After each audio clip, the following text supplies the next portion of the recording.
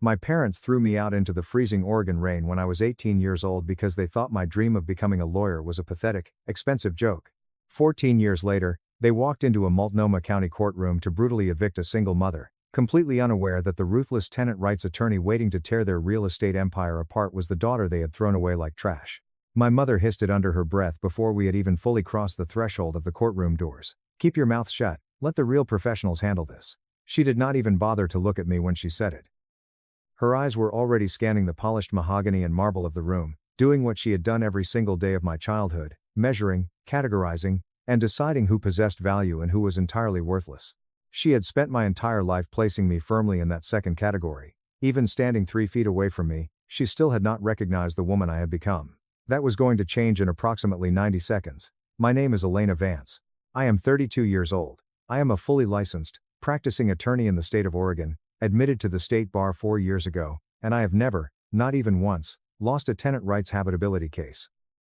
I walked into that courthouse on a damp Thursday morning wearing a tailored navy blue blazer, my hair pinned back into a severe twist, my leather briefcase gripped firmly in my left hand, and 14 years of every single insult my parents had ever hurled at me folded quietly and lethally inside my chest. My mother was standing just to my right. She was wearing a pristine cashmere coat and the diamond stud earrings she exclusively reserved for events she deemed socially significant. My father walked closely behind her, his chest puffed out in a charcoal bespoke suit that undoubtedly cost more than the entire first year of rent I paid for the miserable, uninsulated room I lived in above a commercial dry cleaner during my sophomore year of college. They looked exactly like the kind of people who believe they are genetically predestined to win. They had absolutely no idea that I was about to introduce them to a very different kind of reality. I need to back up, though, because this story only truly makes sense if you understand exactly what they threw away, and how hard I had to fight to build it back. I grew up in an immaculate, sprawling 5-bedroom estate in Lake Oswego, Oregon. It was the kind of neighborhood with pristine, tree-lined streets, aggressively manicured lawns, and the sort of neighbors who believed that maintaining a flawless outward appearance was the highest form of human morality. My father, Robert Vance, was the sole owner and operator of Vance Horizons Property Group, a mid-sized residential property management firm. He controlled 12 buildings, roughly 85 units, and pulled in a massive rental income that kept our family dripping in luxury, and kept him feeling like a self-made titan of industry, a fact he reminded everyone of at every conceivable opportunity. My mother, Evelyn, did not work a traditional job. Instead, she aggressively managed the local social hierarchy. She orchestrated extravagant charity galas, dictated the country club social calendar, and maintained our family's standards with the terrifying intensity of a woman who genuinely believed that a single scuffed shoe could lead to the collapse of civilization. I was their eldest child. My brother, Julian, was 3 years younger, conventionally handsome, naturally athletic, and universally understood by our extended family to be the golden child with unlimited potential. I, on the other hand, was what my mother constantly referred to as difficult. I asked far too many questions. I argued with authority figures when I knew they were factually incorrect. I read obsessively, cared entirely too loudly about systemic injustices, and failed on a daily basis to perform the quiet, submissive, decorative version of femininity that my mother had decided was the only acceptable path for a daughter of the Vance household. The specific, explosive argument that permanently ended my time in their home happened on a freezing, torrential Tuesday evening in November of 2010. I was 18 years old. I was home from the local community college, which I had been attending on a partial merit scholarship while working 30 hours a week at a greasy 24-hour diner. I sat down in our cavernous, marble-countered kitchen and formally told my parents that I was planning to transfer to Portland State University for my bachelor's degree, and that I fully intended to go to law school afterward. My father looked at me across the sprawling kitchen island, set down his crystal glass of scotch, and laughed. It wasn't a cruel, villainous laugh, it was a simple, dismissive chuckle, the exact way you laugh at a toddler who says they want to be a dinosaur when they grow up. "Law school," he said, shaking his head. "Law school," I confirmed, my voice dead serious. He leaned forward, his face hardening into a mask of absolute disdain. He told me I was a delusional, ungrateful child chasing idiotic fantasies that would only end up costing other people money. My mother chimed in immediately, her voice dripping with venom, stating that I had been a stubborn, impossible burden since the day I was born, and that she was completely exhausted from subsidizing my unearned self-importance. Julian sat at the far end of the island, silently eating a bowl of expensive imported fruit, intensely staring at his phone, pretending the room was empty. By Wednesday morning, my entire life had been shoved into 3 black plastic garbage bags and dumped unceremoniously onto the front porch. The freezing rain was already pooling on the plastic. My mother opened the heavy mahogany front door just wide enough to slip her hand through. She handed me a single, crumpled $50 bill. My father did not even bother to come to the door. I stood on that massive, sweeping porch in the bitter November air, staring at my 3 garbage bags and the $50 bill in my hand. I felt a very specific, terrifying sensation bloom right in the center of my chest. It wasn't grief. It wasn't even shock. It was something that hardened slowly, completely, and permanently, the exact way concrete cures in the cold. There was no screaming. I did not beg. I did not cry. I simply picked up the heavy bags, turned my back on the estate, and started walking down the perfectly paved street. That hardened feeling in my chest never left me. Over the next 14 years, I learned how to use it as a weapon. I refused to collapse 14 years of brutal, agonizing survival into a single passing paragraph, because those years of my life deserve far more respect than that. My best friend at the time, Maya Lin, let me sleep on the lumpy, spring-filled couch in her tiny studio apartment for 3 agonizing months. She was 19, working full-time at a local bakery, and she split her meager groceries with me without ever once making it feel like an act of pity. I have loved her fiercely for that every single day since, in the very specific, unbreakable way you love the person who physically kept you from starving to death. I kept my community college scholarship. I picked up a second job working the graveyard shift at a commercial printing press. For the first time in my life, I filed my FAFSA entirely on my own, legally declaring myself an independent after proving parental abandonment, which finally qualified me for the maximum federal Pell Grants. I transferred to Portland State University in the fall of 2012. I worked 40 hours a week between the diner and the printing press, surviving on discount ramen and sheer, unadulterated spite. I graduated in 2015 with a double major in political science and sociology, pulling a 3.92 gigapascals.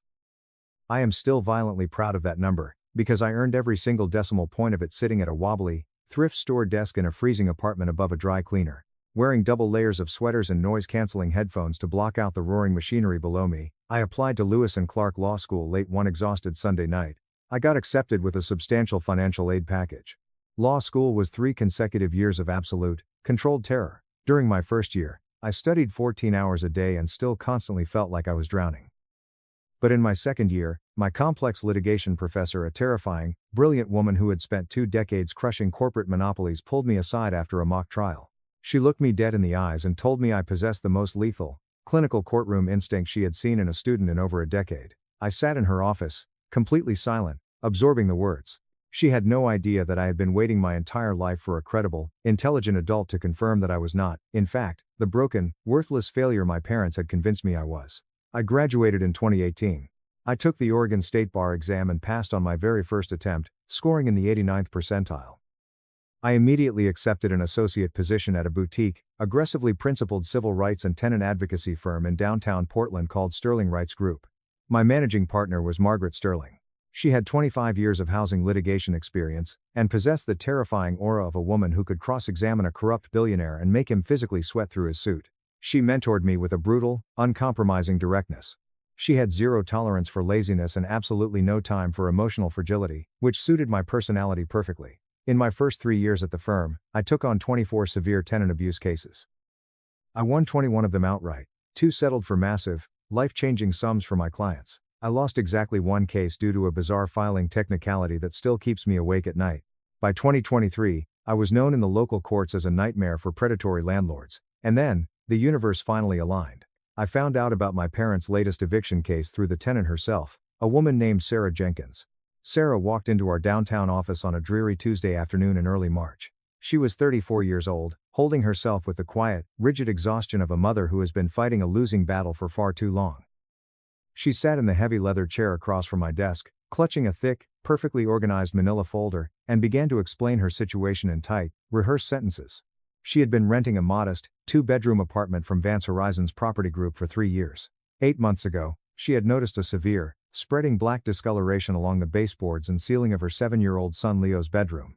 She immediately photographed it. She submitted a detailed maintenance request through the official tenant online portal. There was absolutely no response for 3 weeks. She submitted a second request. Again, total silence. Sarah began keeping a meticulous, obsessive log. She recorded dates, request ID numbers, and server timestamps with the ruthless efficiency of a woman who worked as a paralegal for a medical billing company and understood the absolute necessity of a paper trail. By the time she submitted her 9th desperate maintenance request, young Leo had developed a horrific, persistent, rattling cough and was suffering from severe respiratory distress. He was currently being treated by a specialist pediatric pulmonologist at Dornbecker Children's Hospital. The doctor's name was Dr. Aris Thorne. His clinical notes, which Sarah had printed and highlighted, explicitly stated that Leo was presenting with aggressive asthma and severe upper respiratory inflammation entirely consistent with prolonged exposure to toxic Stachybotrys chartarum black mold. The medical file explicitly blamed the child's home environment as the primary catalyst for his failing health. In late January, Sarah had finally called the City Housing Authority. A senior inspector named Marcus Thorne, a 20-year veteran of the Multnomah County Housing Standards Division, visited the apartment. His official report was 18 pages of absolute devastation for the landlord. He cited the apartment for 5 separate severe code violations, including massive, unchecked structural moisture intrusion from a failing roof, and extensive toxic mold colonies in the child's bedroom. His official recommendation was that the unit be immediately vacated and gutted pending hazardous material remediation. Following Oregon law, Sarah had legally placed her rent into an escrow account and withheld payment until the life-threatening hazards were fixed. In retaliation, Vance Horizons Property Group had immediately filed for a fast-track eviction, attempting to throw a mother and her sick child onto the street for demanding a safe place to breathe. I sat at my desk and stared at the massive pile of evidence in front of me: 14 time-stamped maintenance requests, extensive hospital records, the brutal 18-page city inspector's report, 42 high-resolution photographs of the horrific mold progression. It was an absolutely ironclad, damning paper trail. "Do you happen to know the exact names of the property owners?" I asked, my voice dangerously calm. Sarah checked the top page of her lease agreement. "Robert and Evelyn Vance," she read aloud. "The LLC is Vance Horizons." I slowly set my pen down on my desk. The silence in the office stretched out for several seconds. Sarah looked at me, her eyes wide with sudden panic. "Is something wrong? Is there a conflict of interest?" "No, Sarah," I said, looking her dead in the eyes. "There is absolutely nothing wrong. I am going to take your case, and we are going to destroy them." I did not tell her who Robert and Evelyn Vance were to me. That was my personal ghost story, and it belonged exclusively to me. Sarah didn't need my childhood trauma. She needed a vicious, competent attorney who could win her case and save her son. Everything else was strictly my business. That night, after the rest of the firm had gone home, I sat alone in the dark office, staring at the glowing screen of my laptop. I thought about the bitter cold of that November porch. I thought about the 3 black garbage bags. I thought about the crumpled $50 bill. I pulled up the Multnomah County Court docket, typed in the case number, and began to prepare for war. I want to be incredibly precise about my preparation, because when you are planning to legally execute your own parents in a court of law, precision is the only thing that matters. Margaret Sterling reviewed my entire case file on the Friday morning before the trial. She read all 42 photographs. She read the city inspector's report 3 times, aggressively highlighting 5 specific paragraphs. She read Dr. Thorne's clinical respiratory notes, slowly pushing her reading glasses up the bridge of her nose, a physical tell she only exhibited when she knew we had a guaranteed kill shot. "This is an extraordinarily strong file, Elena," Margaret said, tapping the folder. "Oregon Revised Statutes 90.32, I recited perfectly. The landlord's absolute legal duty to maintain the premises in a habitable condition. They possessed documented, repeated knowledge of the toxic mold, completely failed to remediate it, and maliciously moved to evict as a retaliatory measure after the tenant lawfully exercised her statutory right to withhold rent under ORS 90.36. Margaret smiled, a sharp, predatory expression. "You know their retained counsel is Arthur Pendleton, right? He represents the wealthiest, most corrupt corporate landlords in the Pacific Northwest. Arthur Pendleton, Esk. I knew his reputation intimately. He had been practicing corporate real estate law for 30 years. He wore $6,000 suits, drove a ridiculous imported sports car, and was infamous for using aggressive, bullying pre-trial tactics to force poor tenants into terrifying settlements. He was exactly the kind of man my father would hire. I don't care about Arthur Pendleton," I said coldly. "He's going to try to discredit the city inspector, and he'll try to claim Sarah fabricated the maintenance timeline. And your counter?" I subpoenaed the raw server logs from their third-party tenant portal software company. The timestamps are hard-coded, they are completely uneditable. I have absolute digital proof that my parents received the complaints and actively deleted them from their dashboard. Margaret took her glasses off completely. "Who is the presiding judge?"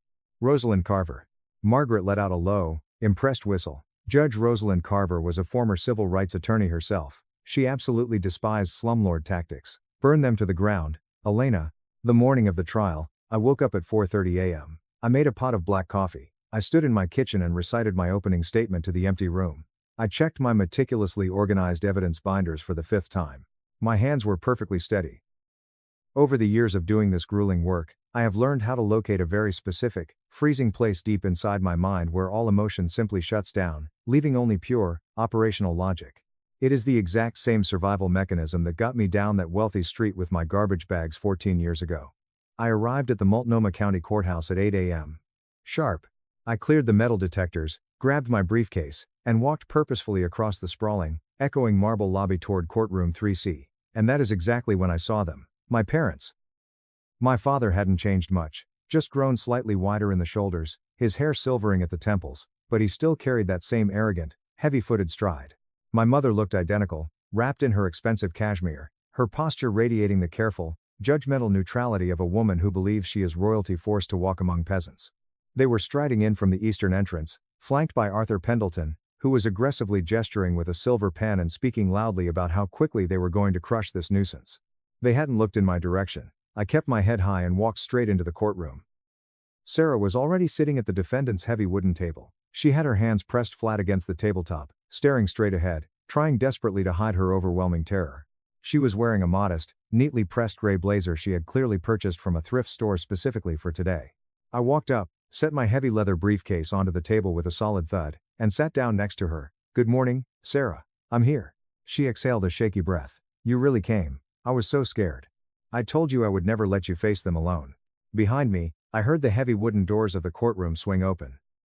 I heard the sharp, distinct clicking of my mother's expensive designer heels on the hardwood floor. I heard the low murmur of my father's voice. And then, as they approached the plaintiff's table just a few feet away, I heard my mother stop dead in her tracks. "What are you doing here?" My mother's voice sliced through the quiet room, sharp and completely devoid of warmth. "Get out of here. You're not a lawyer. Let the real professionals handle this." I stood up slowly. I turned around. She was staring at me with a look of utter, incomprehensible disgust, as if a cockroach had just crawled onto her pristine dining table. My father stood right beside her, his face morphing rapidly from mild confusion to sudden recognition, and finally settling into a deep, furious shade of red. I didn't smile. I didn't flinch. I reached calmly into the inner breast pocket of my blazer, pulled out my official Oregon State Bar Association identification card, and held it up perfectly level with her eyes. "I graduated from Portland State University with honors," I said, my voice echoing clearly off the high ceilings. "I graduated from Lewis and Clark Law School near the top of my class. I passed the Oregon bar on my first attempt. And I built a career destroying predatory landlords." I lowered the card, locking eyes with my father. "And I did every single bit of it, without a single cent from either of you." My father stepped forward, his voice dropping into the vicious, hateful register he used when he wanted to break someone's spirit. "You were a pathetic, homeless bum. We threw you out because you were a waste of space, Elena." Arthur Pendleton, who had just walked up to the table, immediately grabbed my father's arm, his eyes wide with sudden panic. Arthur was a veteran attorney. He instantly recognized the catastrophic legal liability of his client screaming abuse at the opposing counsel in an open courtroom. "Yes, Robert," I said softly, using his first name for the first time in my life. "I was homeless, you made sure of that. But I survived anyway. And now, I am going to make you pay for what you did to my client." Before my father could scream another insult, the heavy door behind the judge's bench swung open. "All rise," the bailiff shouted. "The Honorable Judge Rosalind Carver presiding. Court is now in session." Everyone immediately fell silent. Judge Carver swept into the room, her black robes billowing, and took her seat at the high mahogany bench. She was 60 years old, possessed a brilliant, razor-sharp mind, and had an absolute zero-tolerance policy for courtroom theatrics. She adjusted her glasses, looked down at the massive case file, and then looked directly at me. "Counsel, approach the bench," she ordered. Arthur and I walked up to the podium. Judge Carver looked at me over the rim of her glasses. "Elena Vance, you won that massive class action habitability lawsuit against the Westside Corporate Management Group last year, didn't you?" "Yes, Your Honor," I replied evenly. "Full judgment with punitive damages for all 32 displaced tenants." I read the appellate ruling. "Excellent brief." She glanced past me, her sharp eyes landing squarely on my visibly furious parents. A tiny, almost imperceptible shift happened in her expression. She had been on the bench long enough to smell blood in the water. "Let us proceed." Arthur Pendleton opened his case with the exact, predictable arrogance I had expected. He paced back and forth, painting Sarah as a deadbeat, manipulative tenant who had intentionally trashed a beautiful luxury apartment, fabricated a fake mold issue, and was using the legal system to steal money from two upstanding, generous pillars of the Portland business community. He showed heavily doctored, outdated photos of the apartment from 3 years ago, before Sarah had even moved in. He spoke about my parents as if they were philanthropic saints. When it was my turn, I did not pace. I did not raise my voice. I stood firmly at my podium and systematically dismantled their entire existence. Your Honor, I move to admit Exhibits A through Q into the official court record. I began. Exhibit A, the verified, third-party server logs from Vance Horizons tenant portal, proving definitively that my client submitted 14 separate emergency maintenance requests between August and December. The logs also show the plaintiff's IP address actively logging in and manually deleting these requests without ever dispatching a repair crew. Arthur Pendleton choked on his water. My father's face turned ash gray. Exhibit B, the 18-page Multnomah County Housing Standards Official Inspection Report, citing 5 severe code violations, including massive structural roof failure, and the rampant growth of toxic Stachybotrys chartarum black mold. I let the terrifying Latin name hang in the dead silence of the courtroom. Exhibit C through J, 42 timestamped, high-resolution photographs detailing the horrific progression of the toxic mold, completely covering the walls of a 7-year-old child's bedroom. And finally, Exhibit K, Dr. Eris Thorne's clinical pediatric pulmonology records from Dornbecker Children's Hospital, explicitly documenting the minor child's severe, life-threatening respiratory distress, which the attending specialist directly attributed to the toxic living environment created and maintained by the plaintiffs. The courtroom was so quiet you could hear the air conditioning humming. Your Honor, I continued, my voice ringing like a bell. Under Oregon Revised Statutes 90.32, a landlord has an absolute, non-negotiable legal obligation to maintain a habitable premises. When they intentionally ignore life-threatening toxins, and then maliciously attempt to evict a desperate mother simply because she exercised her legal right to withhold rent to protect her dying child. That is not a business dispute. That is predatory, illegal retaliation. I turned slowly from the judge to look directly at my parents. I wanted them to see my face. I wanted them to look into the eyes of the daughter they had thrown away as I drove the final nail into their coffin. The plaintiffs ignored 14 desperate pleas for help. They allowed a child's lungs to fill with toxic spores because paying a roofing contractor would have slightly cut into their profit margins. And then, they tried to use this honorable court as a weapon to throw a sick child onto the street. I sat down. The silence was deafening. Judge Carver let the silence stretch for 5 agonizing seconds. Then, she slowly turned her furious gaze toward Arthur Pendleton. Counselor, Judge Carver's voice was dangerously low. Did your clients, Robert and Evelyn Vance, possess prior knowledge of the toxic black mold in this unit? Arthur shuffled his papers frantically, his confident facade completely shattered. Your Honor, my clients were aware of some minor moisture issues, but I did not ask about moisture, Mr. Pendleton, the judge snapped, her voice cracking like a whip. I asked if they knew about the black mold. Arthur swallowed hard. Yes, Your Honor. And the city inspector ordered this unit completely vacated for hazardous remediation over 2 months ago? She asked, holding up the massive report. My mother, unable to control her narcissistic entitlement, suddenly stood up. That inspector was completely exaggerating. We weren't going to spend $30,000 just because some woman doesn't know how to clean her own bathroom. My father violently yanked her back down into her chair, but the damage was done. Judge Carver's eyes widened in absolute disgust. Eviction dismissed. Judge Carver slammed her gavel down with terrifying force. But I am not finished, she continued, her voice echoing with judicial fury. Plaintiffs are hereby ordered to immediately complete all required structural and hazardous remediations within 21 days, to be fully verified by the City Housing Authority. Furthermore, the plaintiffs are ordered to fully reimburse the defendant for 6 months of unlawfully collected rent, totaling $9,000. Plaintiffs will also pay every single cent of the minor child's medical bills. She leaned entirely over the bench, staring daggers at my parents. And because I find your retaliatory actions to be exceptionally malicious and morally reprehensible, I am awarding the defendant $15,000 in statutory punitive damages. If this unit is not perfectly up to code in exactly 21 days, I will personally refer Vance Horizons Property Group to the State Attorney General for a massive civil fraud investigation. And I will see to it that your business licenses are permanently revoked. Bang! The gavel fell a second time. Next to me, Sarah collapsed forward onto the table, sobbing uncontrollably. She grabbed my hand, her fingers trembling violently. You saved him. You saved my baby. Take your money, Sarah, I whispered, squeezing her hand. Get him out of there. You're safe now. 10 minutes later, I was walking down the grand marble hallway outside the courtroom. I loved the sound my heels made on that marble. It sounded like victory. It sounded like justice. How dare you? I stopped. I turned around. My mother was storming down the hallway toward me, her face contorted into a mask of absolute, unhinged rage. My father was right behind her, his fists clenched so tightly his knuckles were white. You manipulative, ungrateful little bitch. My mother snarled, entirely abandoning her polished society persona. You think destroying your own family's business is something to be proud of? I looked at her. I didn't feel anger anymore. I didn't feel the desperate, aching need for her approval that had tortured me when I was a teenager. I just felt profound, overwhelming pity. You stopped being my family the second you handed me a $50 bill and locked me out in the freezing rain, I said, my voice eerily calm. We gave you a perfect life. We gave you everything. My father roared, his face purple. We raised you in luxury, and you threw it all away just to humiliate us. No, Robert, I replied softly, you gave me a house, but you also gave me the greatest lesson of my life. You taught me that if I ever wanted anything in this world, I would have to build it with my own two bare hands, standing on my own 2 feet. And I did. You should be terrified, because I am exactly the monster you created. Arthur Pendleton came sprinting out of the courtroom, looking panicked. Robert, Evelyn, stop talking immediately. You are actively creating further liability. I didn't wait for them to respond. I simply turned around and walked out of the courthouse, stepping out into the cool, crisp Portland air. I stood on the massive concrete steps, took a deep breath, and closed my eyes. It was over. I had finally won, except, I wasn't actually done.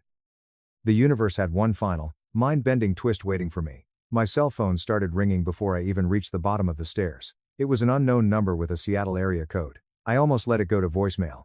I was running entirely on adrenaline and the exhausting emotional labor of destroying the people who created me, but something compelled me to answer. Hello, Elena Vance?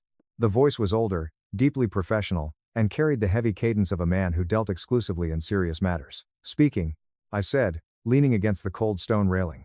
My name is William Harrison. I am a senior estate attorney based in Seattle, Washington. I was your maternal grandfather's personal legal counsel for over 30 years. I froze. My grandfather, Thomas Vance, had passed away when I was 16 years old. He was a quiet, incredibly observant man who had made a massive fortune in commercial logistics. He always sat in the corner during our chaotic, toxic family holidays, quietly watching the way my parents treated me. He was the only person in that house who ever asked me what books I was reading. When he died of a sudden stroke, I had cried alone in my bedroom for 4 days. My mother had yelled at me to stop being so dramatic. I'm listening, I said, my heart suddenly pounding. Elena, there is a highly classified provision in your grandfather's estate trust, Harrison said slowly. A provision that your parents have absolutely no knowledge of. It was structured very deliberately, designed to activate only under a highly specific set of legal conditions. He paused, letting the weight of his words hang in the air. Conditions that were officially met the exact day you were admitted to the Oregon State Bar. I felt the entire world tilt on its axis. He knew? He didn't know exactly what would happen, Harrison corrected gently, but he knew his daughter. He knew Evelyn's cruelty. He asked me to wait, to watch you from afar. And when you officially became an attorney, my strict instructions were to contact you immediately. There are original, notarized documents, Elena, and there is a financial figure attached to them that you absolutely need to see in person. What kind of figure? My voice was barely a whisper. The kind of figure that permanently alters the trajectory of a human life, Harrison replied. I am flying down to Portland tomorrow morning. Meet me at the Pearl District coffee shop at 10 a.m. Bring your official bar card. He hung up. I stood on the courthouse steps, staring blindly at the passing traffic. I remembered a Christmas Eve when I was 15. I had told my grandfather I wanted to be a lawyer to help people who couldn't fight back. He had looked at me, completely ignoring my mother screaming in the kitchen, and said, then be the sharpest sword in the room, Elena. The next morning, I sat in a quiet, secluded corner booth of a high-end coffee shop in the Pearl District. William Harrison, a dignified man in his 70s with sharp silver hair and wire-rimmed glasses, slid a thick, leather-bound legal folder across the table. I opened it, and I read the documents.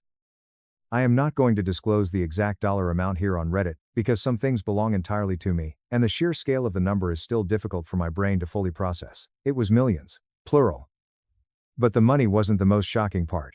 It was the legal mechanism of the trust itself. In 2008, 2 years before I was kicked out, my grandfather had secretly amended his massive estate trust. He had left the bulk of his liquid fortune to my mother, Evelyn, as the primary beneficiary.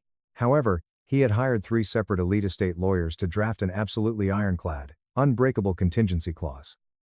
The clause stated, should Evelyn Vance ever fail in her fundamental duties as a mother to her eldest daughter, Elena Vance, to the extreme extent that Elena is rendered homeless or financially abandoned before the age of 21, Evelyn's entire interest in this specific trust shall be immediately permanently suspended. The full sum of the trust shall be placed into a holding account, and shall revert entirely and irrevocably to Elena Vance directly, to be legally released to her on the exact date she is officially admitted to any recognized state bar association. He specifically wrote it to punish her if she abandoned you, Harrison explained quietly, sipping his black coffee. He told me, and I quote, Evelyn is a vain, cruel woman who will eventually destroy that brilliant girl. I want to make sure that when Elena finally rebuilds herself, she takes her mother's crown. You passed the bar 4 years ago, Elena. The money has been sitting in a high-yield escrow account, waiting for the mandatory probate clearing period to end. It is now legally, entirely yours. Your mother gets absolutely nothing. Your mother get about. Harrison then slid one final piece of paper across the table. It wasn't a legal document. It was a handwritten letter on heavy, cream-colored stationery. I instantly recognized my grandfather's elegant, slightly slanted cursive. Elena, if you are reading this letter, it means my worst fears about your mother came true. It means they threw you away. But more importantly, it means you survived them. I always knew you would. You were always too strong, too bright, and too fierce for that suffocating house. There was never anything wrong with you, my brave girl. There was only ever something wrong with the people in the room. Go build a better room. And never let anyone make you feel small again. With all my love and endless pride, Grandpa Thomas. I sat in that coffee shop, holding the letter, and for the first time in 14 years, the freezing concrete in my chest finally cracked. I didn't sob, but the tears fell silently, dropping onto the wooden table. He had seen me, he had loved me, and he had reached beyond the grave to protect me. The final collapse of my parents' empire happened rapidly. 4 days after the trial, my mother actually had the sheer audacity to call my personal cell phone. She hadn't been notified about the trust yet. The legal notification timeline was 30 days. She was calling because the massive structural repair estimates ordered by Judge Carver had come back. The roof replacement and total hazardous mold remediation were going to cost them upwards of $85,000. She wanted me to help them file a legal appeal. Her voice was sickeningly sweet, polished, and manipulative, the warmest she had sounded toward me in over a decade. Elena, darling. She cooed through the speaker. I know we said some harsh things in that courtroom, but we are family. We need your brilliant legal mind to help us navigate this unfair ruling. I listened to her desperate pleading for a full 2 minutes. Then, I spoke. I don't represent slumlord property owners, Evelyn, I said, my voice like ice. I represent the victims they try to destroy. Pay the $85,000, or the judge will put you in prison. You selfish, vindictive little. Have Arthur Pendleton call me if you want to negotiate a surrender. I interrupted smoothly. Goodbye, Evelyn, forever. I hung up the phone and permanently blocked her number. 3 weeks later, William Harrison's formal, heavily certified legal notification regarding the execution of the trust was delivered via private courier to my parents' estate in Lake Oswego. I know exactly when it arrived, because 2 hours after the delivery confirmation hit my inbox, my father called my phone. I sat at my desk at the law firm, watching the screen light up with his name. I watched it ring until it went to voicemail. I didn't listen to the message for a week. When I finally pressed play, it was 3 solid minutes of the most spectacular, unhinged meltdown I have ever witnessed. He screamed that I was a thief. He claimed Harrison had forged the documents. He threatened to sue me, the estate, and the state of Washington. But buried beneath the rage, I could hear the absolute, terrifying panic of a man who realized his entire financial safety net had just been legally vaporized by the daughter he threw away. I forwarded the voicemail directly to Harrison. Harrison simply replied with a text, "The trust is ironclad. Let them scream into the void. Enjoy your weekend." As for Sarah and her son, Leo, their story has a beautiful ending. On day 20 of the court-ordered deadline, Marcus Thorne, the city inspector, signed the official re-inspection certificate. My parents had been forced to liquidate 2 of their smaller properties just to afford the massive emergency repairs, completely gutting the apartment and replacing the entire roof. 2 months after moving back into the pristine, mold-free apartment, Leo had a follow-up appointment with Dr. Thorne. The medical notes, which Sarah happily sent to me, read, "Environmental toxins completely removed. Patient's severe respiratory inflammation has dramatically subsided. Lungs are clearing. No further emergency interventions required." I printed that specific medical report out, framed it in a cheap plastic frame, and put it on my desk. I still work at Sterling Rights Group. In fact, Margaret Sterling officially made me a junior partner last month. We are currently preparing to file a massive class action lawsuit against another corrupt corporate landlord, and I am going to absolutely destroy them. I have not spoken to my parents since the day I hung up on my mother. I probably never will again. I did, however, receive a long, unexpected text message from my brother, Julian, a few weeks ago. He apologized for being a coward when we were kids. He said he had finally moved out of their toxic house, was going to therapy, and told me he was incredibly proud of the woman I had become. I thanked him. We are slowly, tentatively trying to figure out if we can be siblings. It is a fragile process, but it is real. My grandfather's handwritten letter is now professionally framed, hanging directly behind my heavy wooden desk in my downtown office. Every single time a case gets incredibly difficult, every time an opposing corporate lawyer tries to bully me, every time I feel a momentary flash of that old, terrifying childhood doubt creeping into my mind, I turn my chair around and I look at his words. There was never anything wrong with you. There was only ever something wrong with the room. Then, I turn back to my desk, I open the case file, and I locate that freezing, quiet, operational place deep inside my mind. I am exactly where I am supposed to be. I am the sharpest sword in the room. And I win. My sister demanded $650 per month in childless tax for her son. At Thanksgiving. I smiled, pulled out my own invoices, and her marriage collapsed. My sister Madison Pierce asked that I pay her $650 per month in child support for my nephew Noah Pierce, since I did not have my own children, and hence owed financial assistance to family members who did. She openly referred to it as a childless tax, claiming that since I had selfishly decided not to reproduce, I was expected to financially assist those who were extending the family line. She made an official-looking paper headed Child Support Agreement for Non-Parents, and attempted to have me sign it at Thanksgiving dinner in front of the entire family. She claimed that women without children had been able to avoid contributing to the next generation for far too long, and it was time for childless aunts to pay their due share. Madison Pierce estimated that I should repay her $650 per month plus back wages from when Noah Pierce was born 8 years ago, totaling $48,500 in delinquent child support. She even threatened to send me to family court because I had neglected to pay my nephew's expenses. And any court would support a suffering mother over a selfish childless lady hoarding money. She informed everyone at dinner that I'd been freeloading on the family by not having children while expecting to have access to Noah Pierce without paying for his upbringing. She stated that childless persons who wish to have contact with nieces and nephews should pay child support in the same way as divorced parents do. When I laughed and said that wasn't how child support worked, Madison Pierce claimed I was discriminating against parents, and this was precisely the type of entitlement that childless adults demonstrated when they refused to support the children in their life. She said Noah Pierce was essentially my part-time child because I saw him frequently and took him places.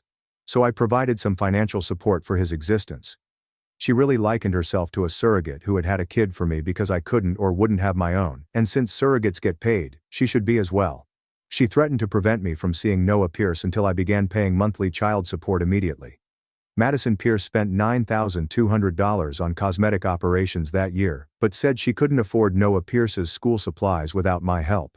She stated that raising children was costly, and that childless adults should appreciate that their advantage of having discretionary wealth came with duties to family children. She actually sent me bills for half of Noah Pierce's expenses, including haircuts, clothing, and even snacks, claiming these were my share of shared custody fees. She informed Noah Pierce that I was his financial aunt, who was meant to pay for things but was being stingy with money that legitimately belonged to him. That's when I realized Madison Pierce needed to understand what paying support entailed. I began by preparing my own invoices for all of the babysitting I had done over the previous 8 years at the standard cost of $25 per hour. Madison Pierce owing me $36,000 for unpaid childcare services, which she had been freeloading while claiming I had not contributed. I sent her an official-looking paper labeled childcare services past due and requested urgent reimbursement for my efforts, which she had been stealing. When Madison Pierce stated that the family did not charge for babysitting, I responded that the family also did not charge child support. But here we were, with her new regulations. Next, I demanded Madison Pierce pay me support for everything I had sacrificed to be there for Noah Pierce. I compensated her for missed career chances when I took time off to care for him, lost pay from leaving work early for his school activities, and emotional labor compensation for coping with his tantrums. I developed spreadsheets demonstrating that she owed me $650 per month in living support for the sacrifices I had made to be an involved aunt. I informed our family that Madison Pierce had been abusing my free work for years, providing little to my life in exchange. For Christmas, I handed Madison Pierce an invoice for the 8 years of gifts I'd given Noah Pierce, stating that if she wanted child support, she needed to compensate me for any voluntary donations I'd made. I added every birthday present, Christmas gift, odd item, and ice cream cone I'd ever purchased for him, along with interest calculated at credit card rates. Madison Pierce owing me $18,400 for items she took without payment. I told her she couldn't have it both ways, demand future assistance while retaining previous donations. The true justice arrived when I began informing everyone that Madison Pierce was charging me to visit my nephew as if he were a rented child. I revealed to our parents, relatives and her friends that Madison Pierce had set up a pay-to-play system in which family members had to pay monthly payments to establish interactions with Noah Pierce. People were outraged that she was effectively selling access to her child and using him as a subscription service. Her husband learned about the child support demands and was embarrassed that Madison Pierce was attempting to extort money from me using their kid. Ethan Pierce grabbed Madison Pierce's arm right there in my parents' kitchen and dragged her down the hallway where they believed no one could hear them. His face resembled a tomato, and the vein in his forehead protruded like it does when he is angry. Madison Pierce tried to tear her arm away, but Ethan Pierce grabbed it tight and said something fierce that made her eyes widen. I feigned to assist Mom clean the dessert plates while everyone else became engrossed in their phones or began talking loudly. The weather. Madison Pierce was flailing her hands around, attempting to explain herself, but Ethan Pierce just shook his head and pointed to the front door. She responded with something that caused him to close his eyes, as if counting to 10. He then uttered something that caused her face become pale. They returned to the dining room, and Madison Pierce refused to look at anyone, while Ethan Pierce informed my parents that they needed to go immediately because something had come up. Mom looked concerned and asked if everything was all right, but Ethan Pierce grabbed their jackets and almost forced Madison Pierce out the door without saying goodbye to Noah Pierce properly. My phone rang at 7:30 the next morning, and Ethan Pierce's name appeared on the screen. His voice sounded scratchy, as if he had been awake all night and perhaps cried a bit. He apologized profusely for what Madison Pierce attempted to do, and he swore on his life that he had no knowledge she was plotting this insane child support scheme. He informed me he sat up until 3:30 a.m., poring over every bank account and credit card bill they had after I left for Thanksgiving dinner. That's when he discovered the $9,200 in charges from the upscale cosmetics shop downtown that Madison Pierce always drives by and peeks at. He said Madison Pierce told him the payments were for Noah Pierce's school fees and new winter clothing, but he now realized she had been lying to him for months. His voice trembled when he asked if I could email him copies of all the invoices I had created, because he wanted to know what Madison Pierce was doing behind his back. I promised him I'd email everything to him within an hour, and he thanked me 5 times before disconnecting up. 3 days later, I met Ethan Pierce for lunch at a coffee shop near his workplace. He looked terrible with dark circles under his eyes, and his shirt wasn't even properly ironed. I took my laptop and opened all of the spreadsheets I had produced, which showed 8 years of babysitting at $25 per hour, as well as every birthday and Christmas gift with receipts. All the times I left work early to pick up Noah Pierce from school, as well as the whole history of Madison Pierce's requests, dating back to that initial text message 3 months ago. Ethan Pierce's hands trembled as he scanned through the figures, which totaled more than $36,000 in free childcare and presents. He kept comparing Madison Pierce's cosmetic treatment dates to the times she emailed me about being unable to afford Noah Pierce's field trip costs or new sneakers. He acknowledged to working extra weekend shifts at the hospital for the last year because Madison Pierce kept stating they couldn't make ends meet and needed more money. He discovered that all of the additional money he made went right into Madison Pierce's face rather than their son's necessities or their savings. He buried his head in his hands and stated he felt like an idiot for not noticing what was going on right in front of him. 4 days after Thanksgiving, I was preparing supper in my apartment when someone began hammering on my door, loud enough to startle my neighbor's dog. I peeked through the peephole and saw Madison Pierce standing there, arms crossed, her face hot and angry. I opened the door, and she forced her way into my living room without being requested. She began ranting about how I was attempting to destroy her marriage by giving Ethan Pierce confidential information and turning her own spouse against her. I remained cool and informed her that the bills were not private because she had provided me official-looking paperwork beforehand. So I merely answered with my own official-looking documentation proving what she owed me. She yelled that I was being petty and nasty and that I had no right to go behind her back with Ethan Pierce. I stated I didn't go behind her back because Ethan Pierce phoned and asked me questions, and I simply replied honestly and with evidence, just as she had done to me at Thanksgiving dinner in front of the entire family. She got right in my face and told me that if her marriage failed, it would be entirely my fault for being a selfish witch who couldn't even assist her own sister. I looked her in the eye and told her that displaying her husband the identical invoices she gave me was ruining her marriage. Perhaps the issue wasn't me, but the falsehoods she had been telling him for months. Mom contacted me that afternoon, weeping so hard that I couldn't comprehend what she was saying at first. She eventually calmed down enough to inform me Madison Pierce had been at her house an hour earlier, alleging I was attempting to steal Noah Pierce away from her by poisoning Ethan Pierce's mind with falsehoods. Mom said Madison Pierce constantly claiming I was jealous of her lovely family and tried to tear them up because I was a bitter, childless lady who wanted to spoil everyone else's happiness. Mom confessed she didn't sure what to believe at first since Madison Pierce appeared so concerned and convinced. But then she remembered the strange child support document from Thanksgiving and knew Madison Pierce wasn't making sense. She stated that she loved both of her daughters, but Madison Pierce's demand for child support was entirely out of line, and she could not accept such behavior under any circumstances. I emphasized to Mom that I was not intending to take Noah Pierce somewhere or end Madison Pierce's marriage. I was just refusing to pay money I did not owe and telling Ethan Pierce the truth when he asked for it. I informed her Madison Pierce's marriage issues were her own fault for lying about money and attempting to extort family members, and they were the result of Madison Pierce's decisions, not mine. Later that week, my phone buzzed with a text from Madison Pierce that was so offensive that I had to read it twice to believe she sent it. She stated that I was prohibited from seeing Noah Pierce unless I apologized for breaking her marriage and promised to pay at least $275 per month in aunt support as a compromise.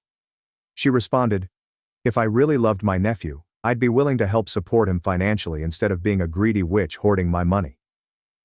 She called me selfish around 12 times in one paragraph and stated, "Noah Pierce deserved better than an aunt who valued money over family."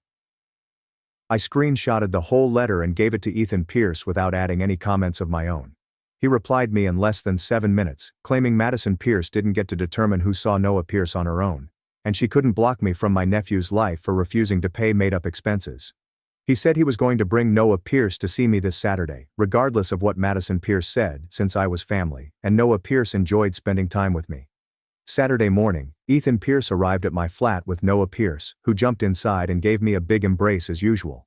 But then he drew back and gazed up at me with sad, puzzled eyes, wondering why Mother was saying I didn't want to help care for him anymore. My stomach fell and I felt awful as I realized Madison Pierce had told Noah Pierce that I was abandoning him. I crouched down so we could be eye level and told him how much I loved him and how I would always be his aunt. I emphasized that adults do not charge one another money to be family since that is not how love works. Mommy had been perplexed about how family interactions are meant to operate. I mentioned that when grown-ups are agitated they make mistakes and say things that aren't true. But none of this was his fault, and nothing could ever erase how much I felt for him. He hugged me again, appeared to feel better, and asked if we could go to the park like we used to. I brought Noah Pierce to the park down the block while Ethan Pierce remained at my flat to make phone calls. We sat on the swings, and Noah Pierce began discussing how Mother and Daddy had been bickering a lot at home recently. He stated he could hear them shouting at night after he went to bed, which worried him because they had never fought like that before. He told me that his mother kept telling him that I was selfish and cruel, but he couldn't understand why because I'd always been good to him, taking him places he enjoyed and buying him ice cream. I gently pushed his swing and assured him that the adults were working on some issues that had nothing to do with him and were not his job to resolve. I told him that regardless of what occurred between the adults, I would always love him and want to spend time with him since he was my favorite nephew in the entire world. He grinned a little and said I was his favorite aunt, which made sense given I was his only aunt, and we laughed together. 3 weeks after Thanksgiving, my phone called with a number I did not know. When I responded, a lady called Brooke Chandler stated she was Madison Pierce's best friend and needed to talk to me about everything that had happened. We decided to meet for lunch at a sandwich shop midway between our flats. Brooke Chandler was anxious when she sat down and began by stating she'd heard Madison Pierce's version of the story, but she had also spoken with my mother and some other family members, and she was now very concerned about Madison Pierce. She stated that Madison Pierce had been moaning to her about this childless tax proposal for months, but Brooke Chandler dismissed it as a way for her to relieve her financial stress. She stated she never dreamed Madison Pierce would try to get me to sign paperwork and pay real money. After hearing what truly happened over Thanksgiving and witnessing how Madison Pierce was acting today, Brooke Chandler expressed concern that Madison Pierce had lost touch with what was appropriate conduct and what was utterly out of line. Brooke Chandler leaned forward and offered me something about Madison Pierce that I didn't know. She claimed Madison Pierce spent hours every day on social media comparing herself to other mothers who appeared to have flawless life, families, and faces. Madison Pierce began buying costly clothes and scheduling cosmetic treatments to attempt to appear like the ladies she saw online, and she was spending far more money than she and Ethan Pierce had. Brooke Chandler claimed Madison Pierce had borrowed money from her and at least 3 other acquaintances in the previous year, usually stating Ethan Pierce was being frugal with home funds and that she needed assistance meeting Noah Pierce's basic expenditures. But Brooke Chandler found Madison Pierce had been lying about their financial position all along, using borrowed money to finance her image rather than her son's necessities. Brooke Chandler was very heartbroken when she claimed she loved Madison Pierce like a sister, but couldn't tolerate her extorting family members for money. And she truly believed Madison Pierce needed professional therapy to deal with her spending addiction and her distorted feeling of entitlement to what other people owed her. I thanked Brooke Chandler for being honest with me and expressed my hope that Madison Pierce would get the treatment she required. After we finished lunch, I sat in my car for a bit, reflecting on what Brooke Chandler had said about Madison Pierce's social media fixation and her falsehoods to friends about needing money. It made me sad to see my sister had become so obsessed with comparing herself to phony, flawless lifestyles on the internet that she had convinced herself she deserved money from everyone around her. But I also understood it wasn't my responsibility to cure, and Madison Pierce had to face the repercussions of her actions before she could change. On the second Sunday in December, my parents held their weekly family supper as they always did. I arrived with a casserole dish, wondering if Madison Pierce would even be there or if she had left to avoid meeting me. She came with Ethan Pierce and Noah Pierce, but the moment she stepped in and saw me arranging meals on the dining room table, her entire expression changed. She picked a chair at the far end of the table, as far away from me as possible, and positioned Noah Pierce between her and Ethan Pierce, as if she needed a buffer. Throughout dinner, she kept making pointed remarks about how some people valued money over family relationships, and how selfish people always put themselves first. She added it was unfortunate when individuals forget that family members were expected to assist one another during difficult times rather than compete. My mother attempted to shift the subject by asking Noah Pierce about school, but Madison Pierce simply continued, stating out loud to no one in particular that she couldn't believe how cold some people could be to their own flesh and blood. Dad pressed his fork down hard enough that it clanked against his plate, and everyone became silent. He looked straight at Madison Pierce and told her to quit acting like a victim right now, since she was the one who turned this into a money issue by requesting that I pay her child support. His voice was harsh and weary as he reminded her that she had caused this situation via her absurd demands and manipulation. And now she had to accept responsibility rather than behaving as if everyone else was the problem. Madison Pierce's mouth dropped wide, as if she couldn't believe Dad was confronting her in front of everyone. She began to speak, but Dad raised his hand, indicating that he was not finished. He informed Madison Pierce that her treatment of me had been cruel and unjust, and he was tired of seeing her try to guilt-trip me for having limits. The tension in the room became so dense that I could hardly breathe. Noah Pierce began sobbing at the table because the parents were bickering. Ethan Pierce quickly rose up and led Noah Pierce outside to the backyard, while the rest of us remained in terrible quiet.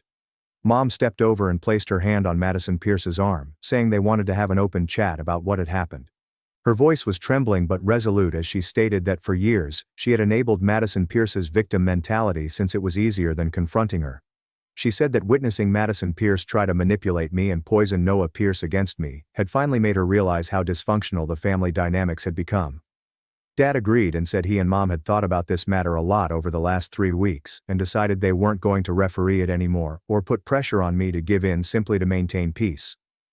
Mom looked directly at Madison Pierce and told her that the child support demand was unreasonable, that her treatment of me had been harsh, and that she needed to accept responsibility for her actions, rather than blaming others for her issues. She stated that Madison Pierce's spending habits and entitlement issues were her responsibility, and the family could no longer pretend everything was normal when it plainly wasn't. Madison Pierce's face became hot, then white, and she shoved her chair back so forcefully that it grated across the floor. She began shrieking that the entire family had turned against her and chosen my side, without even attempting to comprehend her point of view. She claimed we'd all regret it, and she'd never forget how we ganged up on her while she was struggling. She marched toward the rear door, screaming for Ethan Pierce and Noah Pierce and announcing that they were going right now. Ethan Pierce returned inside, fatigued and disheartened, and picked up Noah Pierce's jacket without saying anything. Madison Pierce was already outside the front door, yelling at us that we had all chosen sides and ruined the family. The door slammed, and we heard their car start and drive away. Mom buried her face in her hands and sobbed quietly, causing her entire body to quiver. Dad pulled his chair closer and placed his arms over her. And they simply sat there clutching each other, looking older and tireder than I had ever seen them before. I felt a terrible shame settle in my chest. Even though I understood cognitively that I had not initiated the issue and had not made any unreasonable demands. Madison Pierce had caused the whole problem, but I still felt guilty for my parents sobbing and my family coming apart. Around 10 p.m. that night, my phone vibrated with a text from Ethan Pierce informing me that Madison Pierce had locked herself in their bedroom the moment they arrived home and refused to talk to him or come out. He claimed he attempted to talk to her through the door, but she just continued shouting that everyone hated her and no one understood what she was going through. His text stated that he had reached his breaking point because she refused to face reality or accept responsibility for whatever she had done. He stated that he was going to insist on marital and financial therapy. And if Madison Pierce wouldn't agree to both, he was willing to divorce since he couldn't raise Noah Pierce in an environment full of deception and created drama.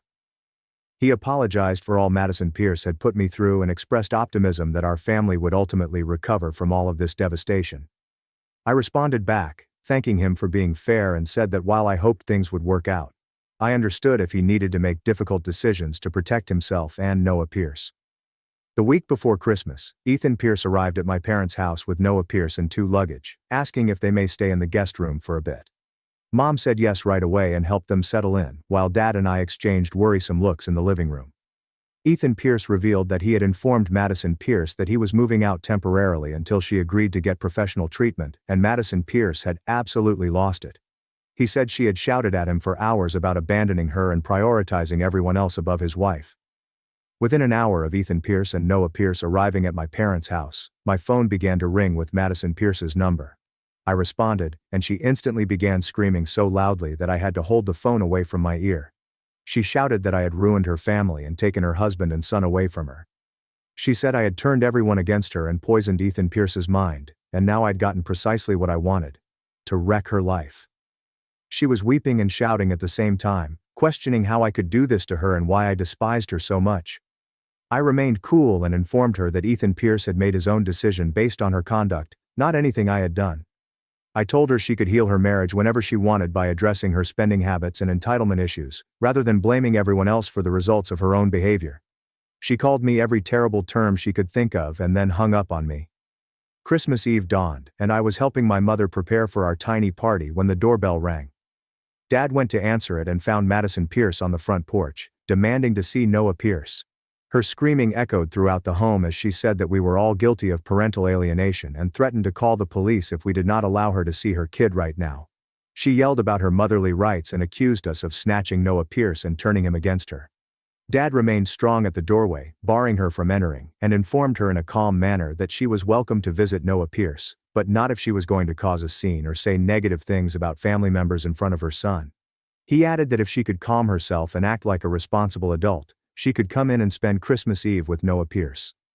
Madison Pierce's face collapsed, and she began weeping right there on the porch. And for the first time since this whole affair began, her sobs were genuine rather than contrived. Her shoulders trembled as she covered her face with her hands, crying as if something inside her had finally snapped. Mom approached the door, softly stroked Dad's arm, and then walked past him onto the porch. She gently placed her hand on Madison Pierce's back and invited her to come inside for some tea and conversation. Madison Pierce nodded without looking up and let Mom to lead her into the home. Mom led her to the kitchen and locked the door, while the rest of us gave them room. I could hear their conversations through the door but couldn't make out the words, so I kept myself busy helping Noah Pierce create cookies in the dining room. After nearly an hour, Mom emerged from the kitchen, exhausted but hopeful. She stated that Madison Pierce had agreed to see a therapist and get financial counseling if Ethan Pierce would consider returning home. She said Madison Pierce finally confessed she had a problem and needed assistance. Madison Pierce followed Mom out of the kitchen a minute later, appearing smaller, as if she had retreated into herself. Her eyes were red and swollen, and when she looked at me across the room, she simply looked away quickly rather than staring or saying anything harsh. When Ethan Pierce arrived downstairs, Mom softly informed him what Madison Pierce had consented to and asked if he would be willing to speak with her. He took a long look at Madison Pierce before saying he'd come home with Noah Pierce after the holidays, but only if Madison Pierce went through with therapy and counseling. He also stated he required her to send me a genuine apology for what she'd done. Madison Pierce nodded without argument, and her face remained down, as if she couldn't meet anyone's gaze. Mom stated she was going to take Madison Pierce to her house for a lengthier private conversation, and they both departed via the front door. After they left, Dad walked over and placed his hand on my shoulder, telling me how proud he was of how I handled the entire issue with respect and clear limits. He expressed regret that it took Madison Pierce's full collapse for him and his mother to finally stop tolerating her dysfunction, and that he wished they had confronted her conduct years ago, before it became so terrible. In early February, I noticed an envelope in my mailbox with Madison Pierce's handwriting on it. Inside was a letter written on standard notebook paper, with words crossed out and sentences redone many times. There were tear marks on the paper, which caused the ink to flow in some areas. The letter stated that she was sorry for requesting child support from me, and for attempting to manipulate me and the entire family. She said that she had been dealing with feelings of inadequacy in comparison to all of the mothers she saw online who appeared to have ideal lives, flawless faces, and perfect everything. She agreed that spending $9,200 on cosmetic operations while stating she couldn't afford Noah Pierce's school supplies was unjustified and hypocritical. She stated her therapist was assisting her in seeing that she had been attempting to control other people because she felt so out of control in her own life. She responded that she was aware that she had injured me and destroyed our relationship, and that she understood if I needed time and distance before I could trust her again. She asked if we could try to carefully develop a connection for Noah Pierce's sake, as he missed me and continually asking when he might see me again. The letter concluded with her stating that she understood that actions were more important than words, and that she intended to focus on being the type of person who deserved to have family ties. I sat at my kitchen table and read the letter 4 times, trying to figure out how I felt about it. Part of me was happy that Madison Pierce finally appeared to realize what she had done wrong. Another part of me was still furious, upset, and concerned that this was simply another manipulation. I chose to react, but I wanted to be clear about my boundaries and expectations.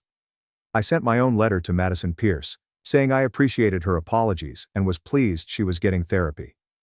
I stated that I was willing to work on mending our connection, but I needed to witness continuous changes in behavior over time, not just beautiful words on paper. I made it quite plain that I will never pay her any type of child support, aunt tax, or any other fictitious cost she could propose in the future. I stated that any future connection would need her to accept my boundaries and my decisions about my own life without guilt or manipulation. I also informed her that my connection with Noah Pierce was important to me, and I hoped we could find a way to live as a family without all of the financial demands and stress. I wrote the letter the next day, feeling hopeful that things would finally improve, even if they would never be the same as before. I opted to wait a few weeks before contacting anyone on Madison Pierce's improvement. I wanted to know if her apology and assurances were genuine or simply another effort to manipulate the situation. Brooke Chandler texted me in late February, asking if I had heard from Madison Pierce recently. I told Brooke Chandler about the letter and my reaction, and she mentioned that she had been seeing Madison Pierce for coffee every Wednesday morning before work. Madison Pierce was truly attending her treatment visits and completing the tasks her therapist gave. Madison Pierce, according to Brooke Chandler, deleted her Instagram account and the Facebook app from her phone after her therapist helped her see how much time she wasted comparing herself to other people's faux, flawless lives. Madison Pierce was now using a basic budgeting tool and documenting every dollar she spent, which she admittedly found difficult at first because she had never paid attention to where her money went. Ethan Pierce had temporarily taken over their credit cards, and Madison Pierce was keeping cash envelopes for grocery and home expenditures so she could see how much money she had left each week. Brooke Chandler revealed that she was shocked Madison Pierce was staying with it since she anticipated Madison Pierce to drop out of therapy after a few sessions, just as she did with everything else that made her uncomfortable. I told Brooke Chandler I hoped Madison Pierce kept it up, but I wasn't ready to believe the improvements would continue. Mom contacted me the same week to inform me that she and Dad had attended one of Madison Pierce and Ethan Pierce's counseling sessions as guests. The therapist had requested Madison Pierce's permission to bring them so that they could learn about what Madison Pierce was working on, and how they might promote healthier family dynamics.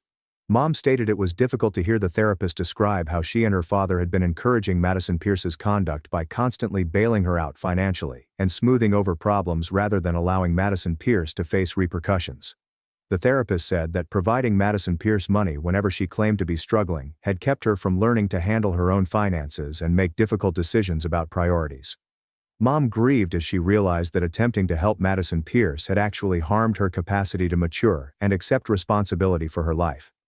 Dad was uncomfortable during the conversation but eventually conceded that the therapist was correct in accusing them of making excuses for Madison Pierce's terrible behavior. Mom stated that they had resolved to stop providing Madison Pierce money for anything other than real emergencies and to allow her to work through her issues without intervening to fix everything. Early April arrived, and Madison Pierce texted me, asking if I wanted to see her for coffee on Saturday morning. My initial impulse was to say no since I was still upset and angry from all that had transpired.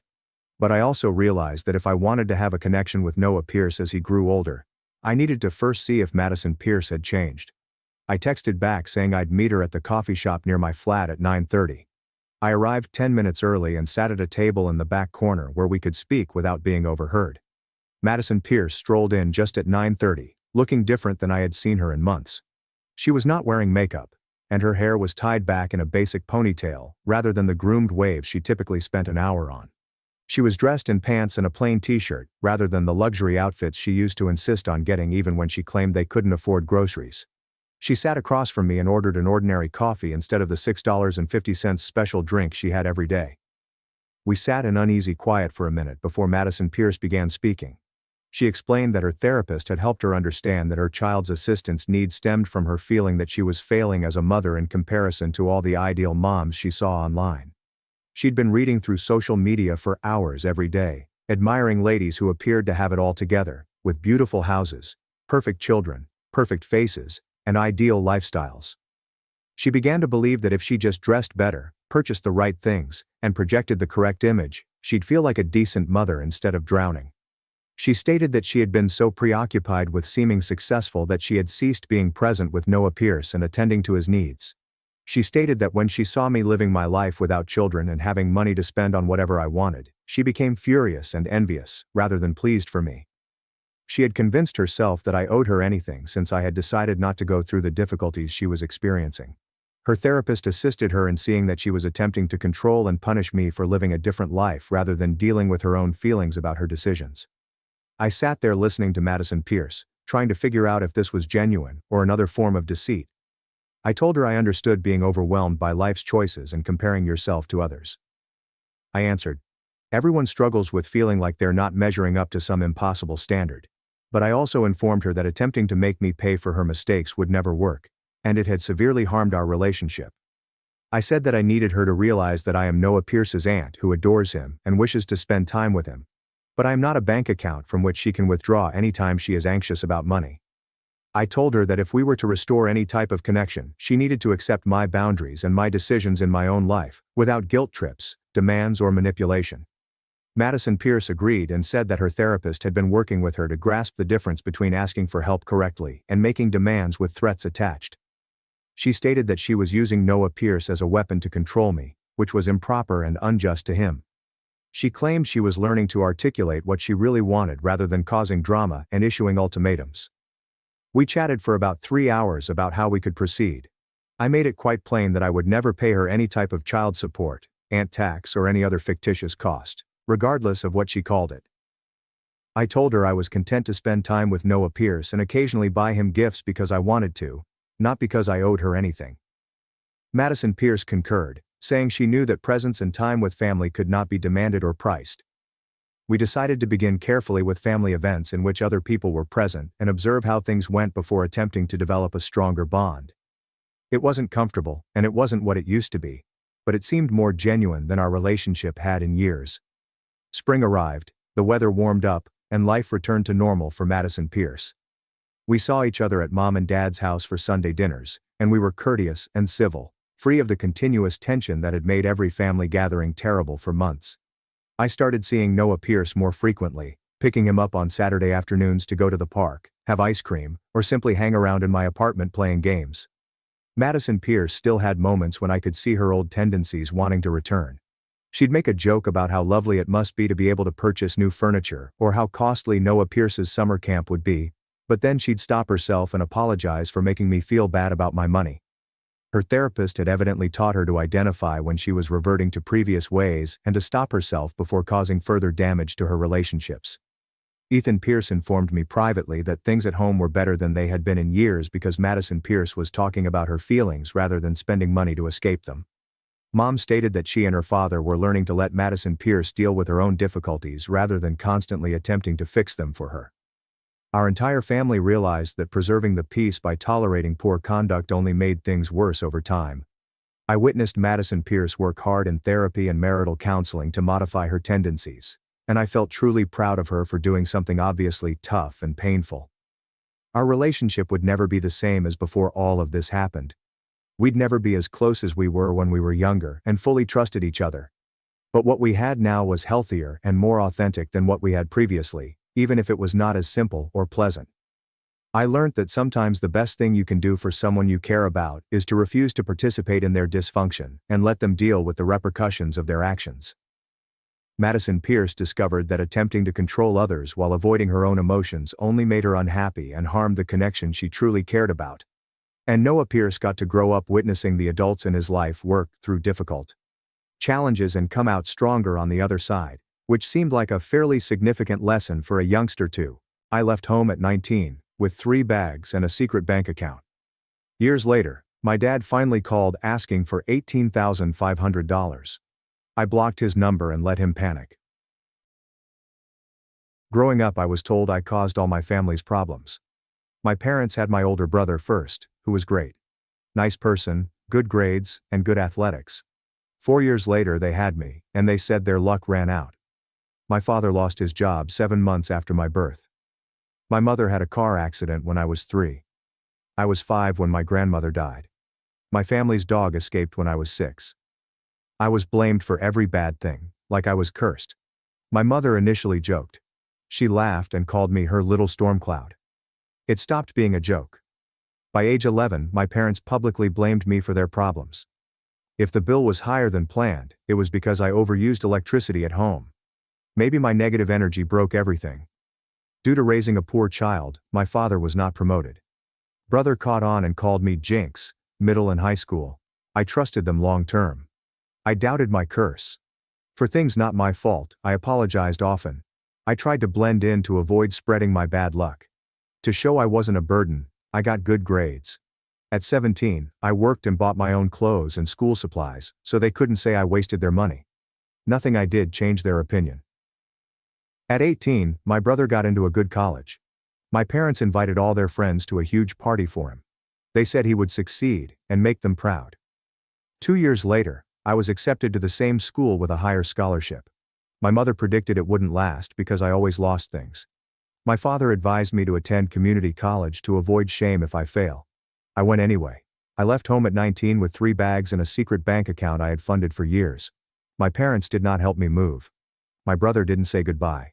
Because she knew I would return home, my mother told me to call. Not called. College was difficult, not luck-based. It was hard to unlearn everything my parents taught me about myself. I met my first friends. Real friends who didn't curse me. I joined clubs and studied important topics.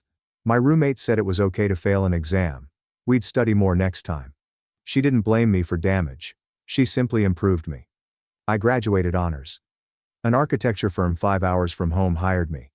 I was a project manager after 6 years of upward mobility. Small condo I bought with my own money. I adopted a non-fleeing cat. My partner enjoyed being with me. Since I made it without their words, everything my parents predicted would fall apart stayed together. Meanwhile, home life deteriorated.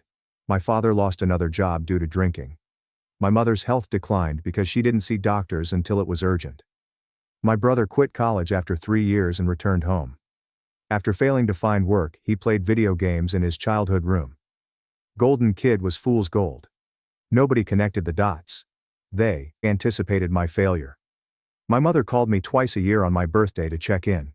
She implied she expected me to struggle. After I was promoted, she told me not to get too comfortable because good things don't last for me. When I told her I bought a condo, she asked about my debt. She laughed when I said I was glad and said, "Give it time." So I stopped telling her. Quit calling back. My parents couldn't afford my brother's surgery 4 years ago. First call in years from my father. I wasn't asked how I was. He only said they needed money. I should share with my parents since I seem to have so much. I stare at my phone for 25 minutes after hanging up. After hearing my father demand money like I owed them, my palms are still shaky. My mind keeps repeating 18,500. This ends the 4-year silence. The only thing offered was money, and the expectation that I would pay it. The constriction in my chest is new since leaving home. Same awful feeling of being blamed for your existence. I placed the phone on the coffee table and waited for it to ring again, expecting a worse message. Sunset darkens the living room, so I don't turn on the lights. My cat joins me on the couch, and I instinctively stroke behind her ears, focusing on the silky fur rather than my rage. Lucas returns from work at 6:45 p.m. Despite setting my phone down, I'm still holding it. I probably picked it up again without realizing. As he drops his suitcase beside the entrance, I watch his face change to adjust to the dark room and my expression. I tell him about the call, but my words sound robotic, like I'm giving a shopping list instead of explaining how my father wanted money after years of treating me like a curse. Lucas sits next to me and tightens his jaw like he's upset but doesn't want to show it. He asks what my father said, and I quote him because I remember it. His expression changes from worry to protection, making me feel less weird for being sad. His question about my well-being makes me hesitate because I don't know the answer. I want to yell, feel terrible for being furious, and am sad and exhausted. I tell him I'm not sure and he says, "That makes perfect sense." We sit quietly while I sort my emotions. Anger rationalizes, calling after 4 years to beg for money. But guilt puzzles me. This nagging voice said, maybe I should help because he is family. Maybe denying makes me just as wicked as them. Pain is involved. This crushing realization that they only contact me when they need something from me. I look for my therapist's number on my phone. Since it's after work, Dr. Claire Morgan's voicemail comes on and my hands shake. I left a message asking if she has any emergency appointments this week because I'm thinking about old patterns. I hear my mother telling me not to be selfish, that family helps family, and that good girls don't leave their brothers in surgery. I hate that voice and how it still controls me after so long. I hang up and tell Lucas I called my therapist. He squeezes my hand and says, "Great idea." Lucas sleeps next to me as I stare at the ceiling that night. Instead of shutting out, my brain replays experiences I thought I had overcome. When I was 7, my father lost another job. My mother said I worried and distracted him. I contributed to his first job loss when I was 7 months old. I remember my 3-year-old car accident. My mother said she didn't see the other car because she was focused on me in the back seat for years. After my grandmother died of cancer when I was 5, my parents talked about bad luck, staring at me as if I caused it. I realize I'm crying silently as the memories flood me, each one a tiny wound that never healed. Dr. Claire Morgan's office called again the next morning while I was getting ready for work. Can I make it? Her receptionist says she has a 1:30 p.m. cancellation. I never call in sick from work and spend the morning walking around my apartment to distract myself. I clean a clean kitchen. My bookshelf is organized by color, then author, then color. I've started 4 streaming shows and can't concentrate. I arrive at her workplace 20 minutes early and practice my exit speech in my car. I feel like I've traveled back in time when I enter her office, from the 29-year-old who had her life under control, to the worried 24-year-old who started therapy. Dr. Claire Morgan points to a familiar chair, and I sit, crying. I describe the call, my father's voice after 4 years, the money demand, and everything else to her. I talk for 18 minutes, and she listens, nodding occasionally, letting me finish. She pauses before asking what I want to do after I finish talking. Not what I should do or what will improve me, but what I want. I researched Ethan's illness and spent 90 minutes last night reading about his surgery. This is genuine and vital. Without it, he may have major issues. But I also know that my parents have let him live rent-free in his childhood bedroom playing video games while they pay for everything. They never made him get an insurance job. They never forced him to be independent like they did me at 19. I bought my clothes and school supplies at 17, and he's 32, and they still wash his laundry. Dr. Claire Morgan asks why Ethan has no insurance, which makes me think. He's never worked long enough for benefits, so I know. He's worked maybe 7 months in the last 6 years, always leaving or being fired and returning home when my parents allow. They kept him dependent and blamed me for being a burden as a child. My chest hurts from the double standard. I paid for my own expenses as a child, but he gets full assistance in his 30s. I still get the money request call. We spent the next 35 minutes discussing the difference between helping a family in crisis and reinforcing the broken patterns that drove me out. Dr. Claire Morgan warns that giving them money without conditions would reinforce their belief that I exist to fix their problems and that I am responsible for all their problems.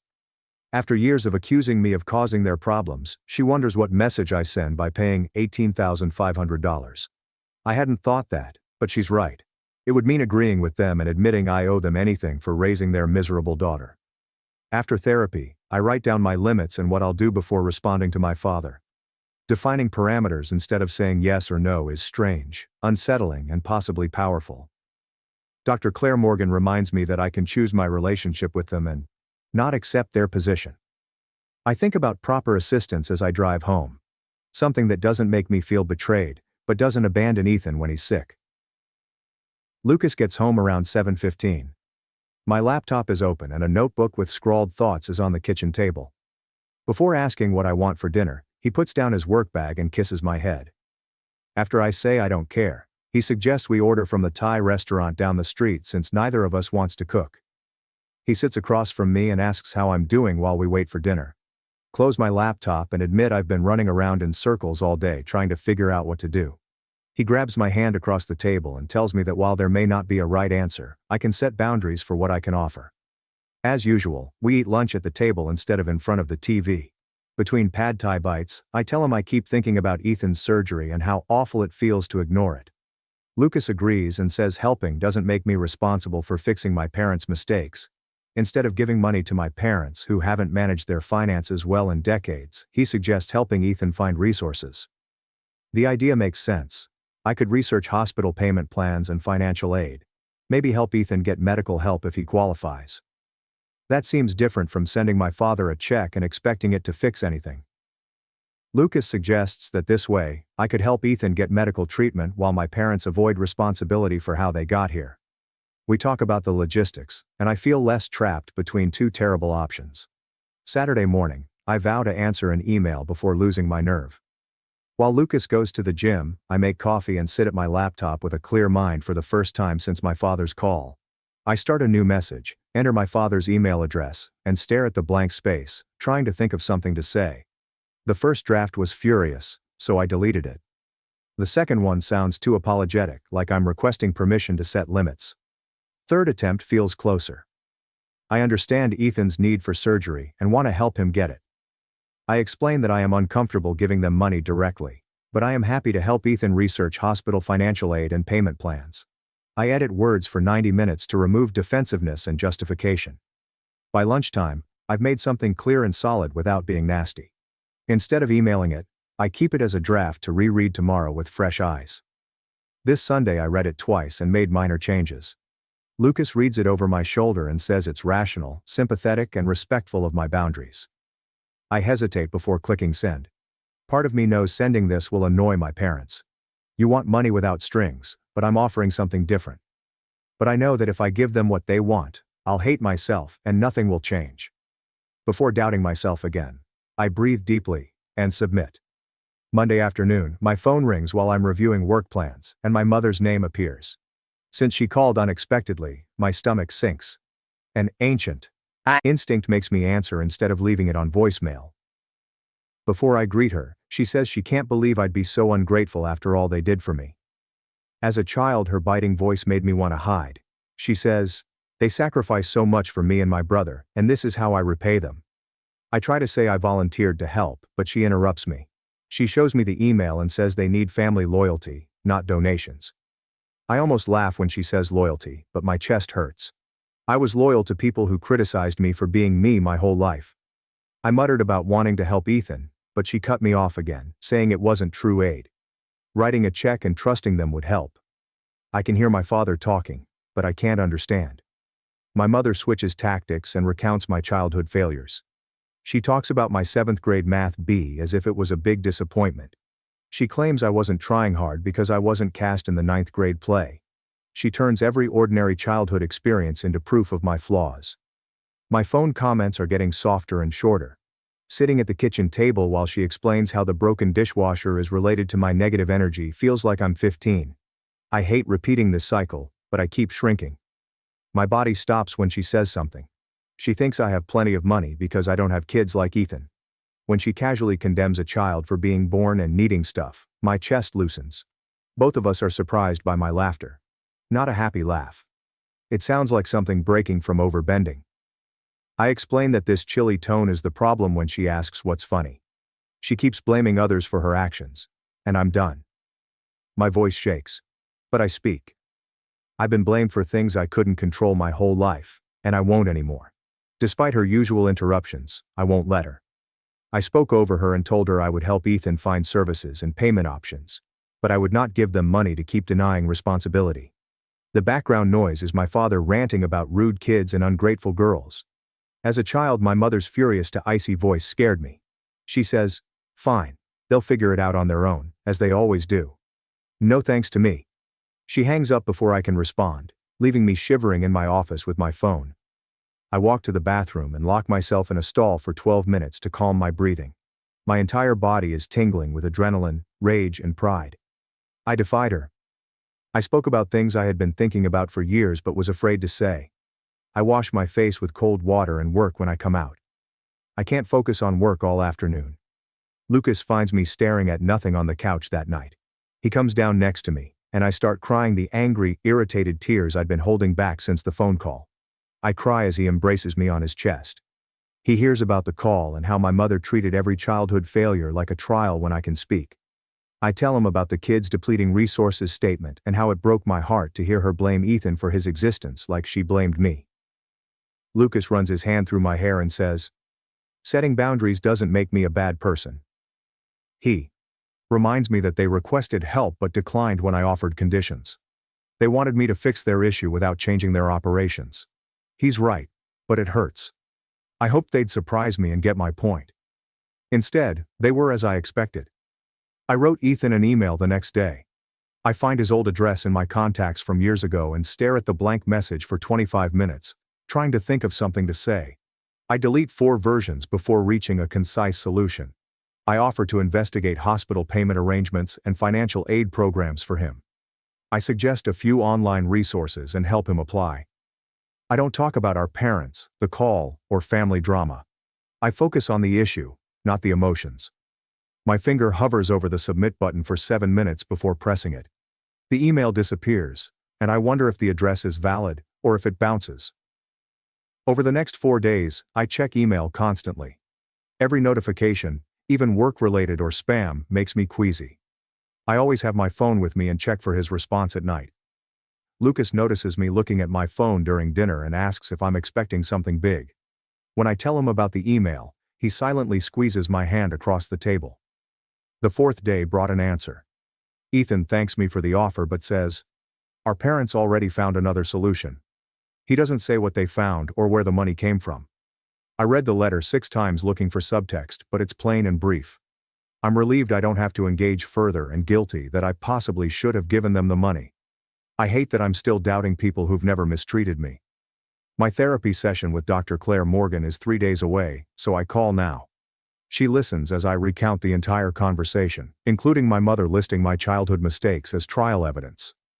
Dr. Claire Morgan asks me to note my responses throughout the call. I quieted down as my mother spoke. I returned to accepting her words and shrinking. Like 11-year-old me, I apologized for undeserved mistakes. Dr. Claire Morgan says my conclusion speech broke the pattern. She says, "The fact that I regressed initially doesn't erase the fact that I found my voice and set a boundary." I tell her that's not enough, because I let her talk like that for most of the conversation. Dr. Claire Morgan advises me not to expect immediate success in changing habits. I tell her, "I learned my mother will never see me differently no matter what I accomplish." Dr. Claire Morgan nods and says, "That's actually important information because now I can stop trying to prove myself to someone who refuses to see the proof." I check my phone all week, even though Ethan has responded. I wait for my parents to call with more demands or wrath. But nothing happens. The stillness confirms my suspicions, making it almost as bad as another fight. They only wanted my money, not a relationship. If they cared about me, they would have followed up or at least claimed to care. Instead, they were told no, and disappeared. She asks how I feel when I tell Dr. Claire Morgan at our next appointment. Although it makes me sad, it also frees me from wondering if things will change. My worries disappear at work. I work on details of a community center project at my desk for hours. 4 nights I stayed late and 3 times I arrived early. Daniel Harris stops by my office on Friday afternoon and remarks that I've been working long hours. He asks how I'm doing, and suggests I take a day off next week. My work has been a way to avoid thinking about the family issue. I thank him and promise to take Monday off, even though I hate being bored. Rachel asks me for lunch in the break room that afternoon. We order salads that barely touch at a nearby restaurant. I tell her everything, including being the family's scapegoat, my brother's operation, and my father's money request. I tell her about my phone call with my mother and how I stood up to her. But I feel awful. Rachel listens until I finish, then says she hasn't spoken to her father in 7 years. According to her, guilt never goes away but improves over time. Her father was controlling and manipulative, and cutting him off was the best thing she did for herself. Hearing a professional I admire discuss similar family issues helps me feel less alone. Rachel says something meaningful to me. She reminds me that choosing oneself isn't selfish when you could burn yourself to warm others. Though it's a familiar saying, hearing it from her makes it more genuine. Her accomplishments, respect, and life control led her to make the same decision I am. That makes me think I'm not bad for hiding from my parents. We eat lunch and go to work, but I keep thinking about what she said. Perhaps self-care does not mean bad daughterhood. Perhaps my parents prevented both. That night I retrieve a college journal my therapist encouraged me to keep. Something motivates me to write in it again after years. I sit down with a notepad and write down my entire blame history from birth to now. I find specific events that fit into this system where my parents were never at fault. I and Ethan were blamed for every job loss, financial hardship, and family crisis. I describe how they never took responsibility for their drinking, financial mismanagement, or refusal to see doctors. Seeing it all on paper helps me see a pattern rather than just negative events. Not that I was unlucky or cursed. They needed someone to blame to avoid facing themselves. Lucas suggests we take a weekend getaway. He books a small coastal cottage for the weekend. As we drove out of the city on Friday after work, my shoulders relaxed. Although small and old, the cottage is conveniently located on the beach. Saturday mornings I walk alone in the sand while Lucas sleeps. I keep walking despite the cold gray ocean and wind blowing my hair. Physical distance from my hometown mirrors emotional distance I'm trying to maintain. Being 5 hours away isn't enough. Sometimes I need to be alone and think. I realize something new and obvious while walking on the beach. My parents' story about my bad luck never involved me. I was 7 months old when my dad lost his job. My mother was in a car accident when I was 3. They blamed a baby rather than admitting my father was fired for poor performance, or my mother was driving distracted. The story included every bad thing that happened after that because it had to be true. If I was the issue, they didn't need to change. They could keep making bad financial decisions, ignore their health issues, and blame their daughter for everything. Realization makes sense but does not lessen pain. Never about me. Everything was about them. Returning to my condo, I search my contacts for Emma's number. We haven't spoken in months because life got busy and we forgot to call. She answers on the 4th ring, surprised and happy to hear from me. We chat for 12 minutes about her new job, my promotion, and her cat. Then I tell her about my parents' money requests, Ethan's surgery, and my struggle to figure out what I owe them. Emma listens without interrupting, and when I finish, she reminds me of my freshman year apology to our dorm neighbor for loud breathing. She says I apologized for existing, but now I'm setting boundaries with people who made me feel worthless for 19 years. She's proud of my progress, and I didn't realize how much I needed to hear that until it hit me. We talk for another 90 minutes about everything and nothing, and it feels good to be with someone who remembers me when I was learning to be human. Emma announces her engagement in 6 weeks and spring wedding near the end of the call. She invites me to the wedding party, and I gladly accept. The request brings me joy unrelated to my family drama. This is my life now. They chose me, and I chose them. I sit on my couch after we hang up, feeling lighter than in weeks. The next day, I'm cleaning out my closet to find a jacket I hadn't worn in years and find a cardboard box in the back. I received old family photos from my mother after moving out. Childhood photos made me uncomfortable, so I never looked at them. I lay them out one by one on my bed. While everyone else is happy at a birthday party, I'm 6 and staring at the camera with sadness. In a school photo, I was 9 and slumped like I was trying to disappear. At a family event at 13, Ethan smiles and I look down. I see that in every shot now. Even on happy occasions, my eyes are sad. I carried their responsibility before realizing it. Only 5 photos of me alone or with high school friends who liked me remain after going through the box. I donate the rest because I don't need concrete memories of a childhood I've spent years undoing. Dr. Claire Morgan asks me about my family relationship at my next appointment. The question surprises me because I've been focusing on what I don't want and forgetting what I do. I sat there for 90 seconds, unsure how to respond. I tell her I don't want no contact forever because it feels like letting them win differently. I also reject their reality, which blames me for all their problems. Dr. Claire Morgan nods and suggests we practice future conversation so I can stay calm, without defending my position. We role-play for the rest of the session. Dr. Claire Morgan plays my mother and accuses me of abandoning the family. I practice answering quietly without explaining or fighting. I underestimated its difficulty. Every time Dr. Claire Morgan accuses me in my mother's voice, I feel smaller and quieter, like I'm 16. We discuss the same topic 6 times before I shut down or get angry. Dr. Claire Morgan assures me that this is normal, and that years of indoctrination do not disappear just because I understand them. I sit down with my laptop that night and write a letter I won't send. Write down everything I want to tell my parents about their scapegoating's harm. I wrote about thinking I was cursed at 11. I bought my own school supplies at 17 to avoid being a burden. I graduated college with honors and am still waiting for their approval. About moving 5 hours away because I couldn't breathe in their home. The letter was 5 pages. When I finish writing, I feel a pressure release in my chest I didn't know I had. I save it to a PC folder before closing the laptop. 6 weeks without my parents has left me forgetting everything. Ethan unexpectedly calls to say his surgery went well and he's recovering at home. Though the email is only 4 words, he ends with an awkward paragraph thanking me for volunteering to help even though they didn't need it. I read it 6 times to make sure I'm not misinterpreting his closest apology. I respond 2 days later to avoid appearing eager. I'm glad he's okay and offer to chat. Pressure-free. I keep it brief and encourage future communication without pressuring him. We can connect with Ethan without our parents but not repair them. His perspective is changing. Perhaps that's enough now. 2 weeks later, Daniel Harris invites me into his office, and I walk there wondering what I did wrong. Instead, he tells me I'll manage a major downtown public library project. I'm staring at him, trying to process my biggest project yet. Daniel Harris says I earned it by working hard for 6 years and can handle it.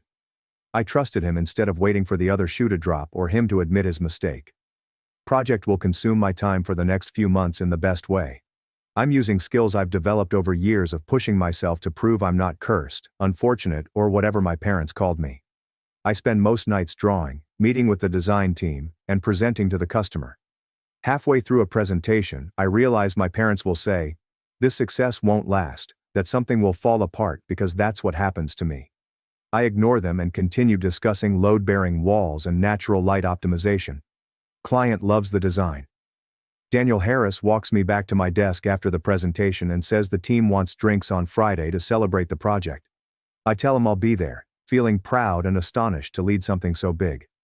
Lucas emails me that afternoon asking how the presentation went, and I respond with 3 celebration emojis because I can't say it without sounding too happy. He immediately suggests doing something special this weekend. He tells me 3 days later that he has reserved a downtown Italian restaurant for Rachel and some office mates. I spent 25 minutes looking at my clothes to decide what to wear to a dinner celebrating my success, which seems absurd but good. I arrive at the restaurant on Friday night to find everyone at a table waiting for me. Rachel calls me over, and Lucas brings out my chair like a formal occasion. Daniel Harris bought snacks for the table and kept saying the customer liked my presentation. I sit there listening to coworkers compliment my job every day. I realize this is normal. Nobody expects me to fail. How long my luck lasts is not a joke. These individuals truly enjoy having me around and believe I am competent at what I do. Rachel raises her glass and mentions how she knew I'd be running projects after a 1.5 years of mentoring me. The entire table toasts, and I have to blink back tears since I've never had anyone honor me in this way. My parents had a massive celebration for my brother when he got into college, but they warned me not to make a big deal about my scholarship. This supper with co-workers meant more to me than any family gathering ever has. The next week, my phone reminds me of my mother's birthday. I gaze at the notice for a full 90 seconds before swiping away. Every year since I left home, I've contacted Mom on her birthday, even though she hardly recognized mine. This year, I do not answer the phone. I feel bad for around 90 minutes. That old familiar ache in my gut tells me I'm being a lousy daughter. Then I recall Mom didn't call on my previous birthday, which broke her annual habit of checking in to see if I'd failed yet. She couldn't even raise her normal sympathetic voice to inquire about my well-being. The guilt disappears quickly after that. I spend the rest of the day working on project planning, not thinking about her until Lucas asks if I may talk to my family that evening. I tell him no, and he just nods, squeezes my hand, and does not press me to explain. My next session with Dr. Claire Morgan is 3 weeks later than our regular weekly schedule. She advised spreading them out because I've been doing better, and I agreed, even though a part of me still craves the weekly check-in. We spend the first few minutes getting caught up on the project, supper, and my mother's birthday. Dr. Claire Morgan sits back in her chair and says something unexpected. She says I'm not simply surviving anymore. I'm actually doing well, constructing a life based on my values rather than simply reacting to my family's rejection. I sit with it for a moment because she is correct. The condo, the job, the relationship with Lucas, the friendships with Rachel, and my coworkers. None of this happened because I was fleeing from my parents. It occurred because I selected it. I constructed it on purpose. Dr. Claire Morgan inquires how that feels. And I tell her it feels strange, good, and sometimes terrifying since there's still a voice in my brain that expects everything to come apart. She reminds me that the voice belongs to my mother, not to me. And I may choose whether or not to listen to it. 4 weeks later, I receive an SMS from an unknown number. I almost delete it, assuming it's spam, but something compels me to read it. The message claims it's from Ethan and asks if we might meet for coffee when he visits my city in 2 weeks for a follow-up appointment. My instant emotion is a surge of dread that surprises me. I thought I was done worrying what my brother thought. I stared at the message for 12 minutes, trying to figure out what he wanted. Half of me wants to disregard it, but another half wonders why he's reaching out now. I reply back, "Sure, we can meet at a coffee shop near the hospital, somewhere public where I can leave if it gets weird." He answers with a thumbs up emoji and a time. I spent the following few weeks thinking if I made a mistake by agreeing to this. Ethan arrives up looking better than I've seen him in years. He's regained some weight and no longer looks gray and weary like he did when I met him in the ICU. We get coffee and go at a corner table, and the first 12 minutes are so unpleasant that I almost regret coming. He inquires about employment, and I provide brief responses. I inquire about his recuperation, and he does the same. We're dancing around anything he really wants to say. Then he sets his cup down and looks at me squarely for the first time. He informs me that throughout his rehabilitation, he has been thinking a lot about our family and how things happened when we were youngsters. He thinks he's starting to view things differently now that he's been away from the house. I don't say anything, just wait for him to continue talking. He describes how our parents panicked when he underwent surgery, saying they couldn't bear the burden of really having to care for someone. He saw them hurry and worry, blaming everyone but themselves for not saving money. It helped him realize things he hadn't wanted to see before. He does not offer me a full apology, and I do not expect one. He did admit that he profited from being the golden kid, while I was blamed for everything. He acknowledges that he went along with it since it was simpler than confronting them. He claims that watching our parents struggle financially and fall apart over his medical bills taught him that they aren't good at caring for anyone, including themselves. They just wanted someone to blame, and I was available. I respect his honesty more than I expected. I don't need him to reject our parents or legitimize what I've gone through. Just hearing him admit that the family dynamic was messed up and that he played a role in it is enough. We ended up talking for nearly 3 hours, which was far longer than I had planned. We talk about college and how he dropped out, as well as the years he spent at home playing video games because he didn't know what else to do. He asks about my current life, and actually listens when I tell him about the architecture firm, Lucas, and my condo. Before we leave, we agree to stay in touch and possibly start something new, rather than attempting to repair a sibling relationship that never existed in the first place. Near the end of our conversation, Ethan mentions that he is finally looking for a real job. He's been applying and has a few interviews scheduled. He claims that our parents are upset with him for wanting to move out and that they keep telling him he isn't ready or that he should save money first. Sitting there listening to him, I realize they need someone to manage and control things. When I left, they still had Ethan, but now that he's getting healthier and more independent, they're losing control. Without me to blame, Ethan became the target in various ways. Not the scapegoat, but the project. The person they could watch over and make decisions for. He's starting to see it and wants to get out. After Ethan leaves, I sit in my car for a few minutes before heading home. Then I call Dr. Claire Morgan, even though it is not our session day. She responds, and I tell her about the meeting, including everything Ethan said. I'm surprised at how much lighter I feel. Having Ethan acknowledge even a portion of the family dysfunction makes me feel less crazy about my decision to distance myself. Dr. Claire Morgan agrees that having just one person validate your experience can sometimes change everything. She asks how I feel about staying in touch with him, and I say cautiously hopeful. I don't expect him to become my best friend or anything, but having one family member who is willing to be open feels worthwhile. That night, Lucas asks if I believe my parents will ever change. We're sitting on the couch, my cat curled up between us, and he's asking the question cautiously, as if he's unsure whether I want to talk about it. I think about it for a full minute before responding. I tell him I no longer need them to change. My peace no longer depends on whether they grow, learn, or remain the same. I have built a life without them, and it is good. If they want to be a part of it someday, they must meet me where I am, rather than expecting me to shrink back into the role they gave me. Lucas nods and pulls me closer, and we sit in peaceful silence.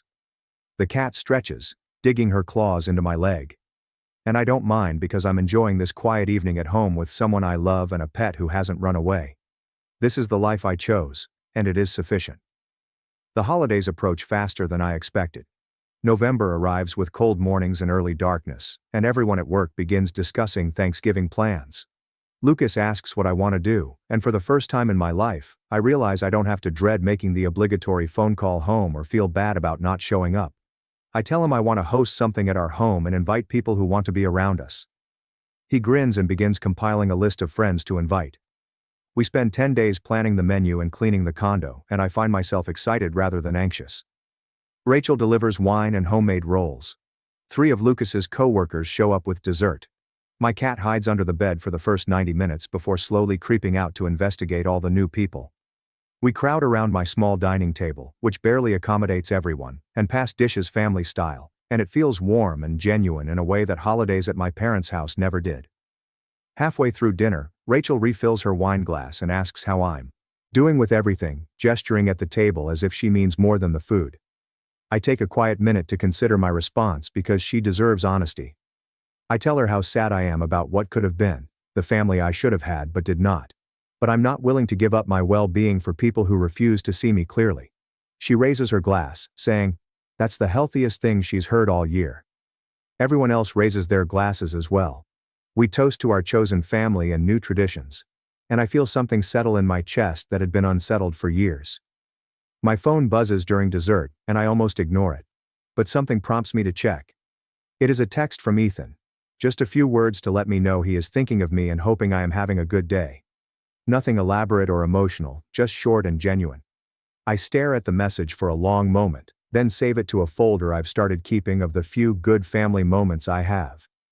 It's not much, but it's real, and that matters more than I expected it to. I text back a simple thanks and same to you, then put my phone away and rejoin the conversation.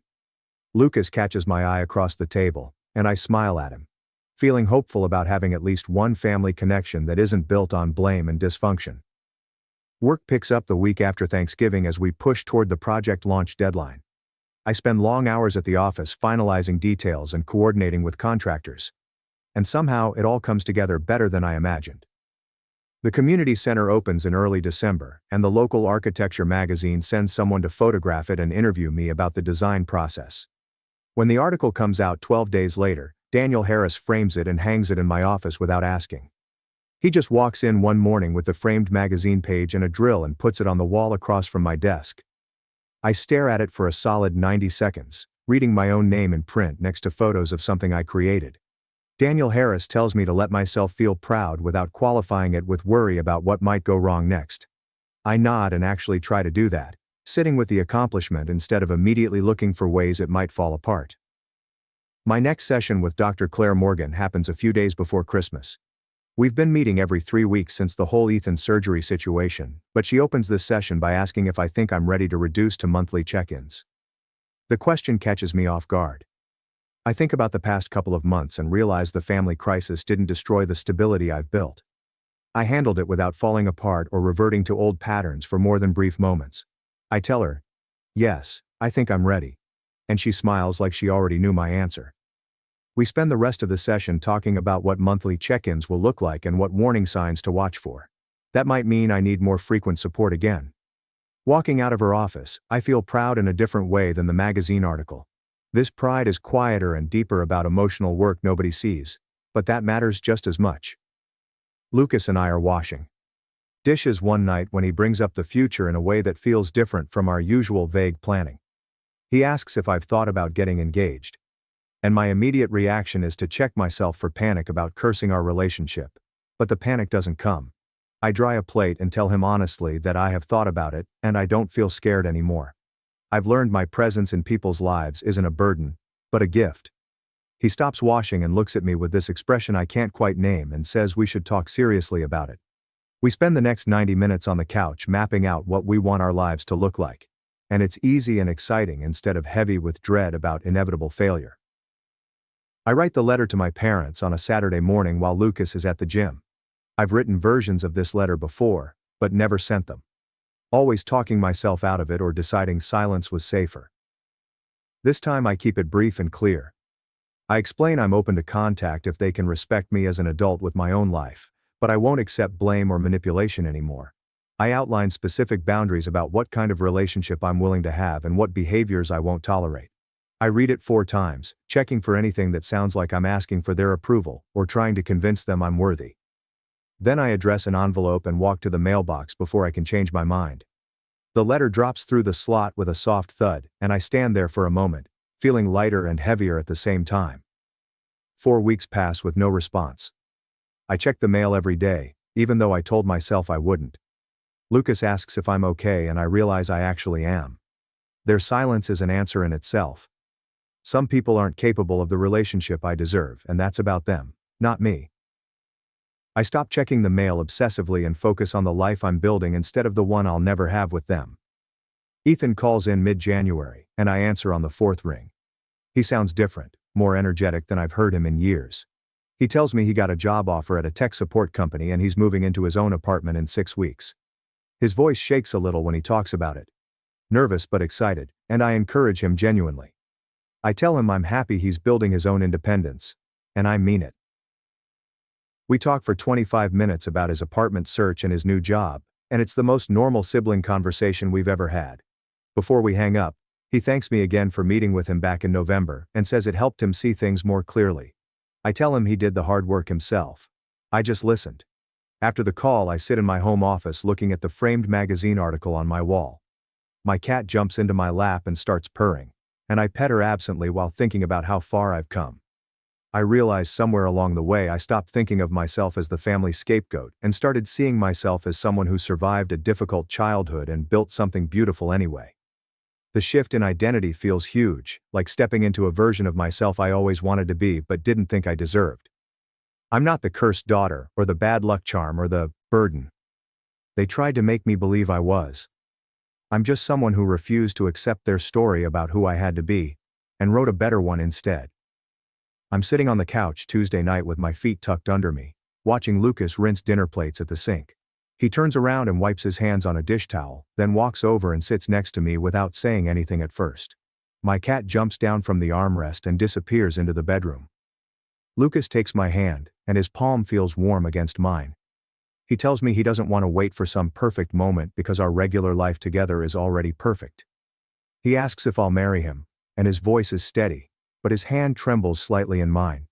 I say yes before he finishes the question, tears already sliding down my cheeks. He pulls a simple silver ring from his pocket and slides it onto my finger.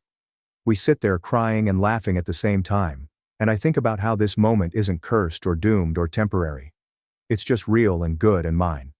We spend the next 90 minutes calling people to share the news. Emma answers on the first ring, and I barely get the words out before she screams so loud I have to hold the phone away from my ear.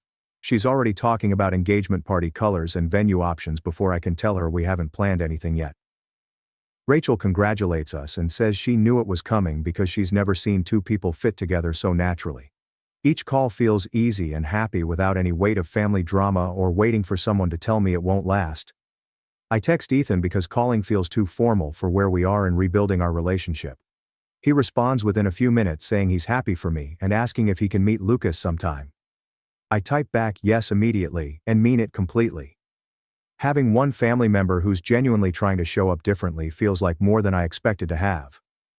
Over the next couple of months, planning the wedding becomes something I actually enjoy instead of a source of stress about who to invite or who might ruin things.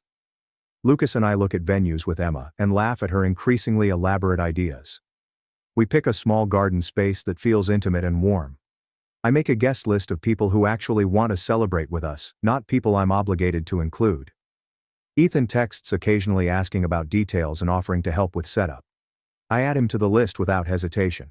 The whole process feels light and joyful because I'm surrounded by people who chose me, and I chose them back. I realize one night while addressing invitations that this is the family I needed all along. Not the one I was born into that treated me like a burden, but the one I built myself from friends and partners and the one brother who decided to do better. That's not bad luck or a curse finally breaking. That's just the best thing I ever did for. My parents gave my sister $90,000 for a house while I was left to drown in debt.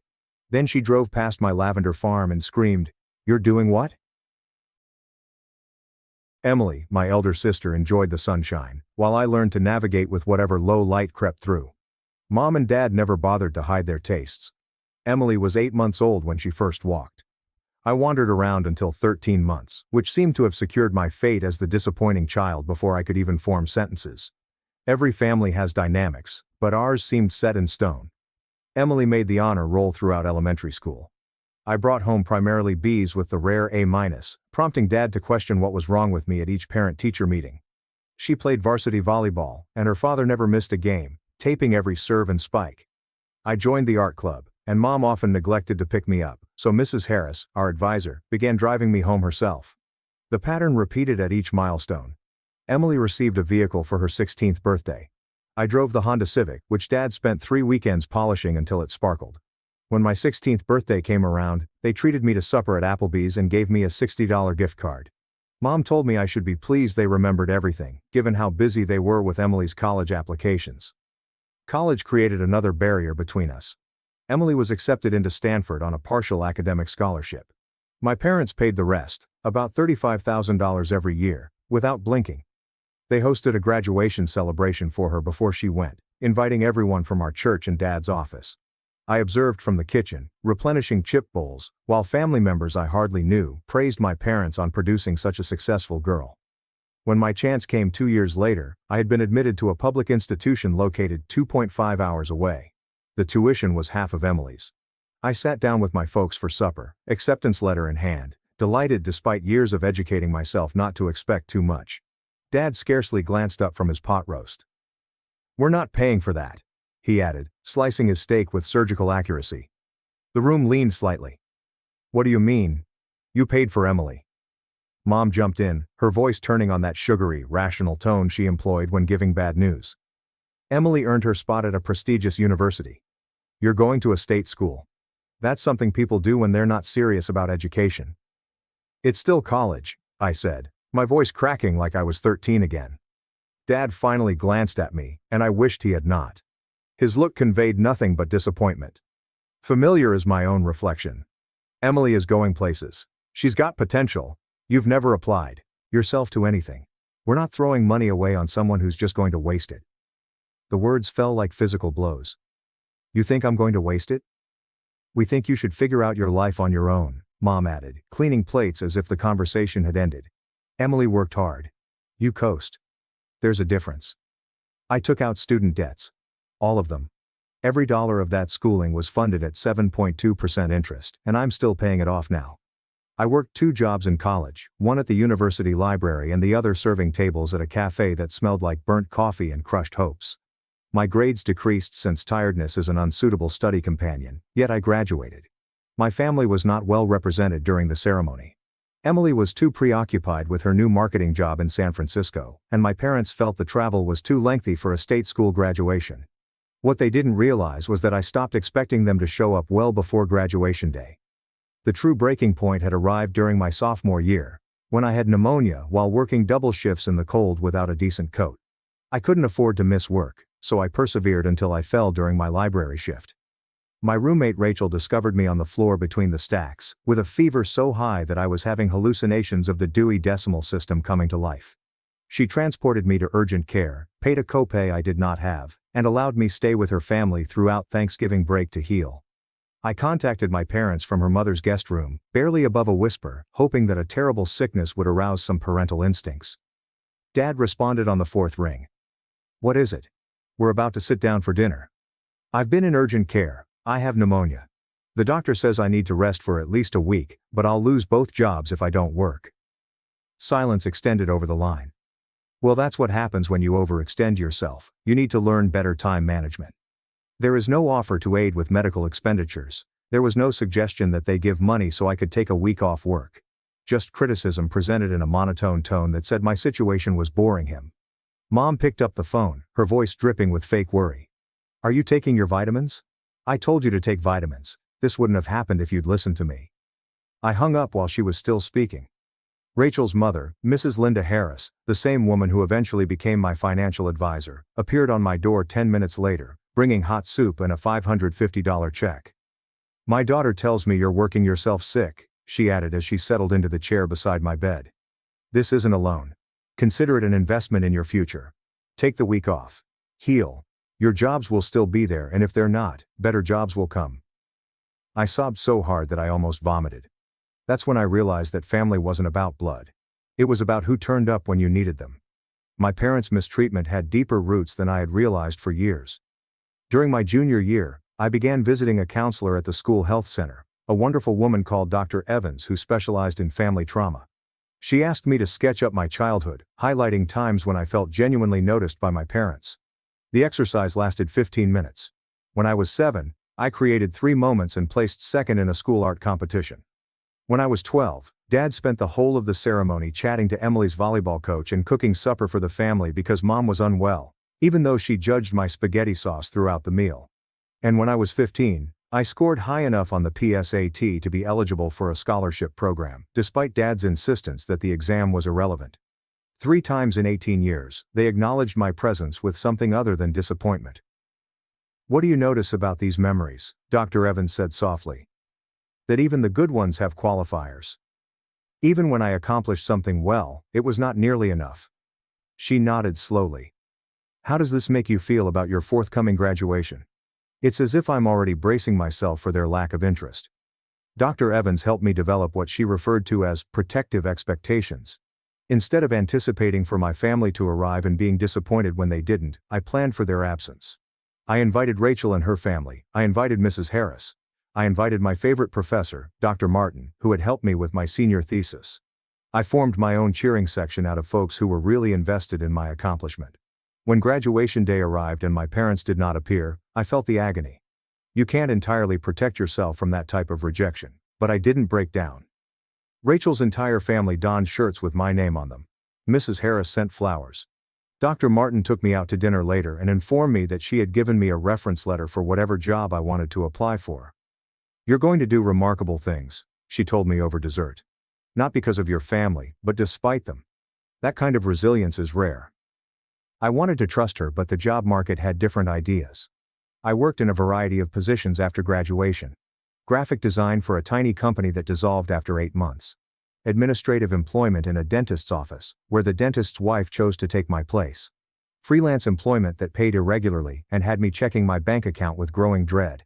I lived in a studio apartment with strange stains on the ceiling and neighbors who yelled at each other in 3 languages. The freelancing taught me more than any official schooling ever could, but not in the ways that anybody prepares for. When clients lowballed me, I learned to negotiate fees without giving in. I learned to look for red flags in project titles, such as exposure and portfolio piece, which implied we would not pay you. I learned to invoice quickly and follow up tirelessly since creative work was the first thing customers felt they could forgo paying for when finances constricted. But primarily, I discovered that I was capable of enduring situations that should have shattered me. There was a month when my laptop died and I couldn't afford repairs.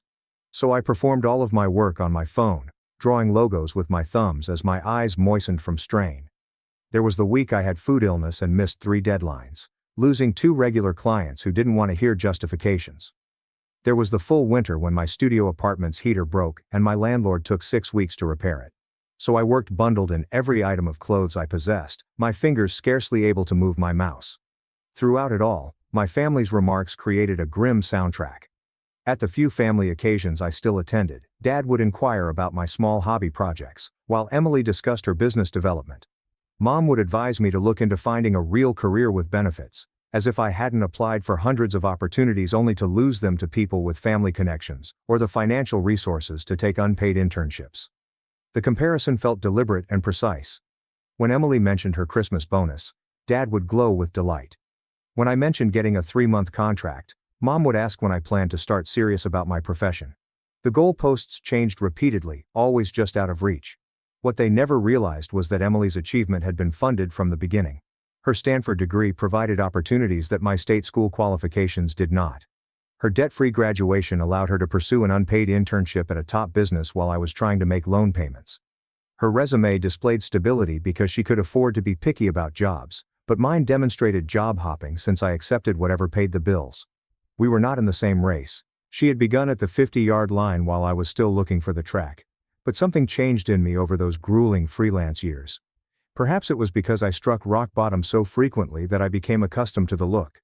Perhaps it was recognizing that my parents' acceptance would not come regardless of what I accomplished. Perhaps it was just tiredness that had finally crystallized into rage. I stopped apologizing for my situation. I stopped downplaying my accomplishments to make people comfortable. When clients sought to negotiate lower rates, I stood strong or went away. When family members made snarky remarks, I responded with silence rather than self-deprecating quips.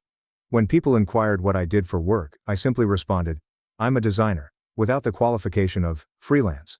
The confidence was made up of 3 parts: performance, fake it until you make it, and actual progress. But it worked. Better clients started contacting me.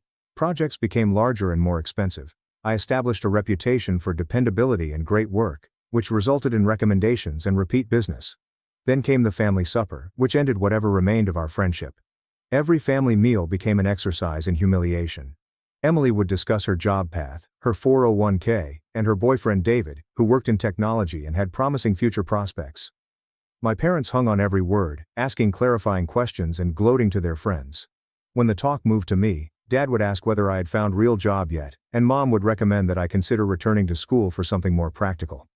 The final straw occurred on a Tuesday evening. I had driven 4 hours to see them for dinner, something I did on a weekly basis despite every instinct screaming to stop. Emily video phoned midway through the lunch, her face beaming with joy. She and David were purchasing a home. "We found the perfect place in Marin County," she said via her phone screen. 3 bedrooms, gorgeous kitchen, close to good schools for when we have kids, but we're just slightly short on the down payment. I saw my father's face soften into a loving expression, one I'd spent 26 years striving to win. "How much do you need, sweetheart?" $90,000 would make it comfortable. We could do it without it, but it would stretch us thin. Mom and Dad had one of those quiet chats when complete decisions are made within eye contact. Dad nodded. "Consider it done," he said. "We'll wire it tomorrow." My fork clattered on the plate. "You're giving her $90,000? We're investing in her future." Mom corrected as though word choice altered the mathematics of preference. Something within me cracked. Perhaps they finally broke free. I couldn't obtain $30,000 for college, but she did get $90,000 for a house. Dad's expression tightened. Emily has proven herself. She's responsible. She's made something of her life. And I haven't? The question came out smaller than I had anticipated. Dad replied, "Look at yourself." And his tone was so contemptuous that I recoiled. "You're 26 years old, working freelance jobs, living in that terrible apartment. You've accomplished nothing. Emily is settling down, building equity, making smart choices. You are this family's failure, and we are not going to finance it anymore." The hush that ensued might have swallowed worlds. Mom did not contradict him. Emily's expression on the phone screen indicated discomfort but not dissent. Nobody came to my defense or eased the impact. Despite feeling as if my entire foundation had fallen, I stood up, legs still solid. "Okay, sit down. We're not done with dinner," my mother remarked. "Yeah, we are." I walked out of the home without looking back, even when Mom told me I was being theatrical. The trip home was a flurry of tears, wrath, and something other, something harsher. Determination perhaps, or perhaps the last death of hope. I stopped phoning, messaging, and attending family meals and holiday celebrations. My phone would periodically light up with messages from Mom wondering whether I was still sulking and Dad insisting that I mature and stop punishing everyone with my attitude. Emily sent a few half-hearted messages on the importance of family and forgiveness as a source of strength. I removed them all. The first several months of no touch felt like withdrawal from a substance I never intended to get hooked to. Every Sunday evening my finger hovered above Mom's contact. Years of mandatory check-in calls have built up muscle memory. Holidays loomed as emotional hazards. Thanksgiving arrived, and I spent it alone in my apartment, eating takeaway Thai and watching movies, feeling both liberated and heartbroken. Christmas was terrible. I awoke to 17 missed calls and a voicemail from Mom whose tone shifted from pleasant to accusing as the conversation went. "I don't understand why you're doing this to us. We're your family. This is abuse. What you're doing. Your father has been so stressed he's had to increase his blood pressure medication. Emily cries about you constantly. When are you going to stop being selfish and come home?" The trickery was so obvious that I nearly laughed. Almost. Instead, I kept the message as evidence of their efforts and banned her phone number. Then I drove to Mrs. Harris's house, where she had invited me for dinner weeks before, knowing that I'd need a place to go. Her family greeted me as if I had always belonged there. Rachel's younger brother showed me how to play the new video game he had acquired. Her grandma showed me images from Taiwan and told me stories of how she immigrated to America with nothing but resolve. Mrs. Harris's husband Robert shown real interest in my freelancing business and linked me with a friend in need of design skills. "This is what family should feel like," I told Rachel later, as I helped with the dishes while the rest of the family played board games in the living room. "This is what family feels like," she clarified. "Your family is just broken. That's on them, not you." The clarity of that remark, that their dysfunction was their fault, not mine, helped something settle in my chest. I'd spent so long trying to figure out what was wrong with me that I'd never considered perhaps the problem was them all along. However, breaking communication did not mean I stopped thinking about them.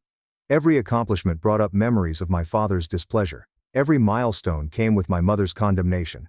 I would get a wonderful customer and instantly thought, Dad would say, "This is still just freelance."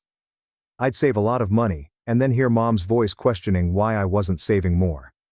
Dr. Evans, whom I had resumed seeing following the family dinner outburst, referred to them as intrusive thoughts.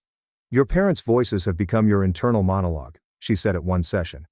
"Part of healing is separating your actual thoughts from their implanted criticisms." We worked on it in cognitive behavioral therapy, detecting when I was catastrophizing or expecting failure based on their previous scripts. She asked me to write down every bad idea and then source it. Was this what I truly thought, or was I channeling my father? Did I truly believe I was failing, or was I just echoing my mother's assessments? The experiment indicated how much mental real estate they still had. Even in their absence, they dominated my psychological environment. So I started remodeling it too. For each critical notion, I made myself identify 3 objective facts. You're going to fail. Change to, I've completed 15 projects successfully this year. Clients have given positive reviews and my income has increased 40%. You're not good enough. Change to, 3 different clients have referred me to others. My portfolio has work I'm genuinely proud of, and I'm supporting myself entirely. Slowly, gradually, I began to remove them from my mind. Instead, I worked. God, did I work. The rush became fuel, better than coffee and more lasting than sleep. I took on every freelancing job I could find, establishing a portfolio as my eyes burned from screen time and my back hurt from hunching over my laptop. I took online courses in user experience design, motion graphics, and brand development. I learned every skill that could be monetized. 6 months after I left their house, a mid-sized computer business employed me full-time as a senior designer. The compensation made me blink 3 times when reading the offer letter. I accepted it right away, and then contacted a financial advisor through my new company's benefits package. "I need to invest aggressively," I informed her. "Linda, a woman with efficient pantsuits and nice eyes. I have no safety net, no family money. Everything I build must come from me." Linda asked no questions regarding family. Instead, she inquired about goals, risk tolerance, and timing. We created a plan. I maxed up my 401k contributions. I registered a Roth IRA, set up a brokerage account, and learnt the distinction between index funds and individual equities. Each paycheck was distributed with military precision. Living costs, loans, and investments. I moved into a nicer apartment, with no stains on the ceiling and friendly neighbors in the halls. Nothing spectacular, but it's mine in a way the studio never was. I purchased furniture that did not originate from Facebook Marketplace. I learned to prepare more than just ramen and scrambled eggs. I built a life that did not include waiting for my parents to acknowledge me. The new flat became my laboratory for discovering who I was without their influence. I painted the walls in colors that I loved. Deep teal in the bedroom, warm terracotta in the living area, and don't worry about their approval. I hung my own artwork, which wasn't good enough to show my family but that I had always admired. I bought plants and managed to keep the majority of them alive, which seemed like a larger accomplishment than it actually was. I also started agreeing to things that worried me. Rachel invited me to a rock climbing gym, and instead of rejecting since I was never athletic enough to catch Dad's eye, I went. It turned out I was really good at it, and the problem-solving component attracted to the same portion of my brain that enjoyed design. I joined a weekly climbing club and made pals who had no idea about my familial background. One of those pals, David, a software engineer, different David, the world has a sense of humor, remarked that his firm was looking for designers. I'd been afraid to apply to IT businesses, figuring they only wanted people with computer science degrees or prominent design school qualifications, but David persuaded me to apply. The best designer on our team dropped out of community college, he commented as we played against each other. Companies care about your portfolio, not your pedigree. Well, the good companies do. I spent 2 weeks upgrading my portfolio, picking my best work, and producing case studies to justify my design selections. The application procedure was tedious. 4 interviews, 1 design challenge, and a presentation to their creative team. But when the offer arrived, the wage figure made me reread the email 3 times to ensure I wasn't hallucinating. It was more than double what I'd been earning from freelance work, with benefits and equity, and a team that seemed to see design as a fundamental talent rather than a cosmetic afterthought. I accepted instantly and sat in my apartment, looking at the offer letter, until Rachel came over and demanded we celebrate. We proceeded to a lovely restaurant that I had usually passed by, figuring it was not for people like me, and ordered champagne. To you, Rachel said, lifting her glass. For being the most determined person I've ever met. To being too stubborn to fail, I responded. No, she said firmly. To being smart and talented and refusing to let anyone convince you otherwise. I sobbed into my champagne, which was probably not appropriate etiquette, but the relief seemed essential. This employment proved that I had been right all along. My parents were mistaken. Emily's success did not always imply superiority. It was an advantage, but I had managed to achieve equal achievement without it. The vindication tasted better than the pricey champagne. Starting at the IT business felt like entering another universe. Everyone had monitors with the right color calibration. The coffee tasted nice. People genuinely honored deadlines and did not demand free changes. My boss, Megan, a lady with 20 years of experience in technology design, regarded my comments as if they were important. You've got good instincts, she informed me after the first month. Rough around the edges in terms of working with developers, but that's just communication style. Your actual design thinking is solid. I learned everything I could. How to present to CEOs, conduct user research sessions, argue for design decisions without offending engineers, and negotiate organizational politics without jeopardizing my beliefs. Megan guided me through the entire process, introducing me to other senior designers and encouraging me to take on challenging projects. The imposter syndrome was persistent at first. I'd sit in meetings with folks with master's degrees from Carnegie Mellon or Stanford who had previously worked at Google or Apple and felt like a phony. But gradually I recognized that my perspective was significant precisely because it was unique.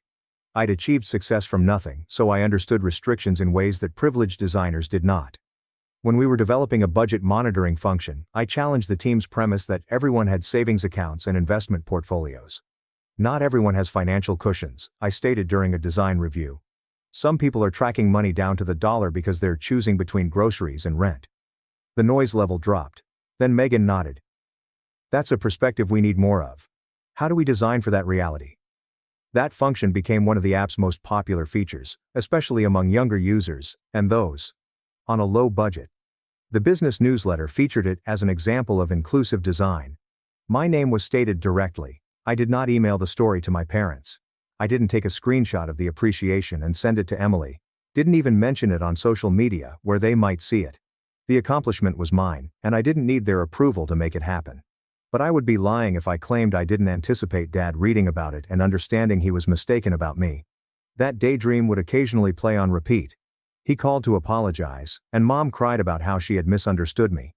Emily admitted that she had always knew they were treating me unjustly. Dr. Evans and I also worked on letting go of that fantasy. They may never acknowledge what they did wrong, she told me.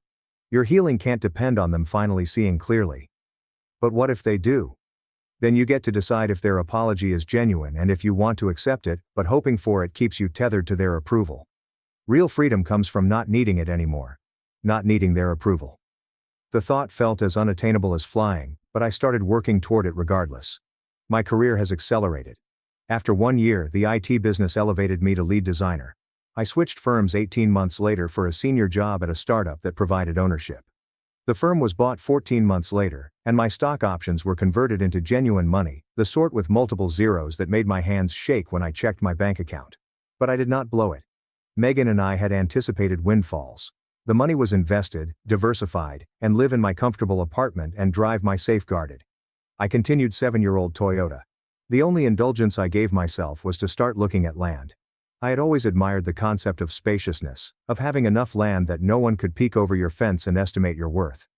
I spent weekends driving north of the city, looking for sale signs. The majority of properties were either prohibitively pricey or excessively tiny. Then I discovered it. Sonoma County has 40 acres of sloping hills with valley oak trees and a seasonal brook that runs through the eastern section.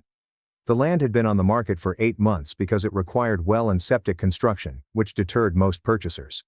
The property included an ancient farmhouse that needed to be completely renovated, as well as other outbuildings in varying levels of disrepair.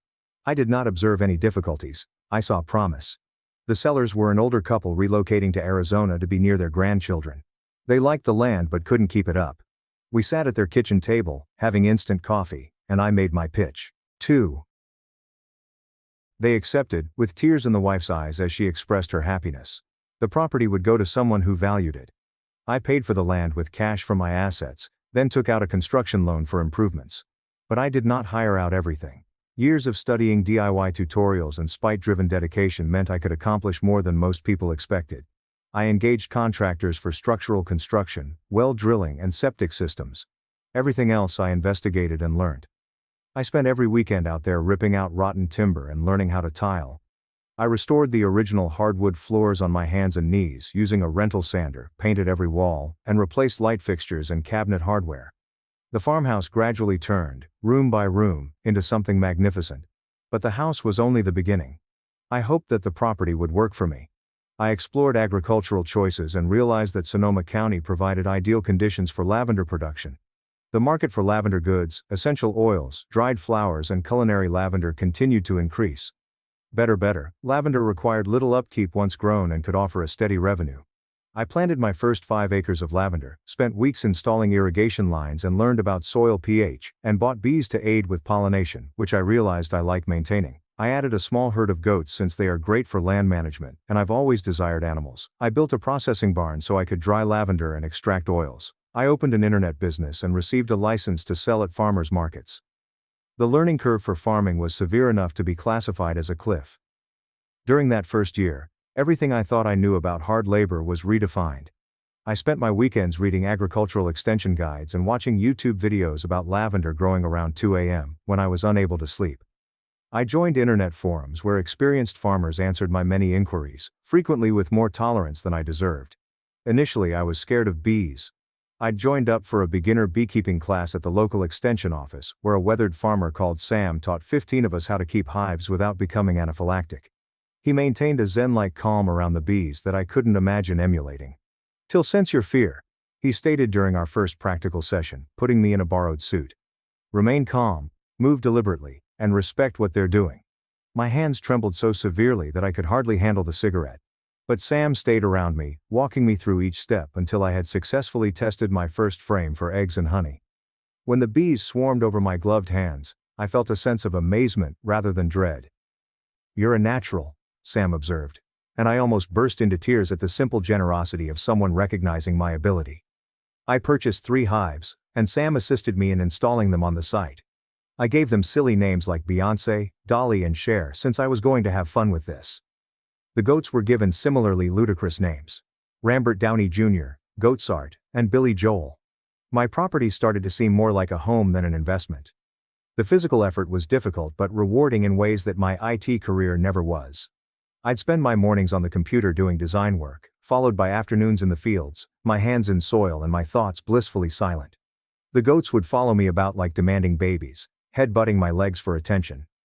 The bees hummed a steady tune. The lavender bloomed in beautiful purple rows and smelt amazing. During the first harvest season, I recruited Sophie and Jake, two local high school students, to assist pick and wrap lavender. I paid them considerably over the minimum rate and included fresh goat cheese and honey as extras.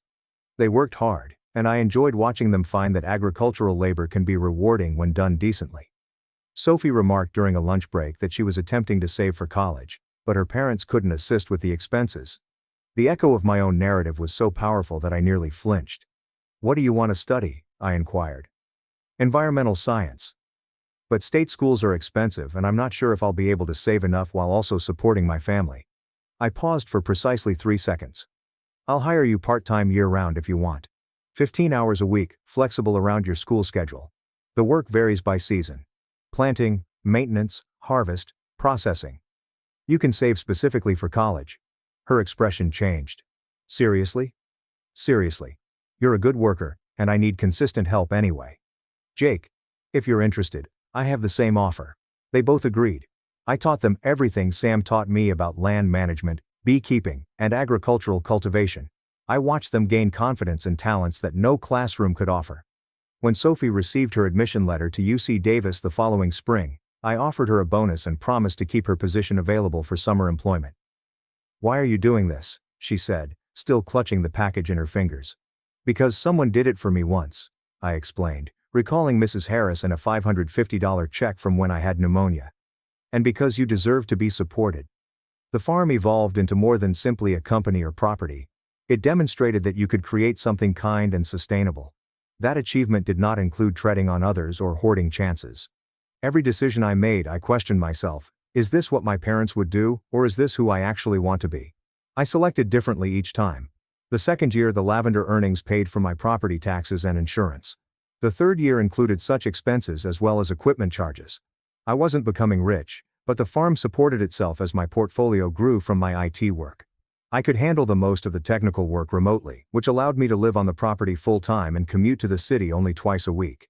I created a life that looked nothing like what my parents cherished, but rather like freedom. During the 2 years of quiet, my family made occasional attempts to communicate. Mom would text me on holidays, asking if I intended to visit. Dad once sent me an email asking whether I was over my tantrum. Emily phoned every few months, her voice stiff with responsibility, asking how I was doing but never truly listening to the answers I didn't provide. I blocked their numbers. I eventually modified my phone settings such that their texts were sent to a place I never examined. On social media, I had them all banned. They knew nothing about my life, achievement, or possessions, and I preferred it that way. Then arrived last Tuesday. I was in the processing barn packaging dried lavender for an online purchase when my phone called with an unknown number. I nearly didn't respond, but something made me pick up. "Hello?" Heavy breathing came through the line, followed by Dad's voice, which shook with something I hadn't heard before. Uncertainty. "Maybe we need to talk." "No, we really don't." My voice sounded flat. Years of treatment have helped me establish boundaries without emotion. "Your sister drove past your property." This paused me. "What?" "She was in Soma for a wine tasting with David, took a wrong turn, and ended up on some rural road. She says she saw your truck in a driveway, a big property with lavender fields and a renovated farmhouse." My gut twisted, but I kept my voice calm. "And is it true? Do you own that land? Why would that matter to you?" Dad's breathing became deeper. Emily looked up the property records. 40 acres, house, barn. She says it must be worth close to $2 million. $2.3 million. I corrected before I could stop myself. "I had it appraised last month." The quiet on the other end was so long I assumed he had hung up. "Then how?" "Hard work, smart investing. Everything you said I wasn't capable of." "We had no idea you were doing so well. You could have told us." My chuckle was unfunny. "Why would I tell you anything? You called me a failure and funded my sister's life while leaving me to drown in student loans. We thought you needed tough love. We thought if we didn't enable you, you'd find motivation." "Tough love," I repeated, tasting the words as poison. You gave Emily $100,000 while telling me I'd accomplished nothing. That's not tough love, that's just cruelty. Mom's voice could be heard in the background, as if she was using speakerphone. We want to see the property. We want to be involved in your life again. No, you can't keep us out forever, Dad responded. And now I recognized the sharpness in his voice, the usual demand for acquiescence. We're your parents. You stopped being my parents when you told me I was the family failure. You made your choice. I'm just living with it. Your sister is very upset, Mom said. She's been crying all evening. She feels terrible about the house money now that she knows your situation. My situation? The lavender bundle in my fingers crushed beneath my hold, releasing its perfume in a purple cloud. My situation is that I built a life without you, without your money, without your approval, without your presence. I don't need you now. We could help you expand the farm, Dad said, and I could hear him scurrying and recalculating. We have connections. We could invest. I don't want your investment. I don't want anything from you. Emily's voice came through. She must have been there too. I never meant to hurt you. I didn't know they were treating you so differently. That almost crushed me because it was such a clear falsehood. She had been there. She had seen them disregard me at every step. I took their money despite the fact that I received nothing in return. But I had spent 2 years making armor. You knew exactly what you were doing, you all did. You bet on the wrong daughter, and now you're trying to hedge.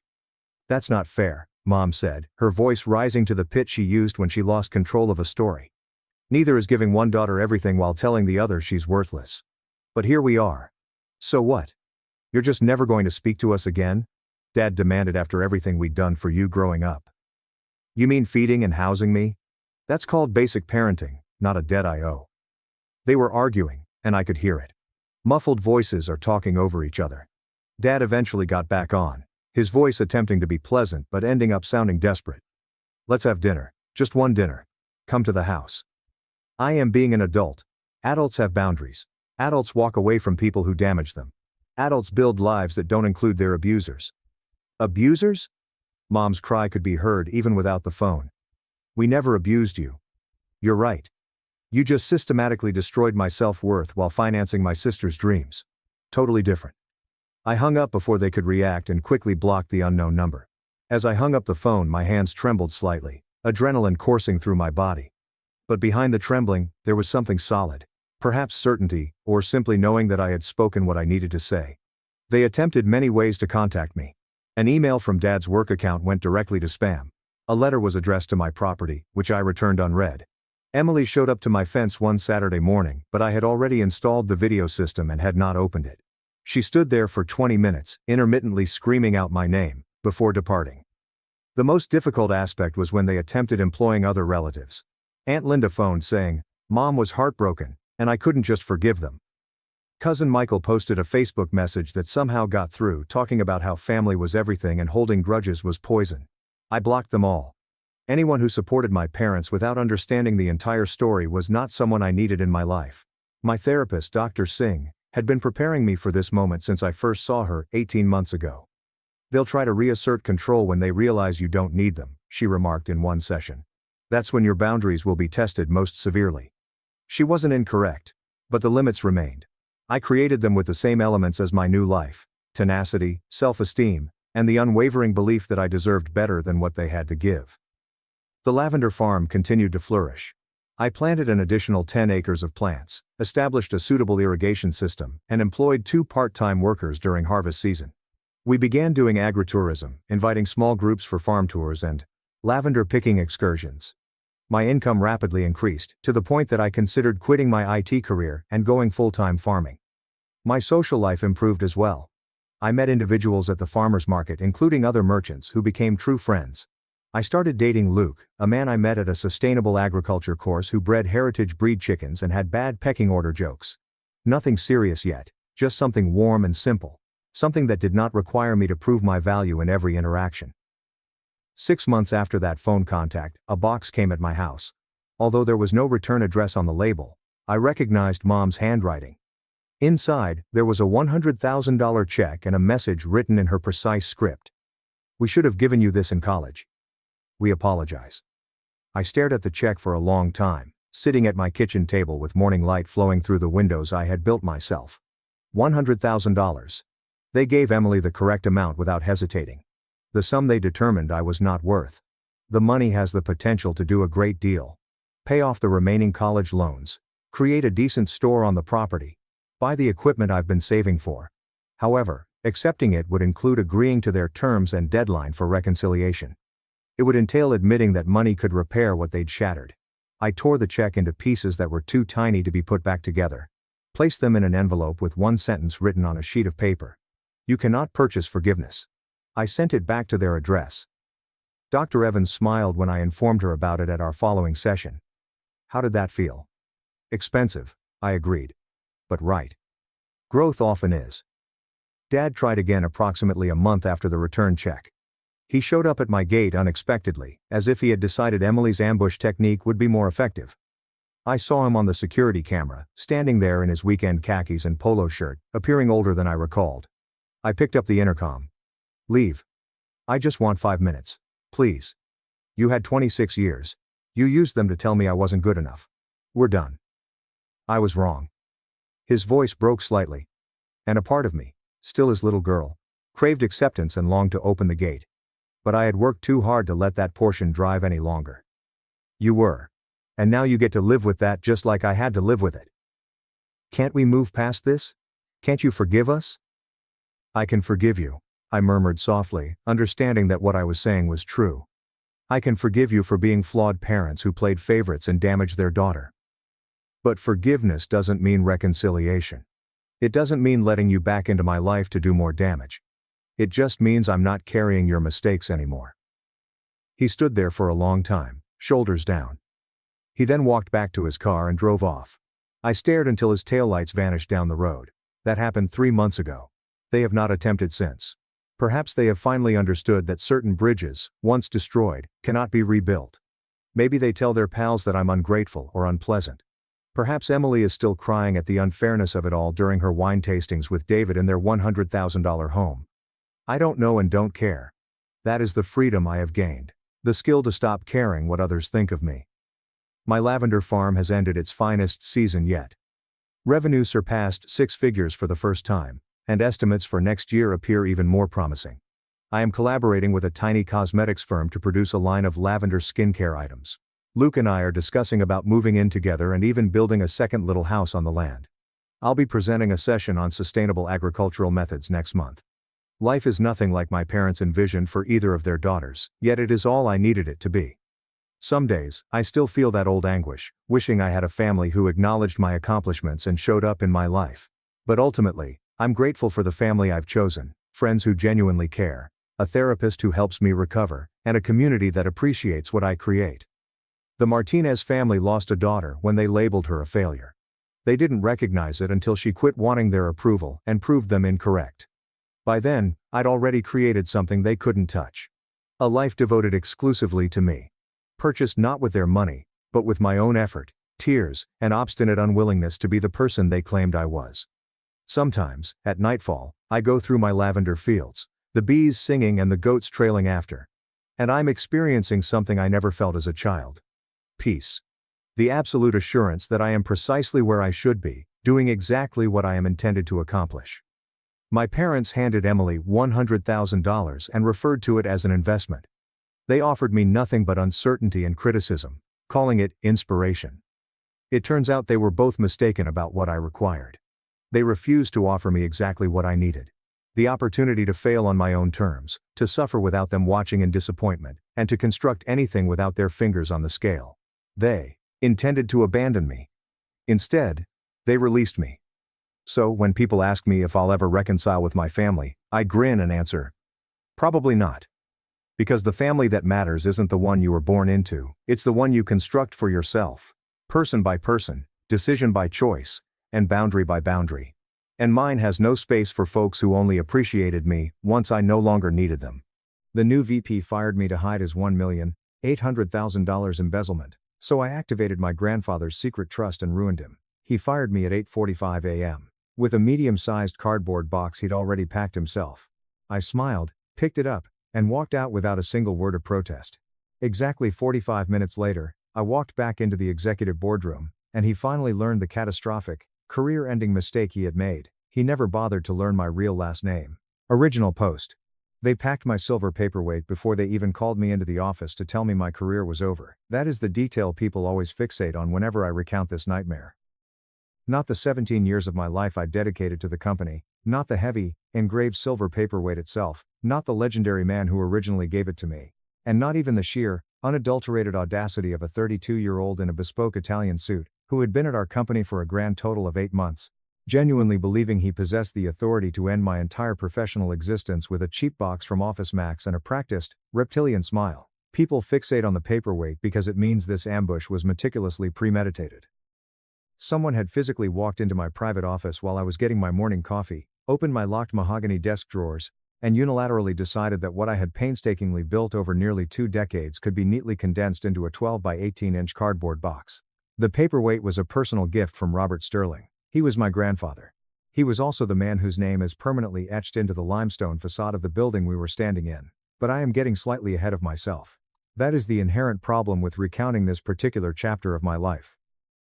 I have to actively resist the overwhelming urge to hand you the explosive ending right at the beginning, because the ending only truly lands with the force of a freight train if you fully understand the intricate foundation of what came before it. If you understand exactly who I was when I walked into that glass-walled office on that freezing Tuesday morning in late October, and exactly who Julian Vance mistakenly thought he was dealing with. He thought he was dealing with Sarah Jenkins, a middle-aged, easily replaceable financial drone. He had absolutely no idea he was dealing with Sarah Sterling. And that one microscopic gap in his due diligence was going to cost him his money, his marriage, and his freedom.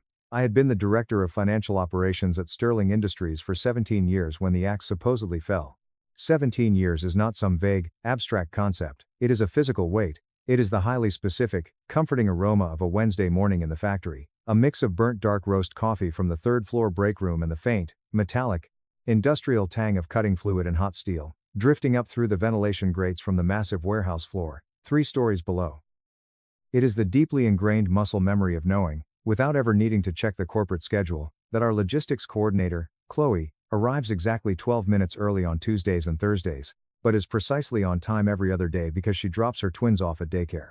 It is the eccentric quirk of the West Wing elevator that will violently skip the 4th floor unless you physically hold the button down for a full 3 seconds. 17 years is institutional knowledge, muscle memory, and 1,000 microscopic calibrations that nobody ever bothers to write down in an employee handbook because nobody ever expects them to suddenly disappear. I was 44 years old. Over the course of my tenure, I had successfully managed this manufacturing company's complex financial architecture through 2 brutal economic recessions, a catastrophic global supply chain meltdown, a localized warehouse flood that nearly wiped out our Q3 inventory, a predatory hostile acquisition attempt by a private equity firm, and the slow, grinding, emotionally taxing years after my grandfather Robert finally stepped back from active duty. My brilliant accounting team ran low 8-figure monthly reconciliations without so much as breaking a sweat. I knew exactly where every single dollar went. I had known for nearly 2 decades. But far more importantly, I knew exactly where every single dollar was supposed to go. That specific distinction matters immensely. In fact, that distinction is the entire axis on which this story turns. Diana Vance had taken over the mantle of Chief Executive Officer roughly 5 years prior. She was an exceptionally capable, deeply pragmatic administrator. She was boardroom polished and politically fluent, whereas my grandfather Robert had been rough around the edges and factory floor intuitive. They were complete opposites in almost every conceivable way, but I genuinely respected her. Robert had trusted Diana to meticulously maintain the sprawling empire he had built from scratch, and for the first 4 years of her tenure, she did exactly that. She was a steadying force. Then, her daughter married Julian Vance. Julian arrived at Sterling Industries exactly 8 months before the morning of the cardboard box. His official corporate title was Vice President of Strategic Optimization, a convoluted, meaningless role that had been explicitly fabricated just for him. That alone should have been a massive, flashing red siren. Julian was 32 years old, and he possessed the unearned, frictionless confidence of a man whose entire life had been a series of velvet ropes unhooked by other people. His tailored navy suits were impeccable. His aggressively firm handshake was perfectly calibrated to assert immediate dominance. He constantly used exhausted buzzwords like synergy, agile modernization, paradigm shifting, and streamlined verticality without any apparent self-awareness that these terms had been corporate punchlines for over a decade. He was a walking LinkedIn post. I noticed him the exact same way you notice a sudden, uncomfortable drop in barometric pressure. Something fundamental in the atmosphere shifted, and your body physically registers the incoming storm long before your conscious mind can articulate it. The very first anomaly I noticed occurred just 3 weeks after Julian officially moved into his corner office. He abruptly requested full access to all of our third-party vendor contract files, all of them, spanning the entire last 6 years of operations. Now, on paper, this was a perfectly reasonable request for an executive in a strategic optimization role. I compiled the digital dossiers and sent them over without a second thought. The second anomaly, however, made the hairs on the back of my neck stand up.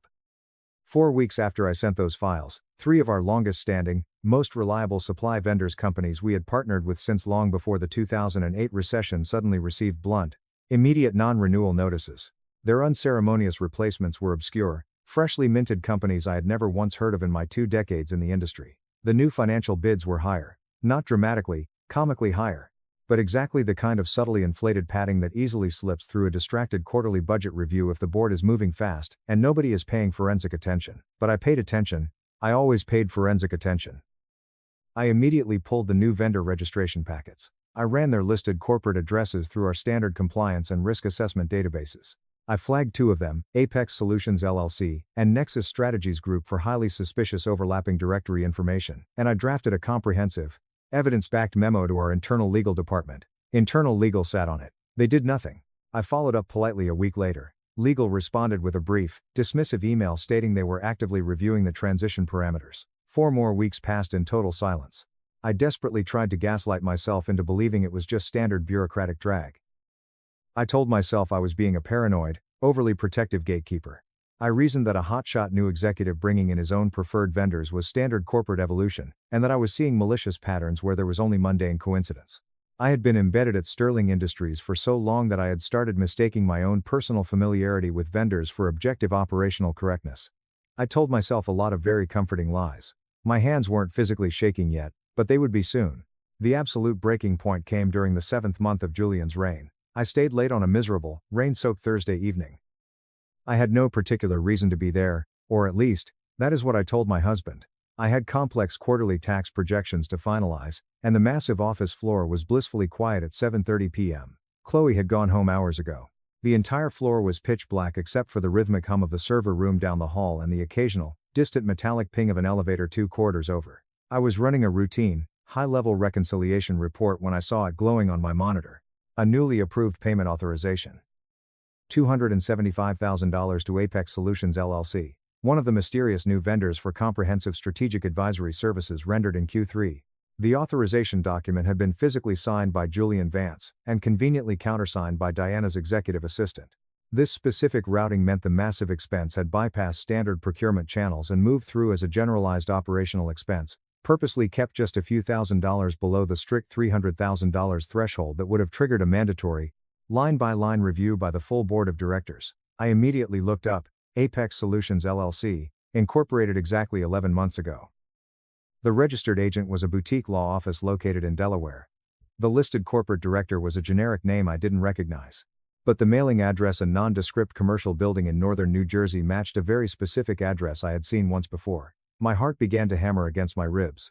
I frantically scrolled back through the digitized vendor archives. I almost missed it entirely, but there it was, buried in a PDF from 2021. The exact same New Jersey building, just a different suite number, was the registered legal address for Vance Strategic Partners, an independent consulting firm Julian had founded 3 years before he married Diana's daughter and wormed his way into our company. I sat completely frozen in my ergonomic chair for a long, suffocating moment. My office was pitch dark except for the stark, blue-white glow of the dual monitors illuminating my face. Outside my window, 3 stories down, I could hear a forklift moving heavy pallets through the loading dock. I listened to that familiar, low mechanical groan, the literal sound of the beloved company I had helped keep alive through sheer force of will. I printed the damning documents, all of them. I placed them in a thick manila folder, locked the folder inside my bottom desk drawer, closed my laptop, put on my damp trench coat, and drove home in a daze. I did not sleep a single minute that night.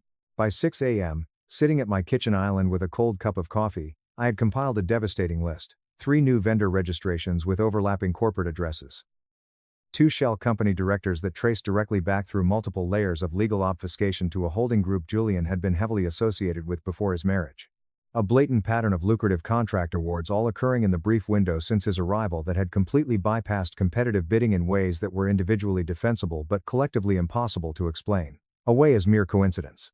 The total amount of siphoned capital was hovering somewhere in the terrifying range of $950,000.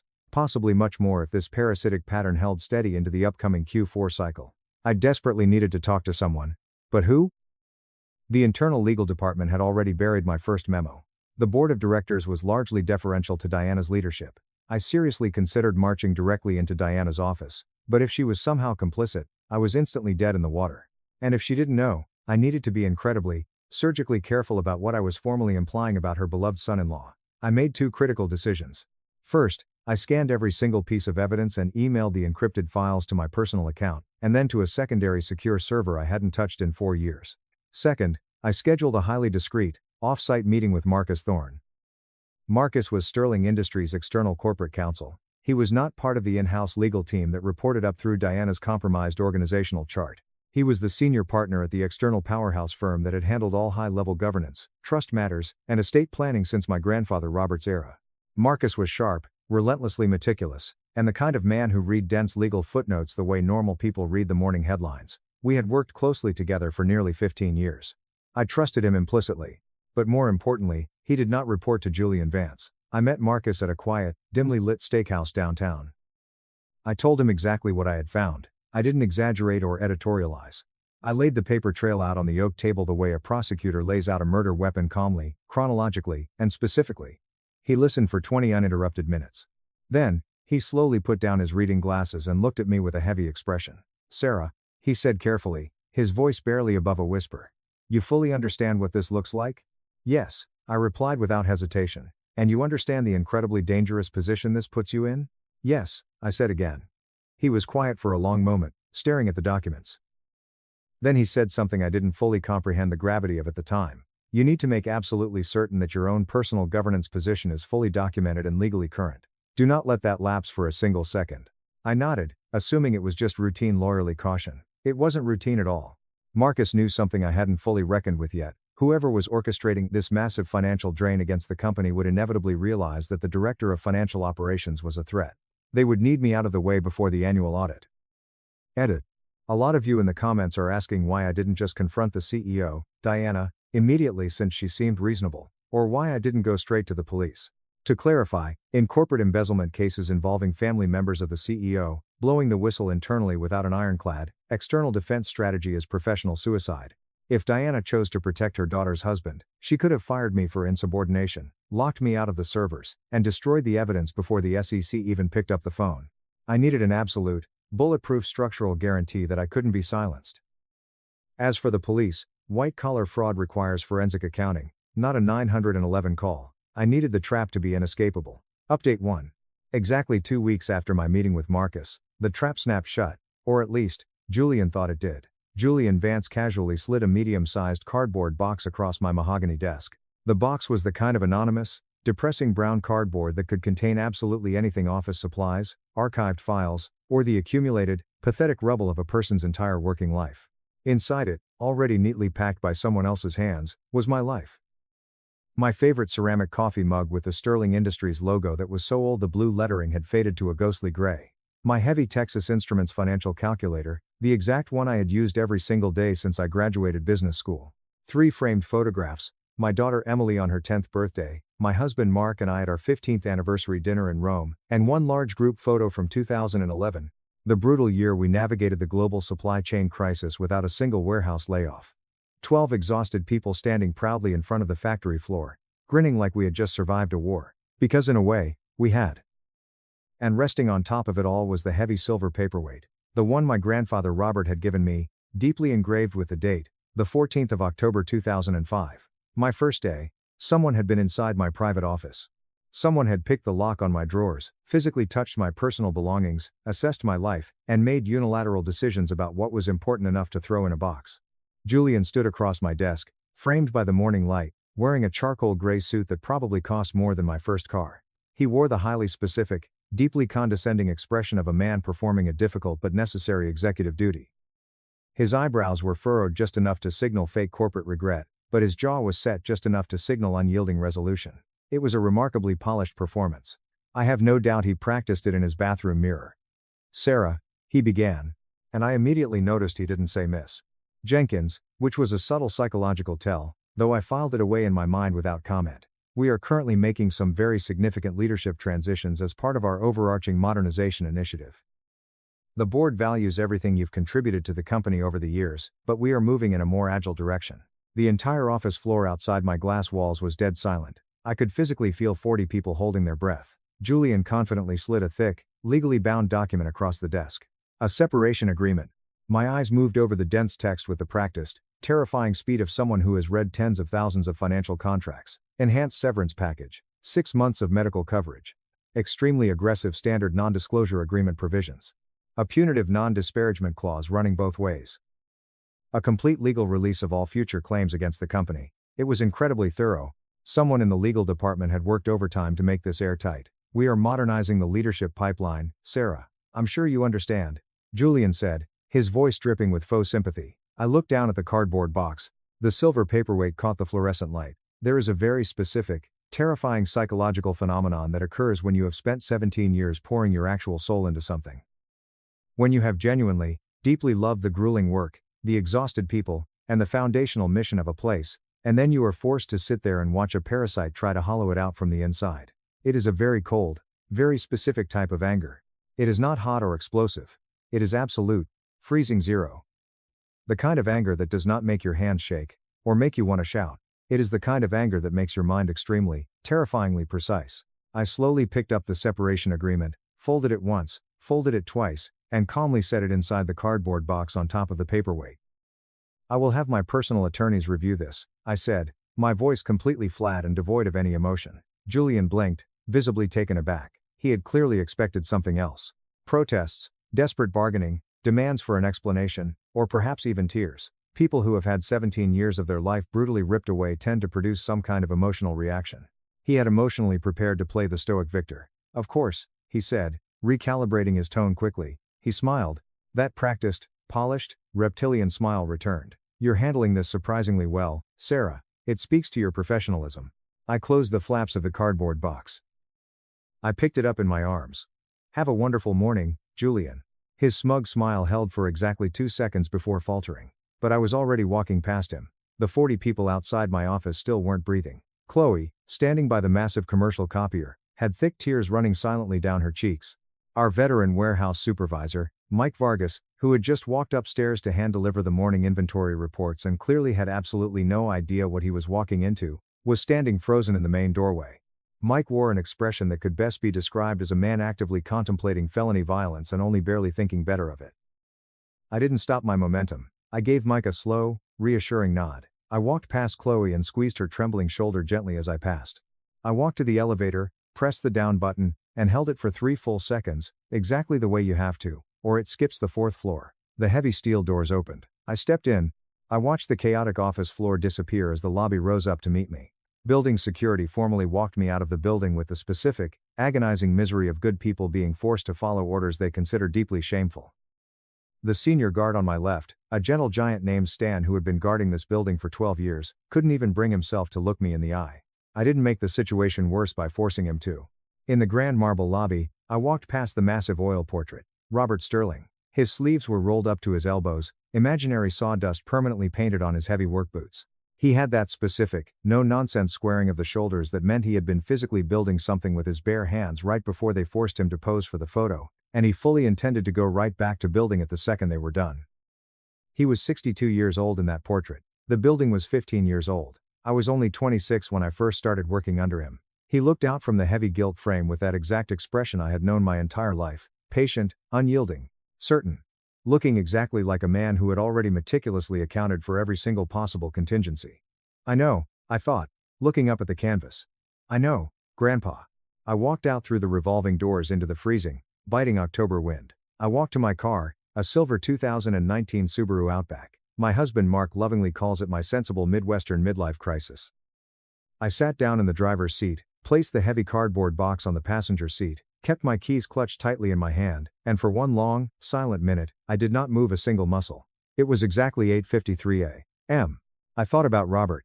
I thought about the hundreds of blue-collar warehouse workers whose livelihoods we had desperately saved in 2011 when it would have been so incredibly easy, so financially justifiable to the board, to slash the workforce by 30%, trim the quarterly numbers, and call it strategic right-sizing. I thought about what this massive company meant to the local economy, not just the physical jobs, but the foundational idea of it. The idea that something built with actual intention and integrity can remain standing against the tide of corporate greed. And then I thought about the fake vendor contracts, the layered shell companies, the $950,000 minimum that had been systematically bled out of our accounts in just 8 short months through hidden channels specifically designed not to be noticed by anyone looking at the surface. Julian Vance was a cunning man, and he had made several tactical mistakes, but his most catastrophic error was architectural. He had built his entire embezzlement plan on the arrogant assumption that I was just a long-tenured, disposable employee, a relic of a bygone era. Someone who could easily be pensioned off into the sunset with an enhanced severance package and a terrifying NDA. He had never, in his 8 months of plotting, thought to run a background check on my maiden name.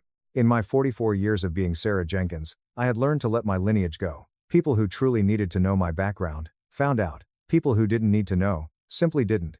It was not my professional responsibility to volunteer my billionaire grandfather's identity at watercooler chats. My cell phone violently vibrated in my coat pocket. It was 9:35 a.m. It was Chloe. She was whispering so frantically that her voice was vibrating with a terrifying mixture of sheer panic and pure exhilaration. Sarah. Oh my God. Sarah. Breathe. Chloe. What is happening?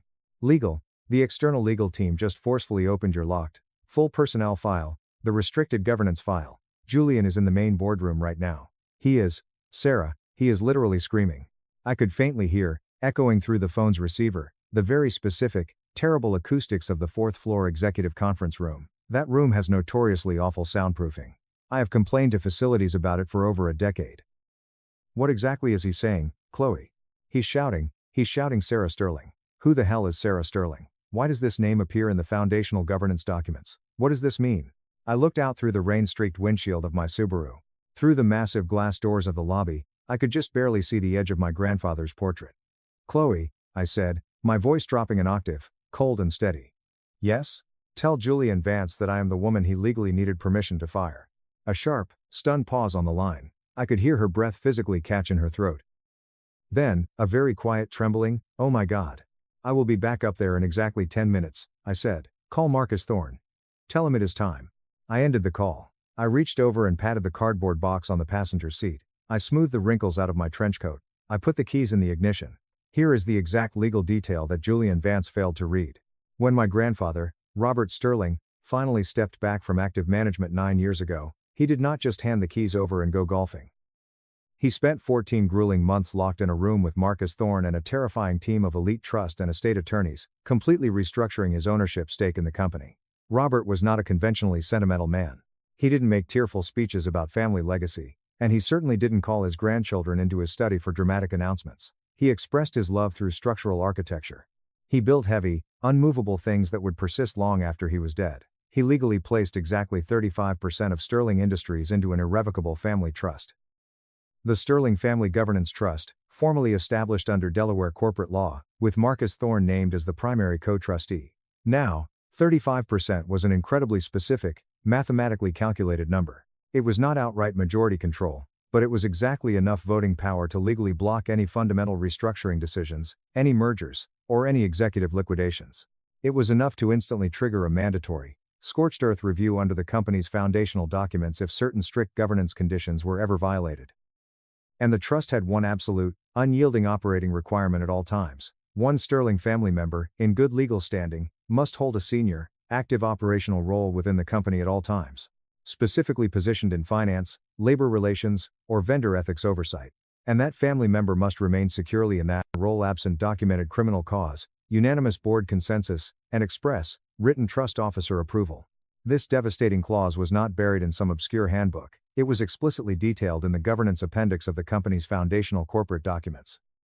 It was legally incorporated by reference into every single executive employment agreement ever signed. It was cross-referenced in the master shareholder agreement that every single board member, including Julian Vance, had physically signed.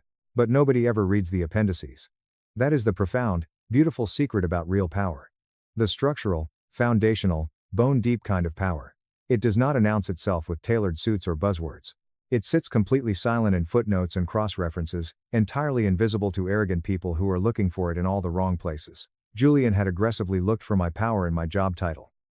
He had looked for it in my expense reports. He had looked for it in whatever meager leverage he imagined a middle-aged woman with 17 years of institutional knowledge might be able to scrape together in a panic. He had never once bothered to look in the foundational governance documents. He had never stopped to ask himself one crucial, glaring question: why has this one particular woman been allowed to stay in this one particular high-level financial role, in this massive company, for 17 uninterrupted years, surviving 5 different ruthless leadership regimes without a single involuntary departure? I will tell you why. It is not because I was the single most brilliant financial mind to ever pass through Sterling Industries. We have had Ivy League geniuses come and go in a matter of months. I survived because my grandfather built a titanium structure that legally required me to be there. And because for 17 years, I had actively chosen to honor that sacred trust. Not as a burdensome obligation, but as a deep, moral conviction.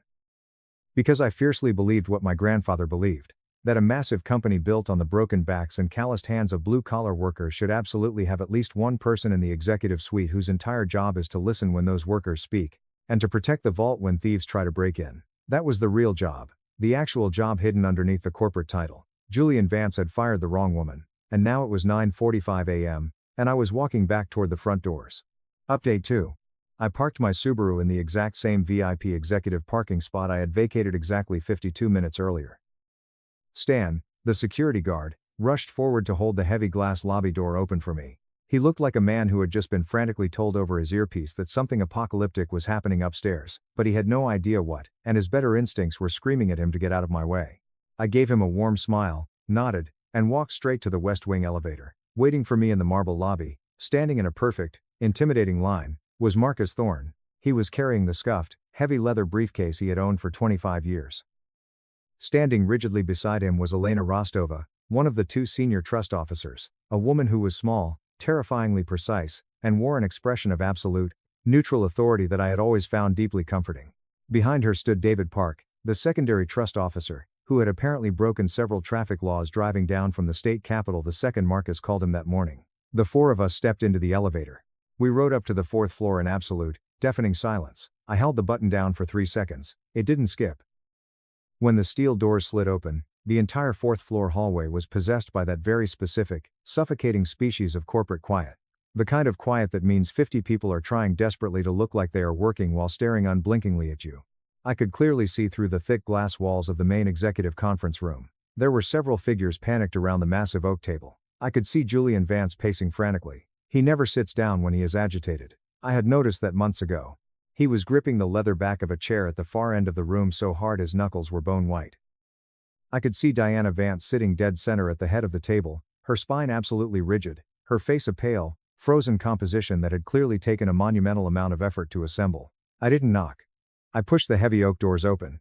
The room contained Diana Vance, CEO, 4 senior board members including Chairman Richard Sterling, no relation, ironically, but a board member since Robert's era. The company's ruthless in-house general counsel Patricia Marsh, 2 terrified junior members of the legal team, and Julian Vance. Julian was physically clutching my sealed personnel file to his chest like it had personally assaulted him. Why the hell wasn't this explicitly flagged in her digital profile? Julian demanded, shouting to no one in particular as I walked into the room.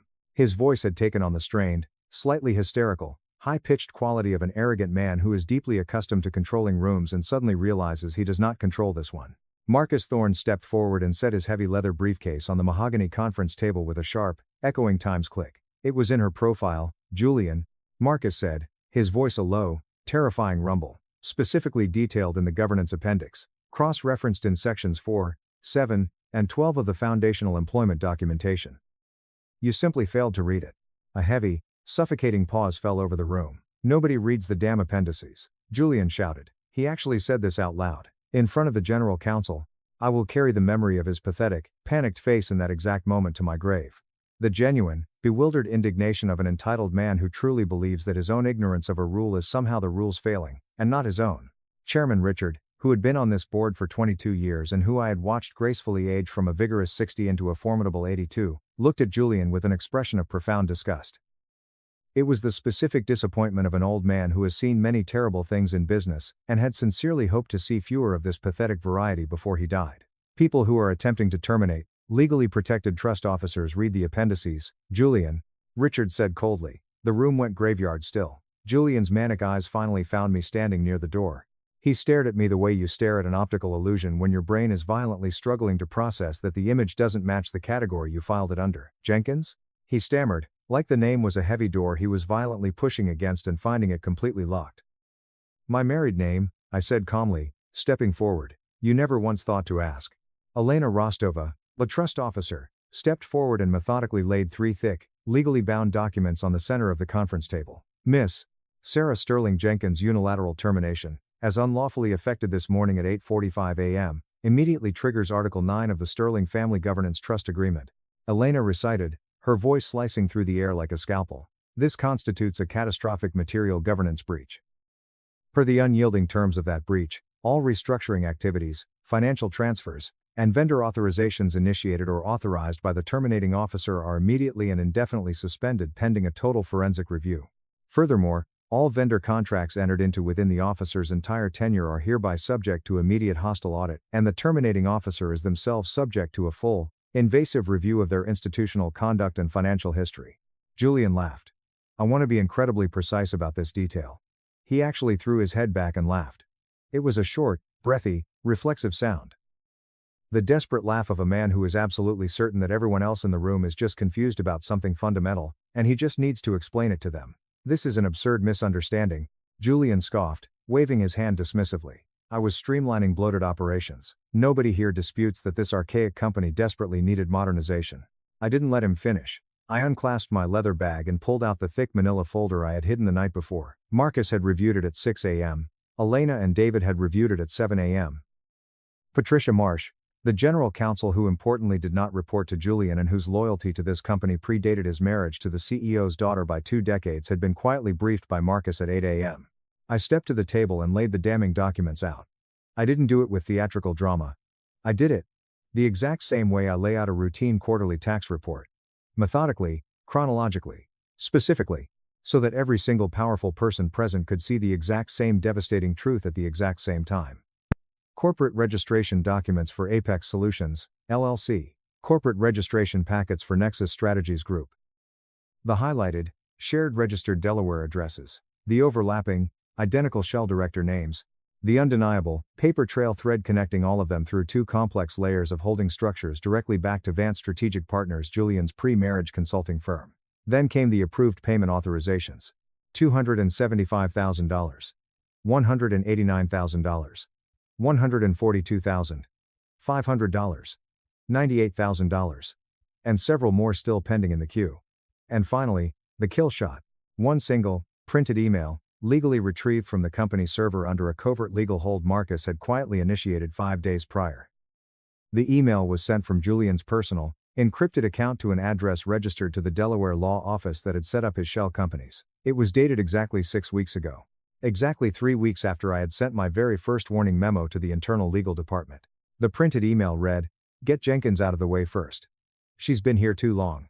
She'll recognize the vendor names during the Q4 audit. Once she's gone, we have a clear runway to pull the rest through Q2. Diana Vance had not moved a single inch. She was still sitting at the head of the long table with her perfectly assembled posture, and she was staring down at the printed email without any readable expression. It was the way people stare at horrific things when their brain is actively trying to understand whether what they are reading is actually real. The room was completely, suffocatingly silent. Julian was no longer laughing. I stood there and watched his face. I watched the actual, agonizing physical process of realization, which is a much slower, stranger, and more pathetic thing than movies make you expect. First, the smug smile completely melted away. Then, his jaw slackened. His eyes darted frantically across the laid-out documents, and his throat bobbed in a dry, desperate swallow. Then, he slowly looked up at me. And for one fleeting second, his face was entirely unguarded. He finally understood. He had not just fired a long-tenured, annoying employee who knew a little too much. He had fired the one single person on Earth who already knew times everything. The one person who possessed the absolute structural authority to bring his entire life crashing down. The one person who had been quietly, methodically documenting his felonies for months. The one person who walked out of the building with a cardboard box without protesting because she was absolutely, terrifyingly unafraid of what came next. He had fired a Sterling. And in doing so, he had legally handed her the absolute authority to walk right back in and destroy him. Diana Vance slowly set the printed email down on the table. Her voice, when it finally broke the silence, was completely hollow, barely above a hoarse whisper. "Julian," she said, not looking at him. A long, agonizing pause. What exactly did you do to my company? Julian stopped trying to formulate an answer. He looked exactly like a man standing on a beach, watching a massive tsunami roll in, and realizing far too late that he cannot outrun it. What followed over the next few months was not a cinematic movie scene. True justice in the corporate world is infinitely slower, more grueling, heavily procedural, and considerably less dramatic than people expect. But it is also, in its grinding, bureaucratic way, absolutely thorough. Patricia Marsh initiated an immediate, total forensic accounting audit. The elite firm Deloitte was brought in by the panicked board of directors with a specific, ironclad mandate to trace every single vendor contract authorized within the past 8 months. They spent 5 exhausting weeks tearing through our digital records. The final stolen amount, when the dust settled, was $1.82 million. I had severely underestimated how many fraudulent transactions had already cleared the Q4 processing queue while I was compiling my initial list. A full half of it was traceable directly to Apex Solutions, with the rest scattered across 4 additional dummy entities that the massive audit identified. The formal SEC referral was made by the board of directors on a freezing Thursday afternoon in early December. I was not physically in the room when the call was made, but Marcus Thorne called my cell phone at 4:15 p.m. "It's done, Sarah," he said quietly. Julian Vance officially resigned from his fabricated position as Vice President of Strategic Optimization at 9 a.m. the following Monday. The brief, sterile corporate statement cited pressing personal family reasons. Nobody in the building believed it, and frankly, nobody was meant to. Julian and Diana's daughter legally separated less than 2 months later. I know this not because I actively track his miserable life, but because corporate environments, even massive manufacturing firms, are essentially just small towns wearing expensive suits. They do not keep massive secrets well. The SEC investigation into wire fraud, severe securities violations in connection with fabricated board approvals, and gross breach of fiduciary duty was officially ongoing as of the last time I spoke to Marcus. I am reliably told by our legal team that the Delaware law office that established the illegal shell companies flipped immediately and is fully cooperating with the federal prosecutors to save their own licenses. Diana Vance remained as CEO. This surprised some people in the industry, but it made perfect sense to me. She had been brutally deceived by someone she loved, and her operational record over the 4 years prior to Julian's arrival was incredibly solid. However, the board required a massive, top-to-bottom governance review and the immediate implementation of draconian vendor compliance procedures. My financial team spent the entirety of February designing those protocols. I was, of course, consulted extensively throughout this process, because 20 years of institutional knowledge does not pack neatly into a cardboard box, no matter how carefully an arrogant thief tries to organize it. I was formally offered my position back within 48 hours of the boardroom confrontation, full reinstatement, full back pay for the brief period of my termination. A very public, formal apology from the board of directors. I accepted. Of course I accepted. What else was I going to do? Let someone else watch my grandfather's vault? It has been nearly 9 months since that Tuesday morning. The heavy silver paperweight is back exactly where it belongs on my mahogany desk. The framed photographs of my family are back. The battered Texas Instruments calculator is back. And my faded coffee mug is back, although someone accidentally chipped the ceramic rim during the frantic repacking process. There is a small, sharp divot right in the middle of the Sterling logo now that wasn't there before. I have purposefully left it there. I actually kind of like the physical reminder. Chloe brought me a massive box of pastries on my first official morning back. Mike Vargas, the gruff warehouse supervisor, walked all the way up to the 4th floor and shook my hand with both of his, which is the absolute most emotional I have ever seen the man in 17 years. People ask me sometimes, usually over drinks, what it actually felt like walking out of the building with that cardboard box, sitting alone in my freezing car, and then walking back in to drop the hammer. Honestly, the cardboard box felt incredibly light, far lighter than I ever expected it to. Because the things that actually matter, the deep relationships, the ingrained knowledge, the 17 years of understanding exactly where every single corporate body is buried and how the machine actually breathes, you don't carry those things in your hands. They are already permanently inside you. Nobody can pack them up and send them home. Julian Vance never understood that fundamental truth. He arrogantly thought he was just removing a pesky piece from the chessboard. He didn't realize that the piece he was trying to remove was times the board. Robert Sterling built this massive company with his bare hands, a lot of sweat, and a bone-deep belief that the working people who show up every single day to do the grinding, exhausting work absolutely deserve to have someone in the executive building who is paying close attention. For 17 years, I tried my hardest to be that person. I think I will try for another 17. The massive oil portrait is still hanging proudly in the main lobby. Robert, with his rolled-up sleeves, imaginary sawdust on his boots, and that expression of patient, permanent, unyielding certainty. Every single morning when I scan my badge and walk in, I look up and nod at it. He always knew I would handle the thieves. He just built the heavy steel structure to make absolutely sure I had the weapon to do it. Top comments. User 1, the fact that he literally yelled "nobody reads the appendices" in front of the general counsel and the board chairman is the most glorious, self-immolating nepo baby moment I have ever read. The sheer arrogance to think you can embezzle nearly $2 million and just box up the one person who notices. Masterclass revenge, Sarah. User 2. Corporate lawyer here. Reading the breakdown of the Sterling Family Governance Trust was absolute poetry. The operational requirement clause is such a brilliant, ironclad dead man's switch. Your grandfather didn't just leave you a job, he left you a loaded shotgun hidden under the floorboards just in case the new owners tried to burn the house down. Phenomenal foresight.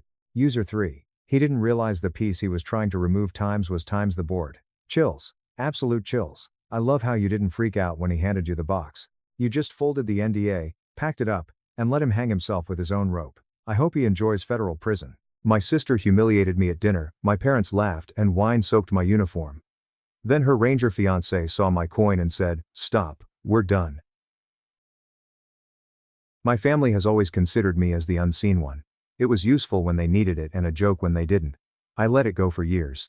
Then they crossed a line, and everything exploded. Before we get there, let me start at the beginning. I am Evan Carter. I've been in the Army for 11 years, stationed at Fort Meade, where I work on signals intelligence within a SCIF. My parents, Susan and Thomas, never inquired about what that meant. My sister Claire assumed it meant desk work and made it into a running joke. Then she became engaged to Michael, 3rd Battalion, 75th Ranger Regiment, and my uniform became part of the entertainment. After 8 years I was pushed into a joint task force.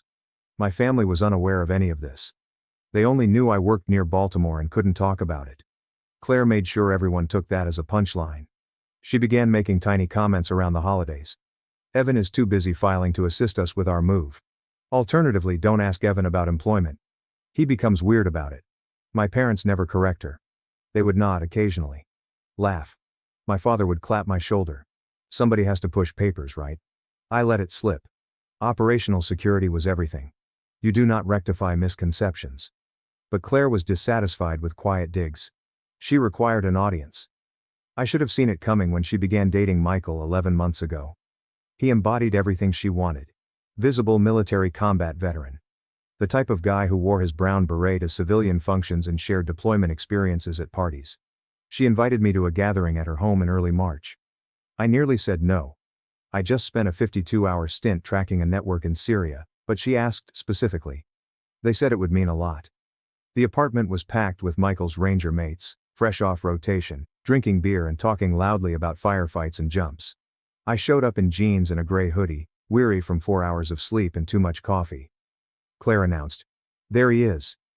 Evan, my big brother, is a government employee. One of Michael's mates, muscular like a tank with tattooed forearms, smiled at me. What are you doing, man? Intelligence analysis? Do you like spy stuff? More like Excel spreadsheets? Claire cut in. Evan glances at computers, files and reports. Very thrilling. The guys laughed. Not mean, simply dismissive. Michael joined in. Hey, no shame. We need support staff, right? Someone has to process the papers, right? I replied quietly. I stayed for just over an hour, eating wings and watching the game. Nobody asked me anything else. Claire kept the remarks pouring. Evan is too exhausted from typing. Don't boring them with work discussion. On my way out, Michael followed me to the door. Hey buddy, don't take her jokes personally. Sisters, you know she's always talking about you. Sure. Conduct you? Truly. Conduct intelligence work? Yeah. Where are they? I can't say. He nodded as if he understood, but his eyes suggested he felt I was exaggerating. 4 weeks later, my father called. The car broke down. Transmission shot. We needed $4,200. I wired it that night. 17 days later, Claire's Instagram showed her with Michael in a high-end DC restaurant. Champagne and caviar. Caption. When your lover pampers you, right? I called my father. He had given Claire $2,750 of my money. She needed it for Michael's birthday. I sat in my automobile at Fort Meade. I have a phone in my hand. My security manager called. In East Africa, a situation is emerging. I was needed in the operations center. I went to work.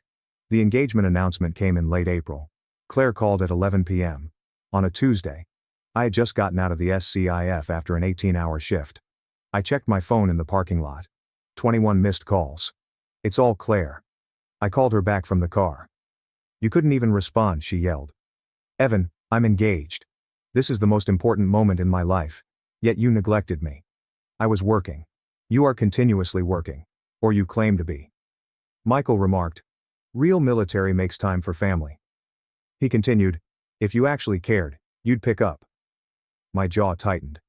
Tell Michael about genuine operational security. Oh my God. Stop. You work in an office. Stop claiming to be special forces. I did not respond. Whatever. Michael and I are hosting an engagement celebration on May 24th. You are paying for it. Claire, you owe me. Evan. I used to cover for you growing up. Makes you look good.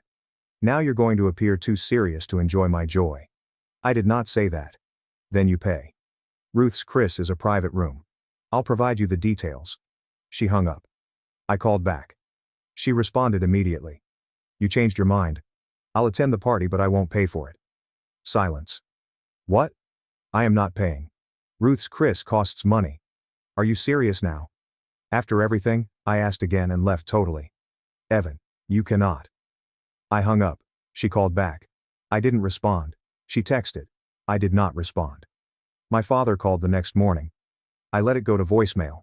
He left a long message about family and responsibility, as well as how selfish I was at Claire's special occasion. I erased it and returned to work. That is when I met Emily. The ER at Baltimore General was bustling for a Wednesday night. I was there because I had cut my hand open on a filing cabinet drawer. Stupid accident. Deep enough for sutures. The nurse who escorted me back had dark hair in a bun, piercing eyes and the calm of someone who has seen awful things before. Her name tag said Emily. How about a filing cabinet? She inquired, scrutinizing the cut. Yeah, it was a terrible day at work. She prepared the suture equipment. This will sting. It did. I did not react. She looked up. Are you in the military? How do you know? Posture. Most people recoil when I say sting. You did not blink. 11 years in the Army. She nodded. 4 years in the ER teaches you to read people. She stitched with smooth, precise movements. So, what does a military guy do with filing cabinets? I can't really talk about it. Classified? Something like that. She finished off the last suture. Try to keep the classified filing cabinets from attacking you. I nearly smiled. I will do my best. She gave me care instructions. Return in 12 days for removal.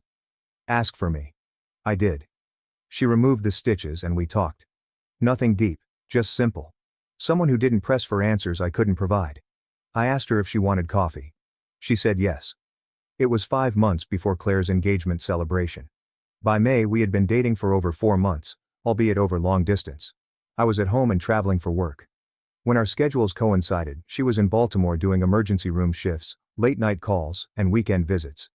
Emily avoided drama and games. It was straightforward for her. One night in early May, I was on the phone, complaining about Claire's latest demand.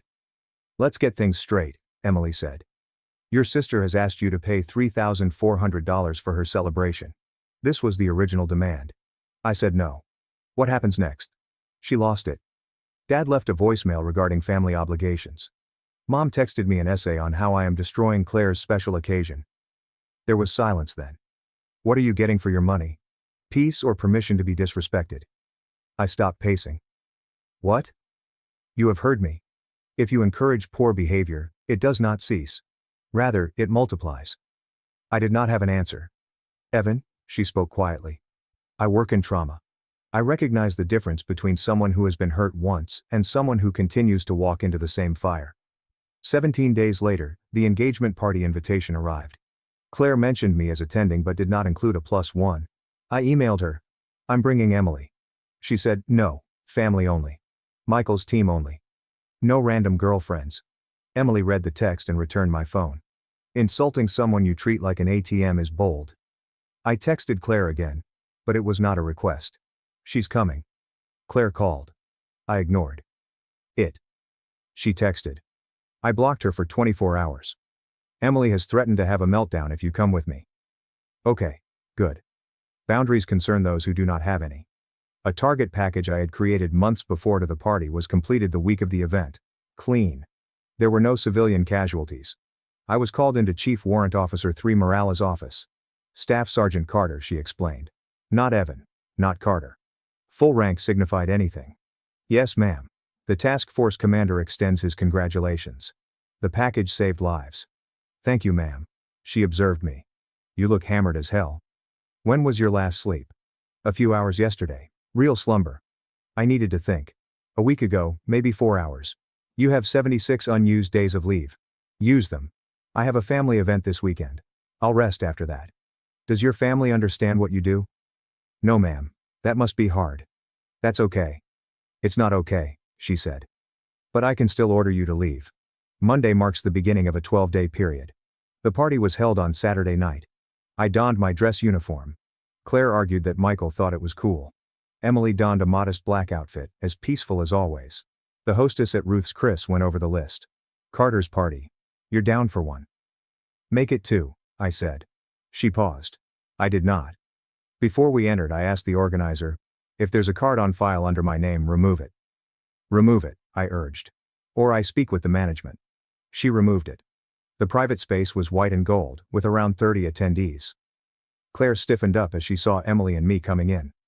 Before she could speak, Michael put his hand on her arm. There were 2 vacant chairs jammed into the far corner. I ignored them, dragged 2 chairs to the center of the room and sat down. Emily sat next me. My mother was staring. Claire appeared to be sipping battery acid. Dinner began. Wine flowed. Conversation buzzed all around us. Claire and Michael began whispering around 7:45. She continually gestured toward me. He continued shaking his head. He eventually approached and sat near me, asking, "Can we chat outside?" He asked quietly. In the corridor, he didn't resemble the noisy guy from the party. "Claire's been making jokes about you since we started dating," he said. I went along with it. I thought it was harmless. I waited. But last week she told me about her plans for tonight. This enormous toast where she calls me a warrior and really implies that you push paper and disgrace yourself in front of everyone. Why tell me? Because I noticed you've never defended yourself, which suggests you're either a doormat or someone who doesn't need to prove anything and won't understand anyhow. He met my gaze. You are not a doormat. How did she respond when you urged her to stop? She claimed I was being dramatic. That you do not mind. He paused. Would you mind? Yes, Michael. I do mind. Then I'll turn it off, and if she goes ahead anyhow, we'll leave. I'm not marrying someone who treats others like that. We headed back indoors. Claire stood with her wine glass at approximately 8:50 p.m. The room became quiet. Thank you all for coming, she replied cheerfully. This year has been amazing. I met Michael, my soulmate and hero. You're everything I ever wanted, Michael said, clenching his jaw. And I'd like to thank my family, particularly my older brother Evan, who was able to take time away from his crucial office work to be here. Polite laughter. I know it must be difficult for Evan, she said, seeing Michael in uniform and learning what true military service is like. But I appreciate him showing up, even if he spends his days filing reports and Michael. Claire, Michael said sharply, standing. Stop. What? She blinked. You are disrespecting your brother in public while wearing his uniform. It's only a joke, he does not care. Rightly. Everyone turned towards me. I stood and looked at her, then at my parents. Stop, I said quietly. Silence. We are leaving. I turned towards the door. Claire's voice raised. Evan, you can't just. My mother stood. Evan, stop being dramatic. She's simply teasing. I continued walking. Claire hurled the wine. The glass sailed past Michael. He had moved between us. I attempted to block her, but Claire surged sideways. The wine hit me across the breast. Cold. Shocking. Deep red is developing across my army blues. The restaurant became utterly silent. Michael spun on Claire. Are you out of your mind? Was he leaving? She exclaimed. On my special night, after everything I've. What have you had? Was he humiliated? Someone mocked him? Has someone stolen his money? Claire's mouth opened. Nothing came out. Michael stared at me. His gaze went to my chest. The wine soaked through and dripped onto the floor. As I shifted, my jacket pulled open. Something weighty slid into the inner pocket and then dropped. Metal clinks on the tile. The coin rolled once and landed near Michael's shoe. Michael's face transformed. In about 2 seconds, all of the color went out. Oh no, he muttered. Oh no, Claire snapped. What are you? Michael didn't look at her. He was staring at the coin near his boot as if it were a live round. Is that it? He started, paused, and restarted. Where did you get it? I did not confirm, did not deny. Just stood there, soaked with wine. Michael's hands began shaking. How long? I replied gently. I can't talk about it. Jesus Christ. He sat down hard. His entire crew was staring now. A couple of them had become quiet. Recognition is dawning. One of Michael's buddies, the large guy at the party, leaned forward. Wait, is that? Shut up, Michael replied, not irritated. Quiet, almost imploring. Simply shut up, Briggs. He looked up at me, then at Claire, and finally back at me. I've seen that coin, Michael muttered, scarcely moving his lips. His gaze flickered around the room, as if he were checking to see who could hear. Where did you acquire this? I did not respond. Holy hell, one of his teammates whispered. Michael stood upright, his entire body tense. Then he did something that made my mother gasp. Michael remained motionless, spine straight, voice slipping into something formal. Staff Sergeant Carter, I owe you an apology. Not here, he said. Michael dropped his hand and stared at Claire. We're done. What? The engagement is off. We're finished. Claire's face turned white. You cannot. It's only Evan. He's a nobody. He has always existed. He is not a nobody. Michael's voice was rough now. Yes, you are. You made me disrespect a man who has accomplished more in a single shift than I will in my whole career. You made me insult someone who saves lives that I will never know about. You ridiculed him, took his money, and simply assaulted him in public. I did not assault. You hurled wine at a service member in uniform. That is assault. And I'm not marrying someone who treats others like that. He turned to face his teammates. We are leaving. They stood. They all left silently. Professional and courteous. When an authority figure issues an order, soldiers move accordingly. Michael hesitated at the door and looked back at me. Thank you for your service. Real service. Then he was gone. The room exploded. Claire sobs. My mother shouted. My father attempted to calm everyone down. Claire's buddies are bringing out their phones. My mother grabbed my arm. Evan, please wait. You cannot just leave. We need to remedy this. No, we do not. Claire is devastated. Her engagement is destroyed. She damaged it herself. But you, my mother's voice soared. You could converse with Michael. Explain that you did not mean to embarrass him. That your job is not really important. I pulled my arm free. My job is not important. She faltered. I didn't mean, yes, Mom. You did. You meant it every time Claire teased me and you laughed. Every time Dad labeled me a paper pusher you nodded along. You meant it every time. My father stepped forward. Son, you are upset. Let us all calm down. And I'm calm. I am also done. I walked out. Emily followed. The parking lot was silent. Cool. May night. We made it to the car. A 12-year-old Honda Civic. Paid off, reliable. I checked my phone. Claire has 11 missed calls. Mom, you missed 5 calls. Dad, there are 4 missed calls. I've banned all 3 numbers. Emily leaned against the car. Well, that was something. Yes, your sister did throw alcohol at you. She did. And your parents instructed you to clean up. They did. She stared at me. You okay? I thought about it. Yes, I guess I am. That Michael guy appeared decent after he realized who you were. He was your family, though. She shakes her head. There is something else. I started the car. Yes, they are. We drove back to Baltimore. I took off my uniform at my residence. The alcohol had settled into the fabric. Probably damaged. Showered till the water became chilly. Emily had ordered takeaway. We ate silently. You know what's coming up, right? She said finally. What? An apology that is not an apology. The justification includes an apology filter. I nearly laughed. How do you know? Because I've seen families similar to yours in the ER. They show up after treating someone like trash. Act surprised when there are consequences, then explain why it wasn't their fault. Every single time. She was correct. The following morning I slept until noon. This was the first true rest I'd had in days. The messages began instantly. First day. Claire called from multiple numbers. I didn't respond. She left voicemail messages, all variations on the same topic. I had ruined her life. Michael's team spread rumors. His friends called her cruel. Her own friends had distanced themselves. It was entirely my fault. I removed them without listening all the way through. Second day. My dad arrived at my flat at 7 a.m. I had just gotten out of the shower. "We need to talk," he said as I opened the door. "No, we do not. Claire is a disaster. The wedding is off. Her pals are turning against her. Michael's team is sharing stories. You could fix it." "How?" "Tell them it was a misunderstanding. That your job isn't what Michael thought it was." I stared at him. "Do you want me to lie about my service so Claire looks better? I want you to aid your family. I've been aiding my family for 11 years. We covered your rent, paid Mom's dental bills, and sent Claire money for every emergency that turned into a shopping excursion. I am done. Evan, you gave Claire $2,750 from the money I sent you for car repairs. I sent you money since you requested for aid. You turned around and delivered it to her at her birthday party." His face turned crimson. "I don't care what she needed. You asked me for assistance and then gave my money to someone else. That is theft.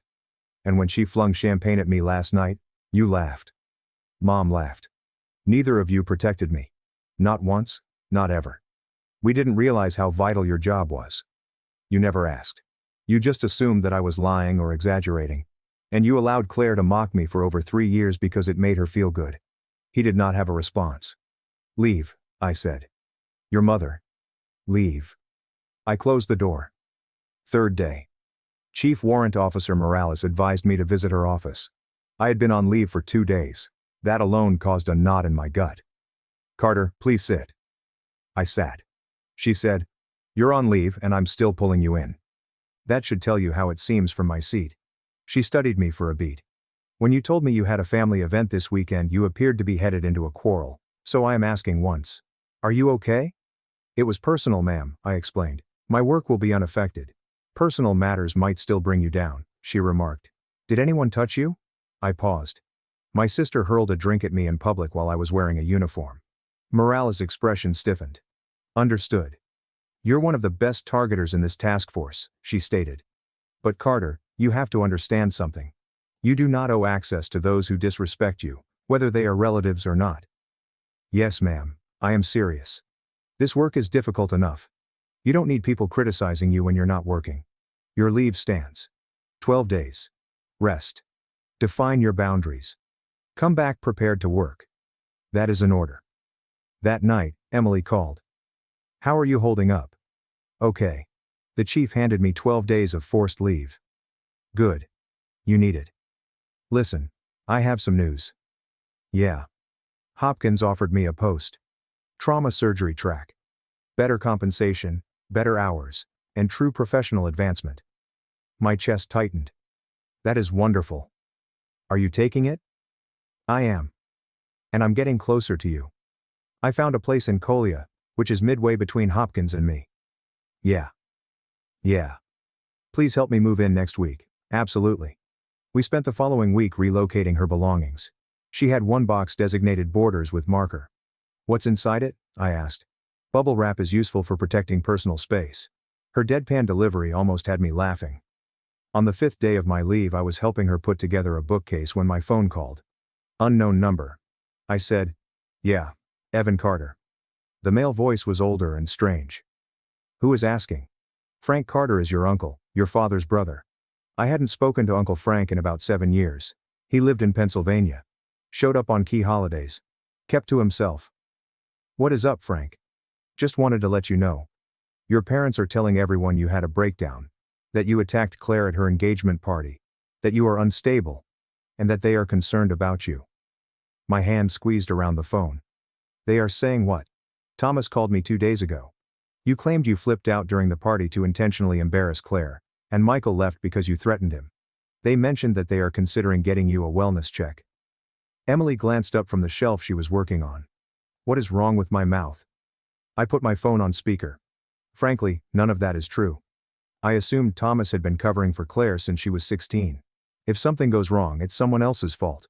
Usually yours." He paused. "What exactly happened?" I told him. "The entire thing. The money. The mockery. And the alcohol." Michael recognized my unit membership and called off the engagement. Silence on the other end. "Then the little psycho flung wine at you." "Yeah. Susan and Thomas laughed. Yeah. Jesus. Frank breathed forcefully. Listen, I can't stop them from telling stories. But I can make a few calls. Set the record straight with the family. If they try this wellness check nonsense, I'll shut it down. You do not deserve this. Thank you, Frank. Call me if you need anything. I mean it. Evan, you're a good child. Always has been. Don't let them convince you differently. He hung up. Emily looked at me. They're attempting to dominate the narrative. Yeah. Are you going to let them? I thought about it. No. She smiled. Good. Do you want me to assist you draft a message? We spent the next hour composing an email. Clean, professional, no emotion, only facts and boundaries. 2. Thomas Carter, Susan Carter, and Claire Carter. From Evan Carter. Subject, future bounds. I am writing to set clear expectations. I will not be attending any family activities. I won't be providing financial assistance. I will not be available for phone calls, texts, or in-person appointments. If you distribute inaccurate information about me, I will publicly rectify the record and provide verification. If you continue to contact me after receiving this warning, I will seek legal action, including restraining orders. This is not negotiable. This is not a transient situation. These are permanent limits established after years of disrespect and recent attack. Don't contact me again, Evan. I reread it 3 times. Emily reread it twice. Send it, she said. I sent it. My mother responded within an hour. A lengthy email with 3 paragraphs describing how I had misunderstood, how Claire was only joking, how family forgives, and how I was being harsh and vindictive, breaking my mother's heart. Emily read it over my shoulder. That's not an apology, she explained. That is a justification using an apology filter. I removed it without replying. The following few months were quiet. I returned to work, put myself into it, developed packages, tracked targets, and completed the job. Emily and I got into a rhythm. She worked trauma shifts at Hopkins. I worked classified shifts at the time. We'd meet in the middle, prepare dinner, and talk about nothing. My life had never felt more normal. In July I was chosen for Sergeant First Class. The pinning ceremony would occur later that year. Chief Warrant Officer Morales also suggested me for a post at USSOCOOM headquarters in Tampa, Special Operations Command.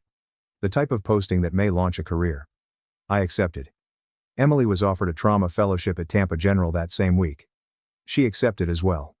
She said, "Looks like we're moving to Florida." That does appear to be the case. We packed up her home in Collier, moved south in September, found an apartment near MacDill Air Force Base, and began establishing a life. I haven't heard from my family. No phone calls, no emails, nothing. Frank Carter called once to check in. They are still telling people that you are unstable. Thomas tried to persuade me that you needed help. I told him that Claire needed help for attacking a military member. Thank you, Frank. You okay down there? Yes. Very good. And I was. Work was challenging but rewarding. Emily was thriving throughout her fellowship. We had friends, a routine, and calm. Claire arrived to our apartment in November, 7 months after the engagement celebration. I was heading home from a 14-hour job when I noticed her sitting on the stairs outside our building. Claire appeared smaller than I remembered, with black circles under her eyes. She stood up when she noticed me. "Evan, please. I need to talk to you." I paused. "How did you obtain this address?" "Mom handed it to me." "Please. Just 10 minutes. "No, Evan. My life is falling apart. Michael won't speak to me. I can't date someone in the military. I lost my job. You need to leave. I apologize. I apologize for throwing wine on you. You were mocked. I did not comprehend. You completely understood. You didn't care. I was jealous. Please. I'm your sister. Family forgave. The family respects each other. You never did." The door behind me is opened. Emily stepped out, descended the steps, and stood next to me. "Who is this?" Claire asked, her voice harsh. "Emily is my girlfriend." Claire looked her up and down. "You brought a stranger too?" "She is not a stranger."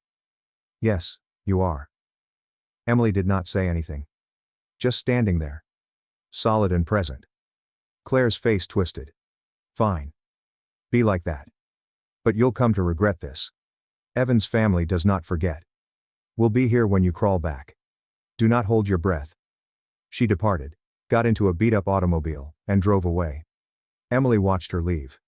She drove for over 5 hours to ambush you on the stairs. Apparently, that is not an apology. That is manipulation. I understand. We went in. I called Frank Carter and told him what had happened. He exhaled. I will call Thomas. Tell him that was inappropriate. But Evan, they aren't going to stop. They believe that if they push hard enough, you will break. I will not. I know you will not.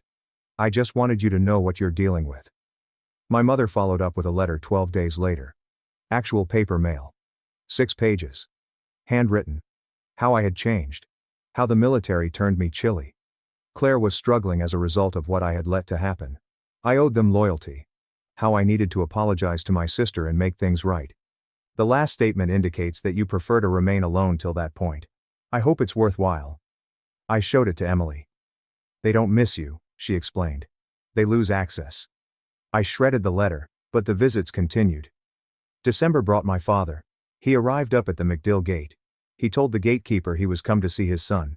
The guard summoned me. I told him that I didn't know anyone with that name. My father was escorted off base. He called from the parking lot. I didn't respond. He left a voicemail. Evan, I drove 8 hours. You cannot even speak to me for 10 minutes. This is ridiculous. You are acting like a child. Call me back. I blocked that number. In January, Claire sent an email. Subject: please read this. 12 pages on counseling, jealousy, feeling inadequate, apologizing, and wanting to rebuild. The final line. I know I do not deserve forgiveness, but I am asking because that is what family does. Emily read it over my shoulder. It's still all about her emotions. Nothing about what she really did to you. I did not respond. February marks 10 months since the engagement party. I was on track to become Sergeant First Class. Morales informed me that I was ahead of the curve for my year group. Emily was finishing up her fellowship. I received offers from 3 hospitals. We were creating something good, and it didn't include folks who treated me as a backup plan. In March, I received a call from Frank Carter. Evan, are you sitting down? What happened? Thomas suffered a heart attack. He is in critical condition at Pennsylvania Avenue Medical Center. Susan called and wanted me to tell you. She wants you to return home. My chest tightened. How awful is it? Bad. They aren't convinced he'll make it. I sat down. Emily appeared in the doorway with a puzzled expression. I will call you back, Frank. I hung up. I told Emily what occurred. Are you planning to go? She asked. I do not know. It's your father. He's not my father. He's the guy who gave Claire my money and smiled as she flung alcohol at me. Emily sat next to me. I am not going to tell you what to do. But I will tell you this. If you leave and he heals, they'll use it to show you still care. That you will return if they press the appropriate buttons. If you don't go and he dies, you'll question whether you should have. What would you do? She thought about it. I would go, not for them, but for myself. So I'd know I'd given them one final chance, and they'd either take it or not. However, I would want to set clear boundaries. And I would leave the moment they crossed them. I called Frank back. I'll come up, but I won't stay. And if they try anything, I'm leaving. Okay, fair enough. I will meet you at the hospital. The flight to Pennsylvania lasted 2.5 hours. Emily came with me. We rented a car and drove to the hospital silently. Frank greeted us in the lobby, looking older than I remember. He told me he was in the intensive care unit. Stabilized, although it's touch and go. Susan is up there. Claire too. Great. He looked at Emily. You must be the girlfriend. Emily, a trauma nurse. Good. We might need you. In the elevator, he said. Fair warning. Your parents are telling everyone that you abandoned the family. They're playing the victim hard. Of course they are. The ICU waiting room was small. My mother sat red-eyed, clutching tissues. Claire is beside her. They both looked up as we walked in. My mother's face flickered between shock, relief and anger before landing on wounded. Evan. You arrived. How is he? Critical. They induced a coma. We won't know if there is brain damage for 72 hours. Her voice crackled. He might not awaken. I nodded, but did not move closer. Claire stood. Can we speak privately? No. Evan, please. Dad is dying. Can you set aside whatever? Whatever. What? Was there an assault? What about the mockery? You stole the money, right? Her face flushed. I apologized. No. You emailed me about your feelings. That is not an apology. My mother rose. Evan. Now is not the time. When is the time to talk about how you allowed her to steal from me and laughed when she threw wine at me? How you told others I had a breakdown? We never.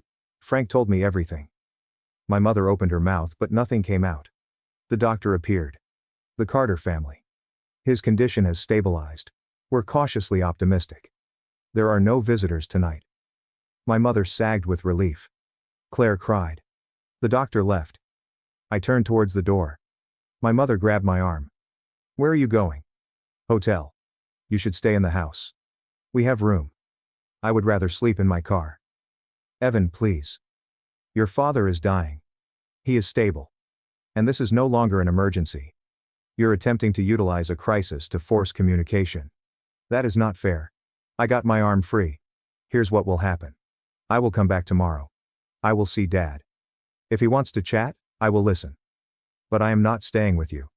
And if you try to manipulate me again, I'll leave permanently. Claire stepped forward. You are being cruel. Dad may die, and you're. Say one more word, and I'll walk out right now. She shut up. I left. Emily followed. Frank caught up to us in the parking lot. That went as planned, he said. Thank you for the caution. My reward. The hotel room features 2 beds. You and Emily can sleep there. We accepted. The next morning my father was awake. Groggy and feeble, yet alert. The nurse allowed me in alone. He stared at me. Evan. Hello, Dad. You arrived. Yeah. A long pause. He appeared pallid. Somewhat smaller. I apologize. He whispered. I should have stopped her. I defended you. I did not. I was mistaken. Yes, you were. Will you forgive me? I thought about it. I do not know. You had 11 years to defend me and tell Claire to stop.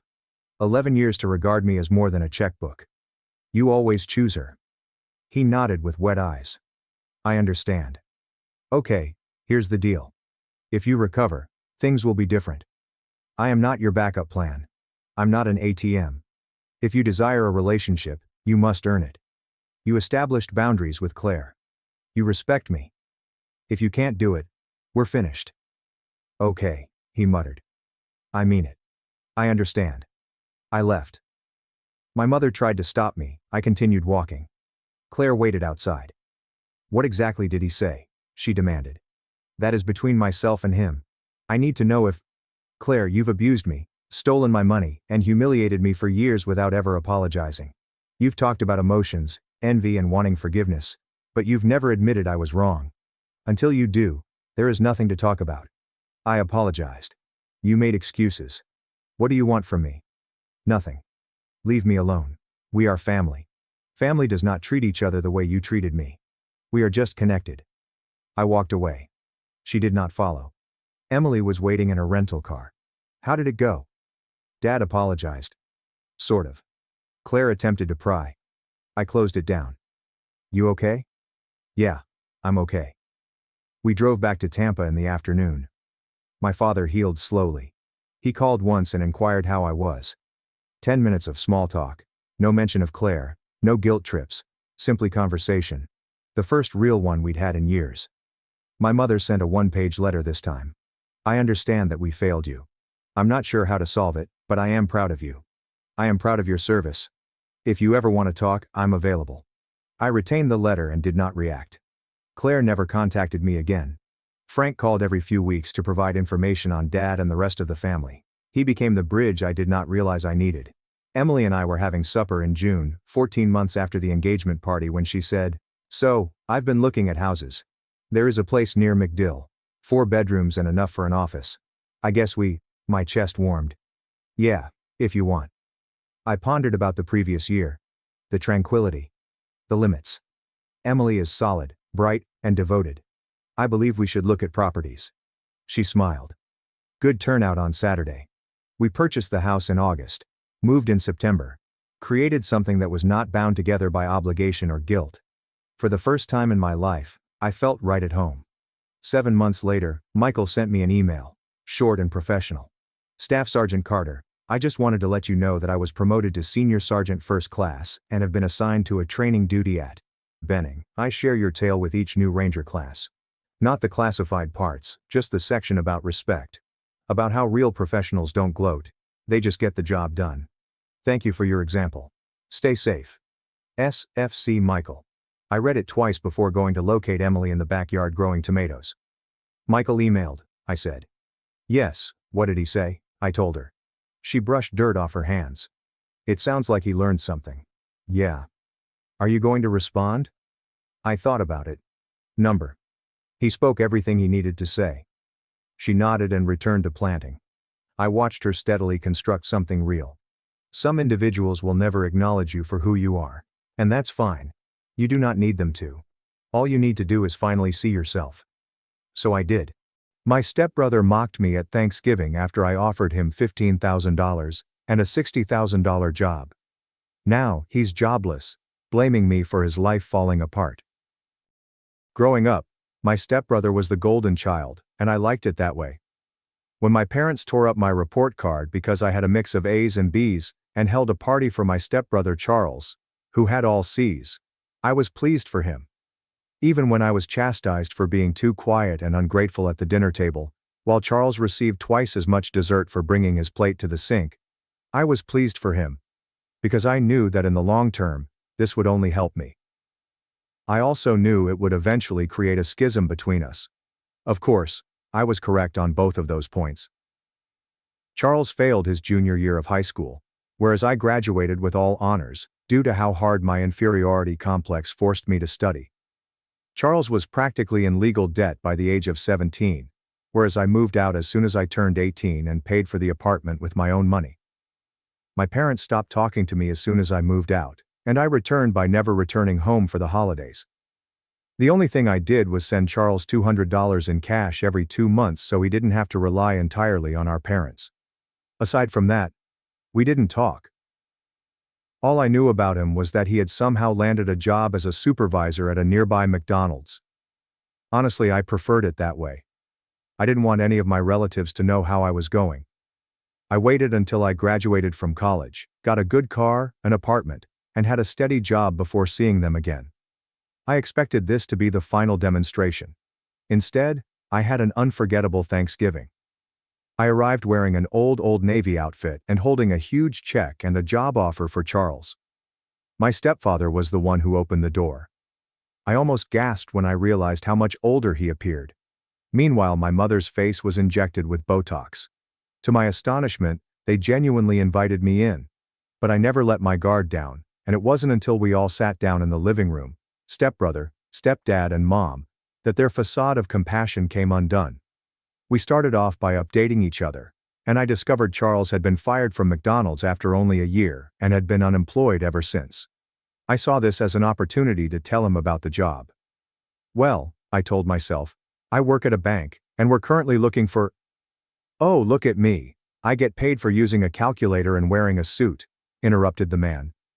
I stared at him blankly as my parents laughed their heads off. It had been nearly 8 years since I last saw him. He wasn't still a man-child, right? I dismissed it as a silly joke and attempted to continue, but every time I did, he'd start making strange faces or calling me a desk monkey under his breath. I sighed. And for the first time, I recognized Charles for what he was: a deadbeat loser. So I turned down the job offer and instead handed him the $15,000 check from my pocket. But instead of thanking me or simply nodding in my direction, he went too far. Bet your dead daddy's real pride you turned out to be a money parasite, huh? My face sank. I was so angry that my neck and cheeks began to burn. I rose up and walked towards him, fists clasped at my side. In answer, he stood up, but instead of addressing me, he ran away and locked himself in the restroom. My parents sat motionless on the couch, refusing to participate. I simply stepped up to Charles and began gently unlocking the door from the outside, tormenting him. Hey Charles, did you know I was going to offer you a job that had a starting pay of $60,000 today? Silence. But hey, if you'd rather beat your hot dog all day while watching girls who will never want you, all from the childhood bedroom that you never moved out of, then more power to you. Silence. I didn't even bother to open the door after that. I've just departed. A little part of me was irritated that I let him retain the check, but I was more relieved that I could help him out. However, Charles did not necessarily want the check. He did not want the job either. Instead, he intended to wreck my life. I hadn't realized it at the time, but Charles had been so offended by my statements that he was determined to use them to wreck all I had ever worked for. About a week later, I began receiving strange calls at work. Someone would ask for my name and then hang up when I answered. Then my email inbox was swamped with subscription confirmations. Someone had joined me up for every pornographic site mailing imaginable. My business email address, not my personal one. I updated my passwords and moved on, assuming it was a one-time occurrence. Then my neighbors began giving me odd stares in the corridor. Someone had posted leaflets throughout my condo complex, stating I was running an unlawful company from my apartment. The flyers included my entire name and unit number. I recognized Charles right away. But how did he know where I lived? The check I handed him had my bank's address rather than my home address. After a few days of anxious thinking, I remembered my mother had requested my address last year, in order to send me a Christmas card. She never sent anything, but Charles had certainly received the information. The situation immediately deteriorated from there. I began receiving goods that I had never ordered. Expensive items that would arrive COD, meaning I had to pay for them or deny delivery. My car was keyed in my building's parking garage. Someone reported a noise complaint to my condo association 3 nights in a row. These were all bothersome, but tolerable. What pushed me over the line was receiving a call from my supervisor asking whether everything was fine. Apparently, someone claiming to be my stepbrother called HR to say I was experiencing a mental health crisis and needed to be evaluated. That may have significantly harmed my professional reputation if my boss hadn't known me well. I was done playing defense. It's time to find out what Charles was up to and put an end to it. I contacted my mother for the first time in years and asked how Charles was doing. She began a 20-minute rant on how he was between opportunities but had huge plans. The key element was that he was still living at home, in his childhood bedroom. Just as I had suspected. I needed to know exactly how far he was willing to go.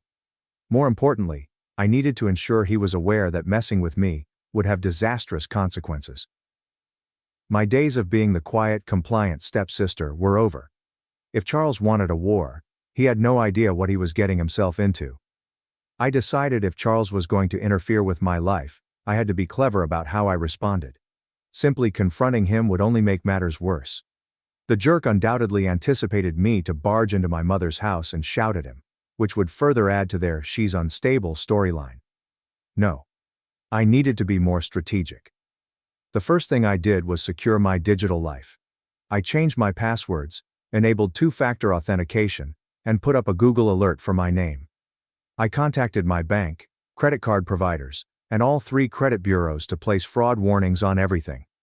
The last thing I needed was Charles attempting to open accounts in my name. Then I addressed physical security. I told my building management about the incident, but kept it vague. Just mentioned that I had a troubled family member who could cause problems. He pledged to notify security and ensure that no packages were accepted without my express approval. I also purchased an inexpensive camera for my front door, a standard Ring doorbell, nothing fancy. Throughout everything, I was attempting to figure out my next step. I wasn't going to sit back and accept Charles's nonsense, but I also didn't want to descend to his level. I decided to take a little trip to my hometown that weekend. Not to confront Charles, but to gather intelligence. I drove down Saturday morning and parked a few blocks away from my parents' house. Their neighborhood had not changed much. Same old houses and broken sidewalks. I was sitting in my car wondering what the heck I was doing, when I noticed Charles walking out the front door. He was dressed in the same dirty sweatpants from Thanksgiving, but with a grimy hoodie. Real fashion icon. I sunk in my seat as he walked past without looking at me. He walked toward the convenience store on the corner. I chose to follow him. Not too close, but enough to see what he was up to. He went out and bought cigarettes and a case of cheap beer before returning home. But he did not go inside. Instead, he walked to the side yard, where there was an old shed. My parents never utilized the shed for anything other than storing their lawnmower. But Charles unlocked it and went inside, where he stayed for around 20 minutes before returning to the house. Interesting. I waited until both my mother's and Timothy's automobiles had left the next day before making my move. Sunday mornings, they always went to the diner for breakfast, which has been a tradition since I was a child. Charles, I assumed, would be either sleeping or engrossed in his video games. I was interested in checking out the shed. The lock was inexpensive and simple to pick. Thank you. YouTube videos. Inside was, well, it wasn't what I expected. Charles had created a small office of sorts. There was a desk with an outdated laptop, a printer, and piles of paper. Pictures of me hung on the wall, including photos from my social media before I locked everything down, printouts of my job profile, and even a map with my condo circled in red. It seemed like something out of a horrible suspense film. What truly piqued my interest was a notebook titled Operation Payback. Charles, you are truly original. I looked through it and discovered a complete record of everything he'd already done to me, as well as a slew of new things he planned to do. Some were childish, ordering pizzas to my house at 3 a.m. Others were more concerned. He had jotted down the names of several of my coworkers, as well as instructions about how to reach them. I photographed everything using my phone. This wasn't simply some bothersome sibling rivalry. This was straight-up harassment. I gently returned everything exactly as I had found it and snuck out, making sure to lock the shed behind me. On the way home, I called my friend Barbara, who works in information security. She has always been my go-to person for technical guidance. I addressed the matter without delving too far into the family strife. "This guy sounds like a total loser," she commented. "However, even losers can wreak damage. You must protect yourself." Barbara came over that evening and helped me improve the security on all of my gadgets. She also had some thoughts regarding how to identify the source of any future digital harassment. We got takeout and spent the entire evening locking things down. "You know," Barbara continued between pieces of pad thai, "you could just report him to the police for harassment." I shake my head. "Not yet. I'd like to see what he does next." "Do you play with fire a lot?" Barbara lifted her brow. Perhaps I was. But something inside me wanted to handle this on my own. Plus, involving the police meant potentially dealing with my parents, which I wasn't prepared for. The next few weeks were quiet. Perhaps too quiet. I watched my camera footage every day, but there was no evidence of Charles. No strange calls, no packages, nothing. I almost thought he had given up. Then I received a call from an unknown number while at work. Against my better judgment, I responded. "Hello, is this Giselle?" A woman's voice inquired. "Yes, who is this?" "This is Karen with Credit Secure. We found some odd behavior on your accounts. It looks like someone attempted to open 3 credit cards in your name yesterday." My stomach sank. I spent my lunch break dealing with an attempted identity theft. Fortunately, the fraud alarms I'd set up had avoided any serious damage. But Charles's actions were clearly rising. This wasn't simply bothersome, it was potentially unlawful. That evening my phone buzzed with a message from a number I didn't recognize. "Do you have credit problems? Perhaps you should be more careful about who you piss off." I did not respond. I just stored the number as evidence. But now I'm actually angry. It had gone too far. The next day at work I couldn't concentrate. My thoughts kept returning to Charles and his idiotic retribution ideas. During my afternoon break, I decided to check my personal emails.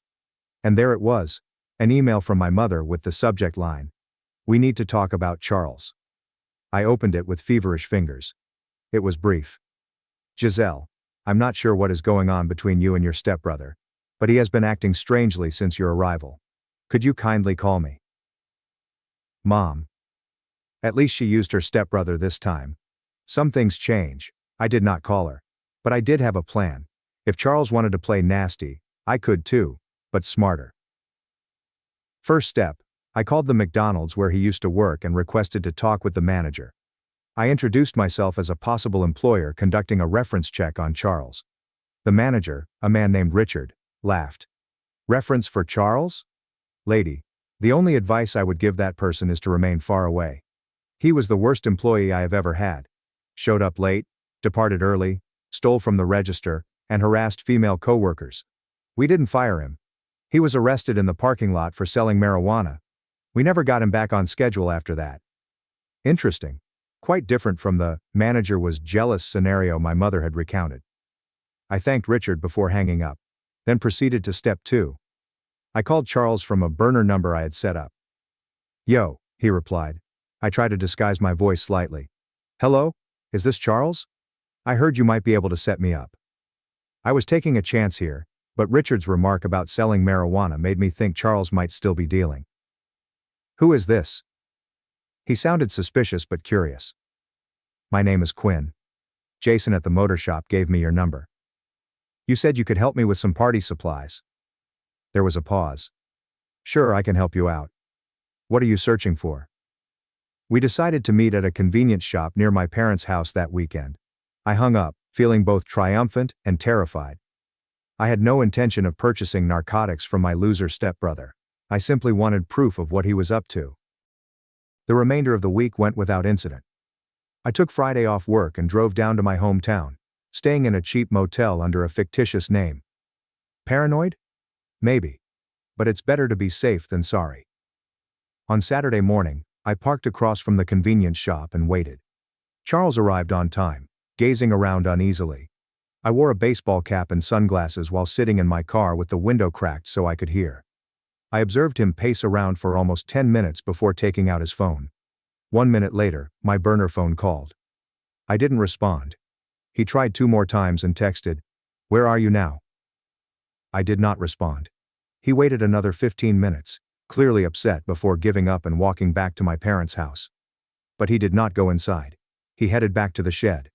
I gave him some time before grabbing my phone and following. This time, I did not enter the shed. Charles ranted to himself while I stood near the window, recording with my phone. Stupid no-show. Wasting my time. It could have been a setup. Regardless, we must concentrate on the plan. I heard him moving papers around, then. "Alex will not know what hit her. By the time I'm finished, she'll regret she never returned." That's when I heard a sound that made my blood run cold. The distinct click of a rifle being handled. I almost dropped my phone but managed to continue recording. "Should have seen her face when I mentioned Dad," Charles said, laughing. "Always was a sensitive little—" I had heard enough. I carefully moved away and returned to my car, my heart racing. The recording was not perfectly clear, but it was enough to make me very apprehensive. Was Charles truly threatening, or was he just talking big to himself? I choose not to take chances. When I returned to the motel, I transferred the recording to my laptop and called Barbara. "I think my stepbrother might actually be dangerous," I said to her, attempting to maintain my voice. "Define dangerous," Barbara responded. "Like, I think he might have a gun and be planning something serious." Barbara remained silent for a minute. "Alex, you need to go to the police." "I know, but—" "There are no buts. This isn't about family turmoil anymore. If you are genuinely concerned about your safety, you must report it." She was correct, of course. But I hesitated. Going to the police meant that this entire situation would become official. My parents would become engaged. It would be a mess. Then my phone received a notification from my condominium's security app. Someone was trying to get into my unit. The camera captured a delivery worker carrying a huge item. I hadn't ordered anything. I immediately called my building's security desk. "This is Giselle from Unit 412. I'm out of town and don't expect any deliveries. Please do not accept any packages for me." "Too late, ma'am," the security guard replied. The delivery person stated that it was perishable and required immediate signature. "Your stepbrother signed for it." "My stepbrother? I do not have a stepbrother in town." There was an awkward moment. "Tall guy, big build, beard. He said he was house-sitting for you while you were away. He had the key and everything." I felt like throwing up. "That is not my stepbrother. Someone is impersonating a relative. He does not have authority to be in my apartment. Please contact the police immediately." I hung up and contacted Barbara, who lived approximately 15 minutes away from my building. "Barbara, Charles is in my condominium. He somehow obtained a key. Building security has called the police, but can you walk over there?" "On my way," she said without hesitation. While I began the 3-hour drive home, Barbara texted me updates. The cops had come, but Charles had already left. The perishable item turned out to be a package of rotting fish that he had placed on my kitchen counter. Charles's style is classic, childish and filthy. The police took a report, but indicated there was little they could do because nothing was stolen and the damage was minor. They told me to change my locks and get a restraining order. When I arrived home, Barbara had already phoned a locksmith, who was just finishing up. Despite Barbara's efforts to clean things up, my apartment still smelled like fish. I was exhausted, angry, and scared. But most of all, I was tired of being Charles's punching bag. "I need to end this," I said to Barbara as we sat on my balcony to avoid the scent. "Not just stop him, but make sure he can never pull this kind of crap again." "What are your thoughts?" Barbara seemed concerned. "Something legal," I told her, "but effective." The following day was Sunday. I knew my parents would be having their customary diner breakfast, and Charles would most likely be sleeping in. It's perfect timing for me to make some phone calls. First, I called a friend who worked at the DMV. I wasn't seeking anything unlawful, simply confirmation of my suspicions. Charles's driver's license was suspended 6 months ago due to unpaid citations and driving without insurance. Nevertheless, I had seen him driving my mother's automobile only yesterday. Next, I called a college friend who had become a paralegal. She helped me grasp what constituted harassment and identity theft in our state, as well as the evidence required for a restraining order. I had plenty. I then called my boss. I described the situation briefly, and requested Monday off to deal with some family concerns. He was understanding. Finally, I called my mother. She responded on the third ring, sounding astonished to hear from me. "Giselle, are you okay?" "Not really, Mom. We need to talk about Charles. In person. Can I come over tomorrow morning?" There was a prolonged pause. "I suppose that's all right. Timothy will be at work, but..." "Good. I would rather chat to you alone initially. I'll be there at 10 o'clock. I spent the remainder of Sunday prepping. I organized all of my proof, including images of Charles's Operation Payback shed, recordings, and credit fraud efforts. I backed everything up to the cloud and made physical copies. If Charles taught me anything, it was to be thorough. Monday morning, I dressed conservatively in a basic blouse and slacks, professional but not threatening. I didn't want my mother to think I was coming to attack her, even though a part of me resented her for enabling Charles all these years. When I arrived, my mother appeared apprehensive. She had clearly made an effort. Her hair was done, and she was dressed better than her regular loungewear. The house was also spotless. It reminded me of how she used to feverishly clean before my stepfather returned home from work. "Is Charles here?" I inquired as I stepped inside. She shakes her head. "He went out early. He said he had some business to take care of." "Great. That could be anything, from selling narcotics to vandalizing my car again." I'd parked a block away, just in case. We sat in the living room, awkwardly positioned at opposite ends of the couch. My mother kept fumbling with her wedding band, an anxious habit she'd had for as long as I could remember. "Mom, I need to show you something," I explained, pulling out my evidence folder. "Charles has harassed me since Thanksgiving. It began with pranks but has progressed to identity theft and breaking into my home." My mother's face changed through a variety of expressions, including astonishment, incredulity, defensiveness, and then a kind of resigned acknowledgement. "He's been troubled," she murmured softly. "Ever since you came back, he feels like you're showing off, making him look bad." "Mom, I paid him $15,000 and offered him a job. How does this make him look bad?" She did not have an explanation for that. I showed her everything. Photos of Charles's shed, screenshots of credit card fraud attempts, and building security footage of him walking into my unit. With each piece of evidence, she appeared to retreat a little deeper into the couch. "I don't know what you expect me to do," she finally answered quietly. "I expect you to cease enabling him. He is not a child anymore, Mom. He's an adult who chooses to injure others, including me. And I've had enough." I took out the final document, a restraining order application that I had completed earlier that day. "I am filing this today. Charles will be legally forbidden from contacting me or approaching my home or office. If he violates it, he will be arrested." My mother started to cry. Not theatrical sobs, just quiet tears streaming down her cheeks. "He's my son. And I'm your daughter," I said, shocked at how calm my voice was. "But you have never protected me from him. So now I'm protecting myself." The front door banged, making both of us jump. Charles raced into the living room, face flushed with rage. "What the hell are you doing here?" he demanded, looking at me. I rose up and kept the coffee table between us. "I'm talking to Mom about your little hobby of harassing me." Charles gazed at the documents strewn out on the table, then at our mother's tear-stained face. Something seems to snap in him. "Do you think you can just come in here and turn her against me after ignoring the family for years?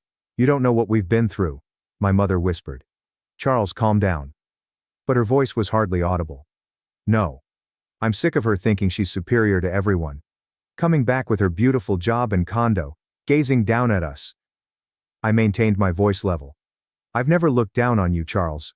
I attempted to help you." "Can you help me?" He laughed bitterly. "You left me here with them," he said, gesturing toward our mother. "What has it been like for you? Being the only one on whom they could focus, criticize, and exert control. You escaped, and I felt double the pressure." That was not what I was expecting him to say. I almost felt sorry for him. Almost. "That doesn't justify what you've done," I stated firmly. "It's harassment, identity theft, breaking into my house." Charles's face altered, as a smirk replaced his rage. "Prove it was me." I pointed at the evidence on the table. "Already did." The sneer wavered. He looked down at the papers and then back at me. "So, are you going to call the cops on me now?" "If I have to." He made a step toward me, and I automatically moved back. That's when I saw the bulge in his jacket pocket. "Is that the gun I heard him handling?" My mother also witnessed it. "Charles, what is in your pocket?" He ignored her, focusing his attention on me. "You always think you're really brilliant, don't you? Little Miss Perfect has the perfect life." "My life is not perfect, Charles.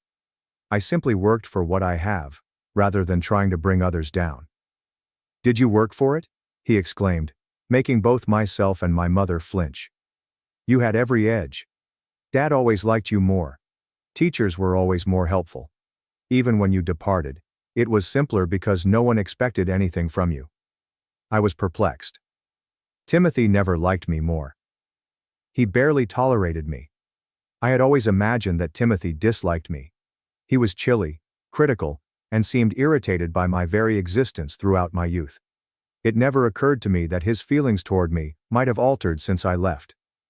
"Not Timothy," Charles said angrily. "My father, your stepfather. You were not the only one who had to meet unattainable standards. You weren't the one who was constantly compared to his brilliant stepdaughter after you left." Well, that was an unexpected story twist. I looked at my mother, who was gazing anywhere but at us. "Is this true?" I asked her. She sighed heavily. "Timothy has changed since you left. He was pleased with your independence." I started wondering why Charles couldn't be more like that. I nearly laughed at the irony. Charles was the golden child all those years, and he seems to have been living in my shadow ever since I left. But that didn't excuse his actions.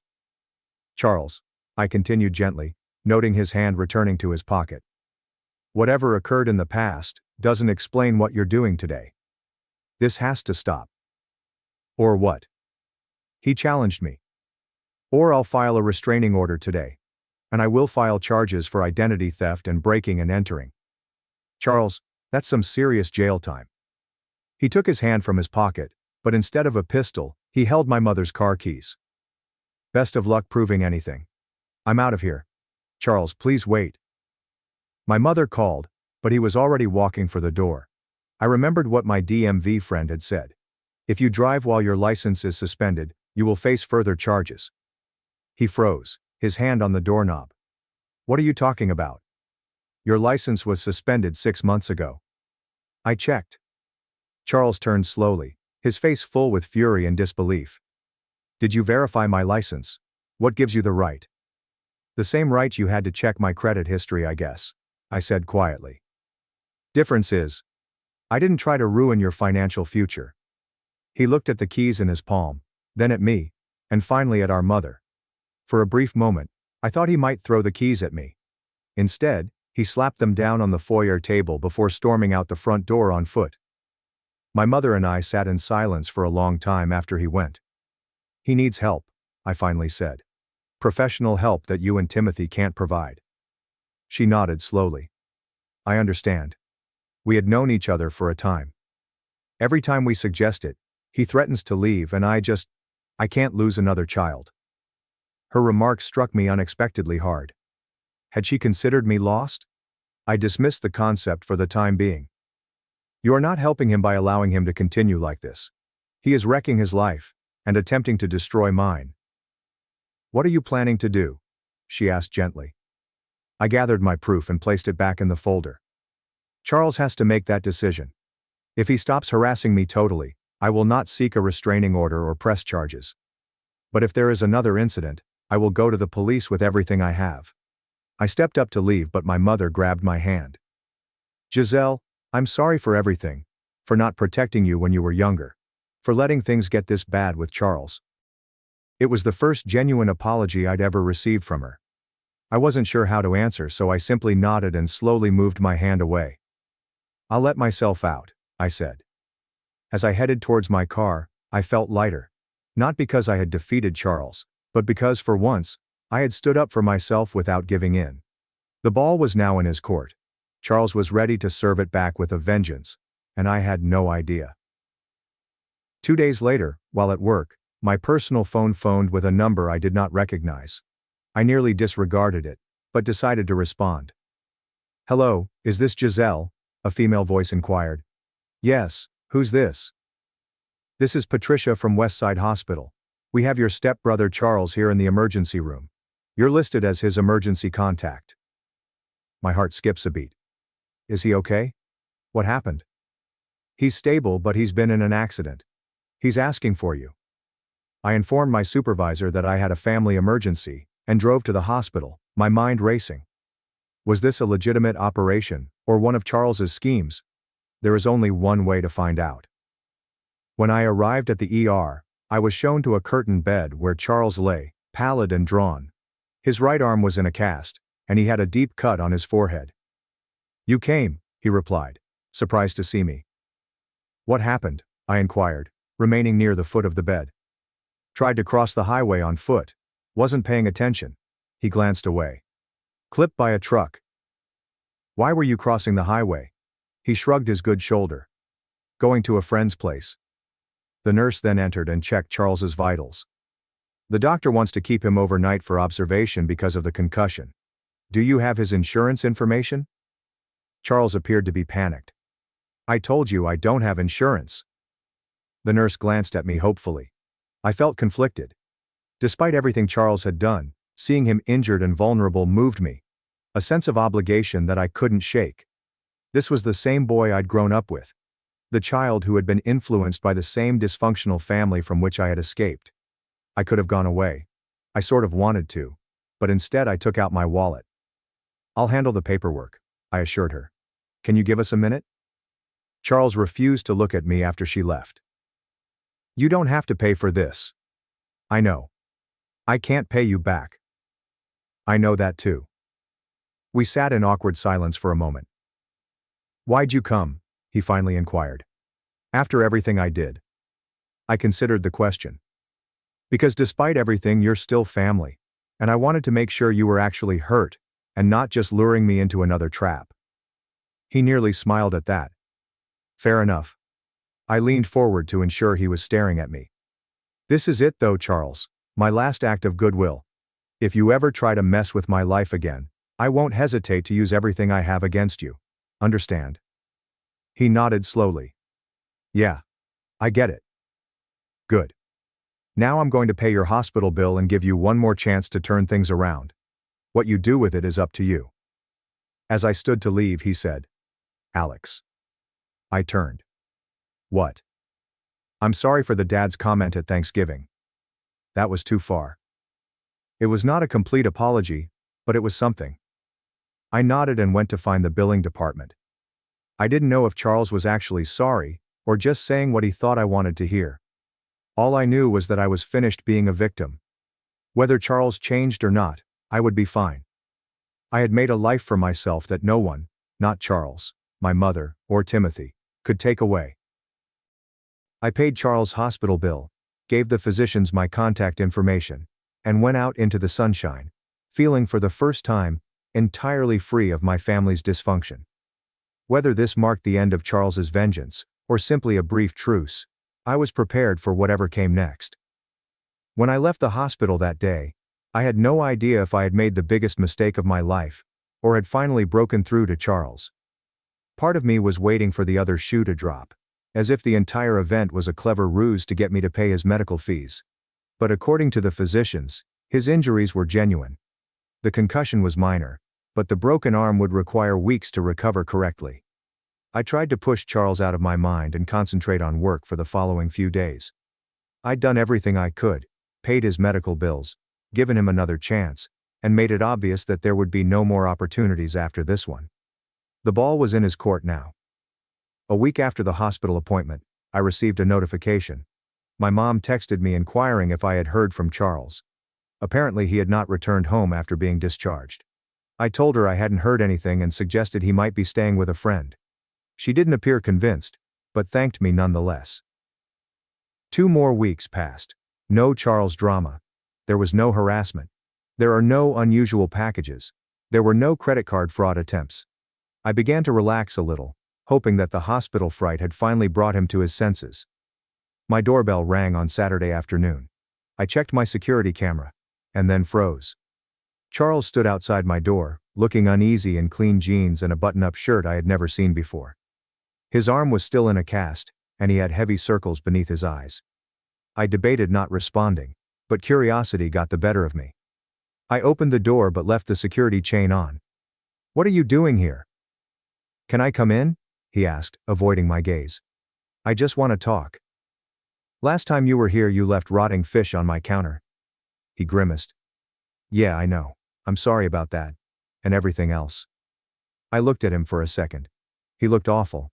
Thinner, exhausted and strangely nervous. Not the arrogant jerk who had been tormenting me for months. "Closing the door to undo the chain, and I'm recording this conversation on my phone," I said as I let him in. Charles nodded and followed me into the living room, but did not sit down. He simply stood there awkwardly, fumbling with the edge of his cast. "So?" I asked after an awkward silence. I wanted to tell you I won't be bothering you anymore. I got a job. Well, 2 jobs actually. Morning shift at a warehouse and evening shift at a gas station. It was unexpected." "Okay, good for you." "And I'm paying back Mom for all the money she's loaned me over the years, starting with the car insurance I let lapse." I raised an eyebrow. "What brought this on?" He shrugged. "The accident, I guess." He paused. "I had to sleep in my car for a few nights after the hospital. Had some time to think." "Wait. You've been living in your car? Why?"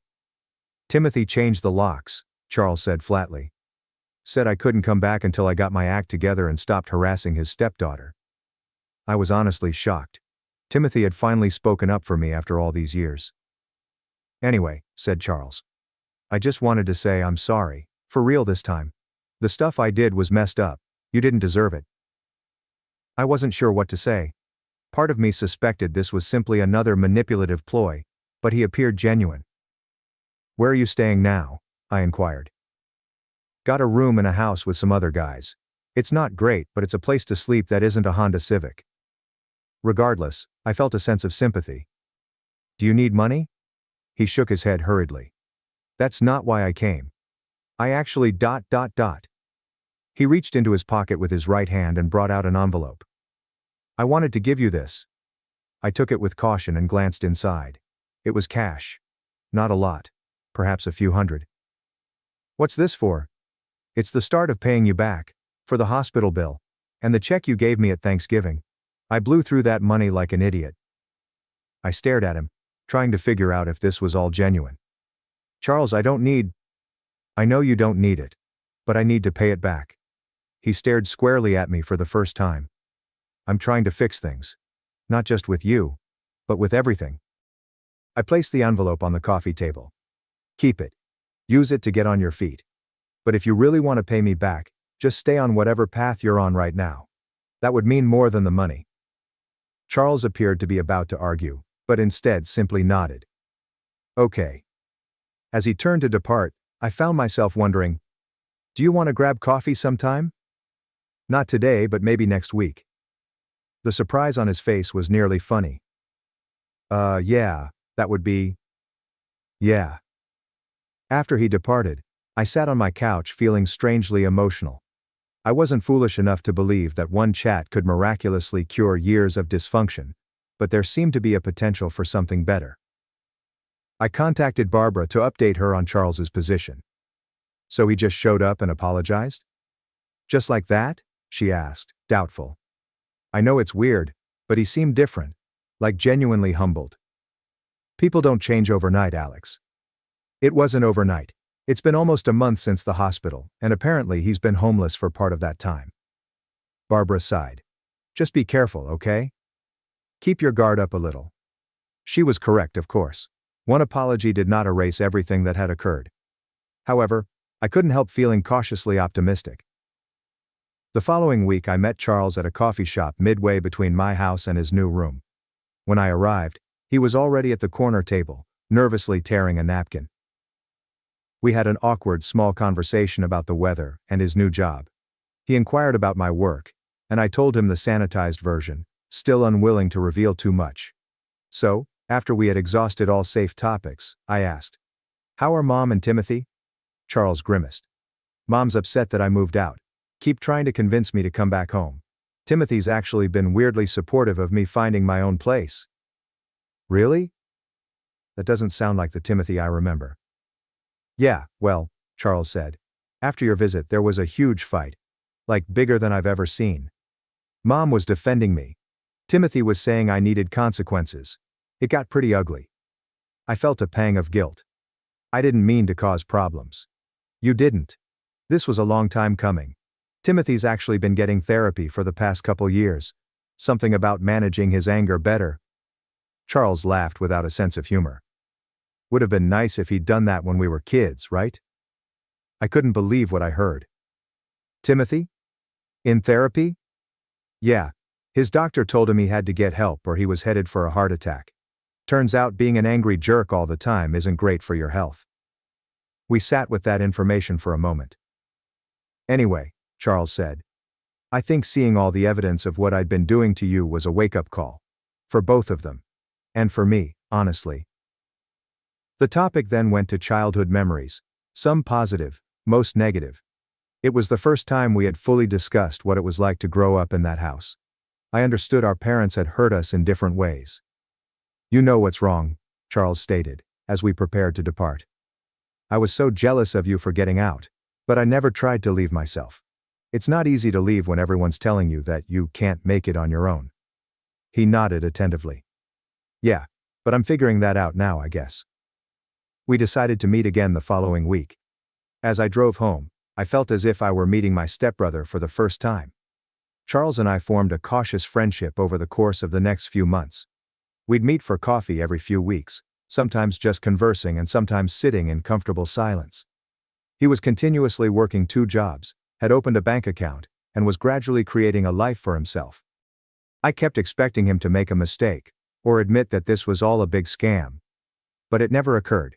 He seems to sincerely want to change his life. Charles texted me 4 months after his unexpected visit to my condo, asking if we might meet at our normal coffee location. When I arrived, he was grinning. I got promoted at the warehouse, he informed me as soon as I sat down. Shift supervisor, better pay, regular hours. That's awesome, Charles, congratulations. And I'm quitting the gas station job. Going to use those evening hours to get my GED instead. I was actually impressed. Wow, you're really doing this, aren't you? He nodded, proud yet embarrassed. Yeah, turns out I don't actually suck at everything. Who knew? I knew, I replied without thinking. That's why I offered you that bank job back at Thanksgiving. His face dropped somewhat. Yeah, about that. I'm sorry I was such a jerk. That would have been a good opportunity. Well, maybe when you get your GED, we can talk about it again. My bank is always hiring. Charles looked up with amazement. You'd still help me get a job after everything? People deserve second chances when they're genuinely trying to change. And you clearly are. We spent the rest of our coffee session discussing GED requirements and what kind of opportunities would be available at my bank in the future. It was strange, yet pleasant to anticipate a future that included Charles in a positive way. That night, my phone vibrated. My mother called me. We've been communicating more since Charles's accident, but our chats are usually brief and perfunctory. "Giselle," she said, her voice quieter than normal. "I wanted to thank you." "For what?" "For whatever you said to Charles. He's doing so well now. Timothy and I are really proud of him." I felt an odd combination of emotions. "I didn't do anything, Mom. Charles made these changes himself. But you gave him a chance when you had every reason not to. And I know I didn't always do right by you when you were growing up." I grabbed the phone more tightly, unprepared for this talk. "Mom, you don't have to." "Yes, I do. I've been talking to someone too. A therapist." She laughed nervously. "Seems like everyone in this family is in therapy now, except you." "Who says I'm not?" I asked, even though I wasn't. "Fair enough. Anyway, I just wanted to say I'm sorry, for a lot of things. And I'm grateful that you're giving me, another chance too." I didn't know what to say, so I simply said, "Thanks, Mom." After we hung up, I sat on my balcony, gazing at the sky, reflecting on how much had changed in less than a year. From the disaster of Thanksgiving to whatever this new family dynamic would become. Charles successfully completed his GED 6 months later. I took him out to supper to celebrate, and he surprised me by inviting my mother and Timothy along. Even more astonishing was how enjoyable the evening turned out to be. Timothy was calmer and less dominant than I remember.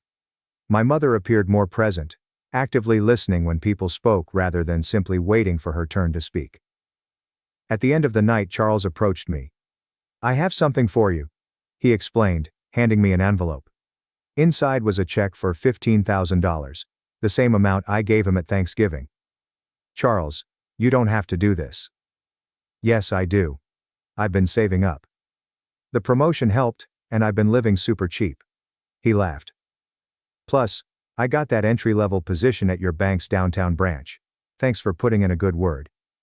"You earned that job on your own merits," I told him candidly. "Your interview scores were excellent. Still, I wouldn't be here without your help." He pointed to the check. "And that's just the beginning.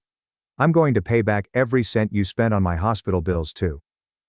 I attempted to disagree, but Charles was insistent. "This isn't just about money. It's about responsibility. It's about being the kind of person who honors his debts." Looking at his determined expression, I understood he needed this more than I did the money. So I accepted the check with a polite, "Thank you." Later that week, when having lunch with Barbara, she inquired about my family's situation. "Surprisingly good," I said. "It's like I've got this whole new family I never expected to have." "And you're sure Charles has changed for real? Not just putting on an act?" I took the question seriously. "I think so. It's been almost a year with no red flags. He's working hard, saving money, even talking about community college classes next year." Barbara nodded.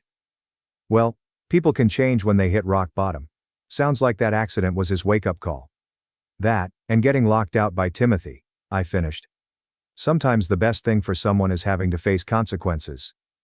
"So, what happens now?" Barbara inquired. "I don't know. We just keep building, I guess. One coffee meetup at a time." That evening, Charles texted me. "Downtown branch manager wants me to train for the personal banking team. This is all because of you." I replied via text. "No, it's because of you. I'm just glad you're doing well." His reply was simple. "Family dinner at Mom's this Sunday. I'll protect you from Timothy's new health food kick. Apparently kale is his personality now." I laughed aloud and typed, "Sure. I'll bring dessert." As I put down my phone, I realized something essential. The tangled family dynamic that marked my upbringing had vanished. We weren't perfect, not even close, but we were all trying in our own unique ways. And perhaps it was enough. Charles and I would never have a traditional sibling connection. We had too much history and wounds for that. But we found something that worked for us. A careful friendship based on mutual respect and sincere effort. And for the first time in my life, I felt as though I had a brother. Not merely a stepbrother who made my life miserable. Sometimes the family you create is not the one you were born into, or even the one you grew up in. Sometimes it's the one you develop through difficult talks, second chances, and the decision to see people for who they want to be rather than who they've always been. Obsessed sister-in-law said, she had a right to make parenting decisions for my unborn baby. So we got a lawyer. Now the law's making her play quiet. My sister-in-law said the baby was basically hers, and started acting like she was the one giving birth. This is how everything has started. After 4 years of marriage, Blake and I are expecting our first child. Blake's older sister Gertrude lives with their parents around 30 minutes away from us. Gertrude has never married and has no children of her own. Before I get into what happened at my baby shower last Saturday, I need to give you some background on Gertrude. She has always been what I would call intense. When Blake and I initially started dating, Gertrude was constantly asking about our relationship status. She'd contact him several times a day, asking where he was and who he was with. Blake revealed that she has always been watchful since their father left when Blake was 12, and Gertrude was 16. Their mother, Janet, had to work 2 jobs to support them, so Gertrude essentially raised Blake for several years. Gertrude is a bookkeeper for a small accounting firm, but she's been attempting to start her own business. She's constantly talking about new ventures, such as selling handcrafted jewelry, creating a food truck, and opening a pet grooming business. She is constantly sidetracked by new tasks, thus none of these ideas ever get implemented. Blake has lent her money several times throughout the years, typically between $500 and $1,000 at a time. She always swears to repay him, but never does. The problems with Gertrude worsened after Blake and I were engaged. She insisted on being engaged in every step of our wedding preparations. She wanted to approve everything, including the venue, cuisine, and my attire. When we gently rebuffed her suggestions, she began making remarks about how I was changing Blake and turning him against his family. She showed up unannounced to my bridal shower and created a ruckus because she wasn't in the wedding party. I chose my 2 sisters and my best friend from college as bridesmaids, which seemed reasonable to me. Gertrude gave an unapproved speech during our wedding, in which she discussed how she had always been the most important woman in Blake's life, and hoped I realized how unshakable their love was. The speech lasted around 10 minutes and made several of our visitors uncomfortable. Blake spoke to her afterward, but she pretended nothing had occurred. Gertrude's behavior became even more weird once we revealed my pregnancy. She began purchasing baby goods without asking us what we needed or desired. She would arrive at our house carrying suitcases of clothes, toys, and furniture. Most of the items were either the incorrect size or not anything we would have chosen. When I mentioned that we intended to breastfeed, she purchased formula and bottles anyway. She explained that she wanted to be prepared for when she babysat. The problem is that we never asked her to babysit. Blake and I had already decided that my mother would be our primary child care provider since she is retired and lived closer to us. Gertrude appeared to expect she'd be caring for the infant on a regular basis, which made both of us uneasy given her track record of failing to keep agreements. Gertrude called Blake to ask if she could plan my baby shower. I'd already begun organizing it with my sister Amy and mother-in-law Janet. We had reserved a venue, sent invitations, and purchased decor. Gertrude grew unhappy when Blake informed her that the shower had already been planned. She accused me of purposefully omitting her from major family gatherings. Blake offered that Gertrude assist with setup on the day of the shower, which sounded like a fair compromise. Gertrude agreed, but she appeared annoyed by it. She kept texting me questions regarding the shower and giving ideas for improvements. I tried to be courteous, but several of her suggestions were pricey or contradicted what we had already planned. The baby shower was set for a community hall near our house. We had invited about 30 people, primarily relatives and close friends. My mother had arranged for meals, while Janet had planned games and activities. Everything was set up in the morning, and guests were scheduled to come at noon. Gertrude arrived early, with her own set of decorations. She began rearranging the tables and replacing our decorations with those she had made. When Amy requested her to check with me first, Gertrude explained that she was simply trying to help make things great. She also brought a cake she had ordered separately, despite the fact that we already had one from the bakery Amy had picked. When visitors began to arrive, Gertrude positioned herself at the entryway as if she were the host. She greeted people and directed them where to sit. She had also brought a guest book for everyone to sign, which was separate from the one we had already set up. Several of my friends discreetly inquired whether Gertrude was co-hosting the shower because her conduct was perplexing. The most difficult part came when it was time to receive gifts. Gertrude had brought a large wrapped present, and she demanded that I open it first. Inside was a car seat, which we actually required. However, she had spent more than $300 on a luxury model without consulting us about our favorite brands or features. She proudly stated that this was her gift as the baby's aunt, and that she had researched the safest options available. The problem was that my parents had also purchased us a car seat as their major gift. They had communicated with us ahead of time and purchased the precise model we had studied and selected. We had 2 pricey car seats, and Gertrude's wasn't the one we wanted. When I thanked her but mentioned that we had already received a car seat, she appeared hurt and explained that she had spent weeks researching the best option. Gertrude then began commenting during the gift unwrapping about how she couldn't wait to take the baby places and how she planned to set up a nursery at her home.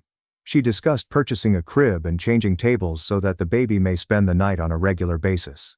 She stated particular days of the week when she would be available to babysit and requested that I take her schedule into account when scheduling appointments. Several visitors became uneasy during Gertrude's words since she sounded like she was going to be the primary caregiver rather than just an occasional babysitter. My sister Amy attempted to divert the subject, but Gertrude kept returning the conversation to her plans for the baby. Gertrude began discussing the delivery, which triggered the breaking point. She expressed her want to be in the waiting room when I went into labor and to be among the first to hold the baby. She stated that she had already requested time off work for the week of my due date. Blake and I agreed that we wanted to make the delivery experience private, with only our parents attending after the baby was delivered. Gertrude got extremely distressed when I told her that we were going to limit guests initially. She said that as the baby's aunt she deserved to be present for such an important occasion. She began discussing how she had been looking forward to this for months and had already made plans with her employer. Gertrude began crying and complaining that I was preventing her from seeing her nephew or niece, which exacerbated the problem. She said that Blake's family was always close, and that I was harming their relationships. Several guests were staring at this point and the mood in the room turned strained. Blake tried to settle Gertrude down but she became increasingly emotional. She explained that she had raised Blake and that this baby was like her own grandchild. She accused me of being selfish and not understanding family dynamics. She said that she had devoted years of her life to caring for Blake and that she deserved to be engaged in his child's upbringing. Janet attempted to interfere, but Gertrude was beyond reason. She refused to let me push her out of Blake's life, as I had with other family activities.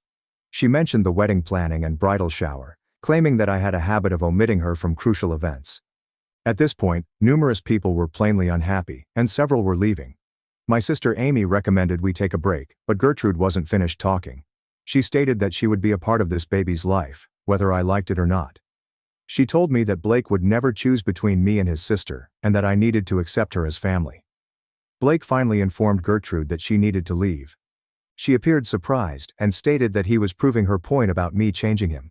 She packed her belongings and went, but not before stating that the conversation was not over.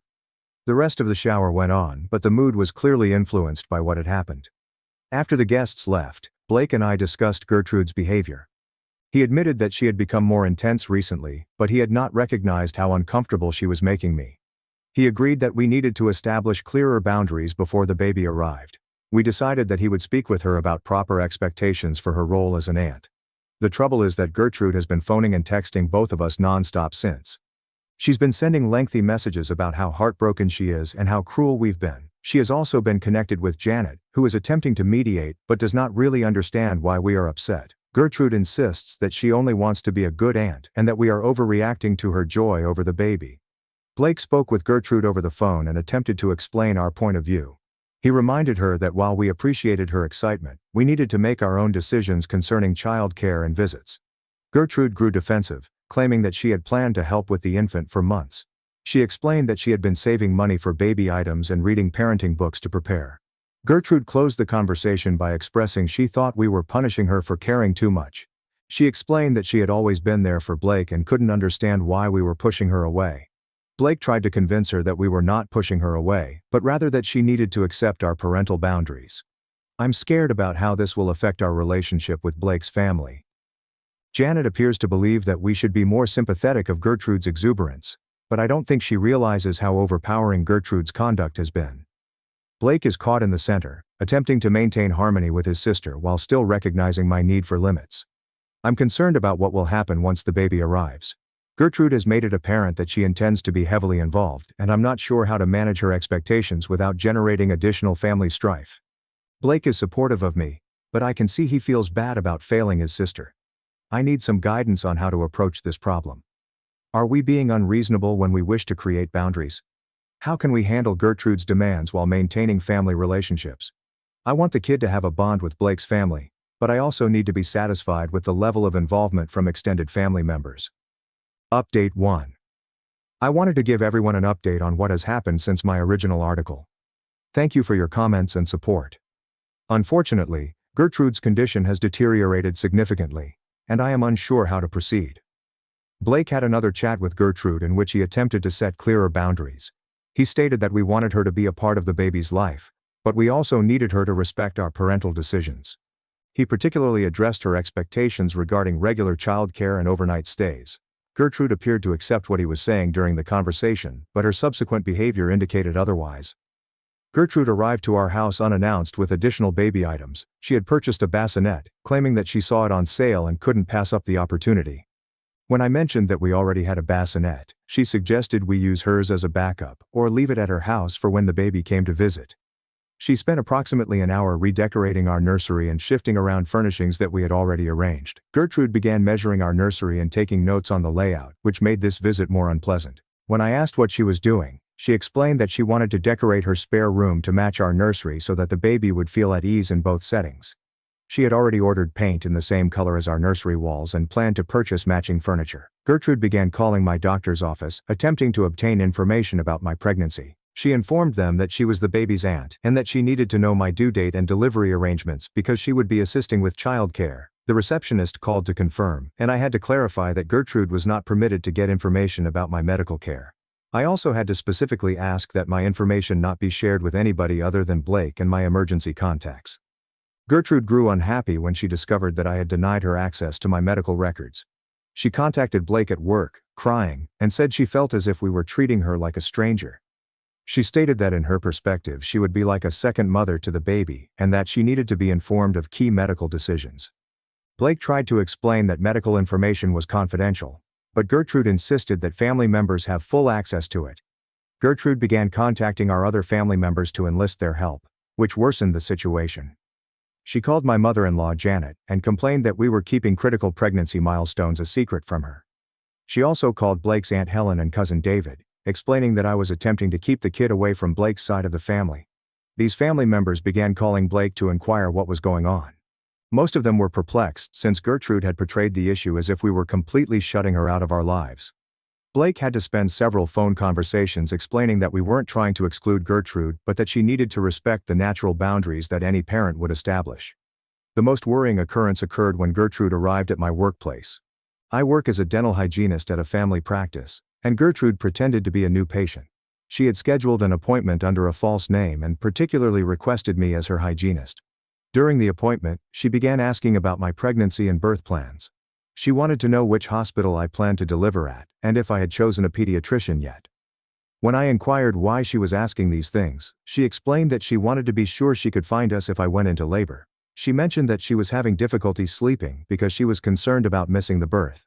She explained that she had been checking in with Blake every day to ensure that I hadn't begun having contractions, but she wanted to have backup plans in case she couldn't contact him. I informed Gertrude that her behavior was wrong and that she should leave. She became furious and explained that she was simply attempting to be prepared to assist. She explained that she had been planning for months to care for me and the baby after birth, and that she didn't understand why I was being so private about things. When Gertrude left my workplace, I immediately called Blake. He was outraged that she had shown up at my workplace and felt that her actions was exceedingly inappropriate. He phoned Gertrude that evening and informed her that she was not permitted to contact me at work or visit my workplace again.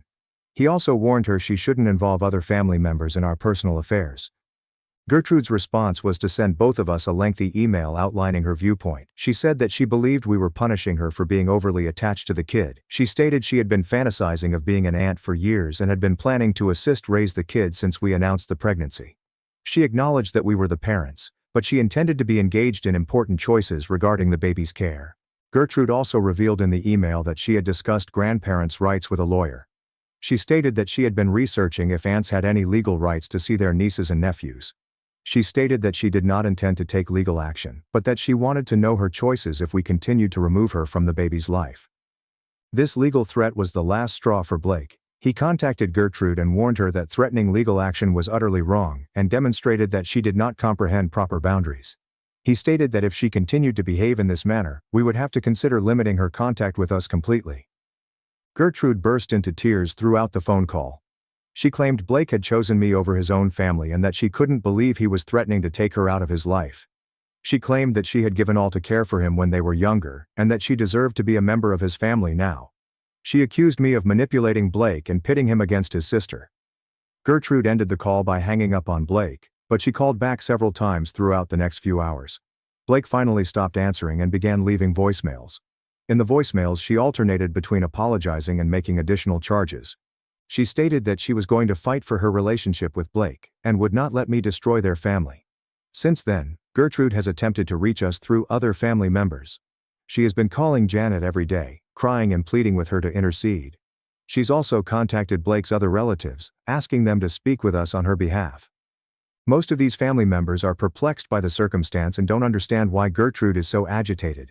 Janet has attempted to mediate, although she is not completely aware of Gertrude's inappropriate actions. She constantly telling us that Gertrude is only thrilled about the baby, and that we should be more patient with her. Janet believes that we should sit down with Gertrude and figure out a compromise that will satisfy everyone. The difficulty is that Gertrude does not appear to comprehend that certain boundaries cannot be discussed. She still believes she should have access to my medical records and be engaged in critical decisions regarding the baby's care.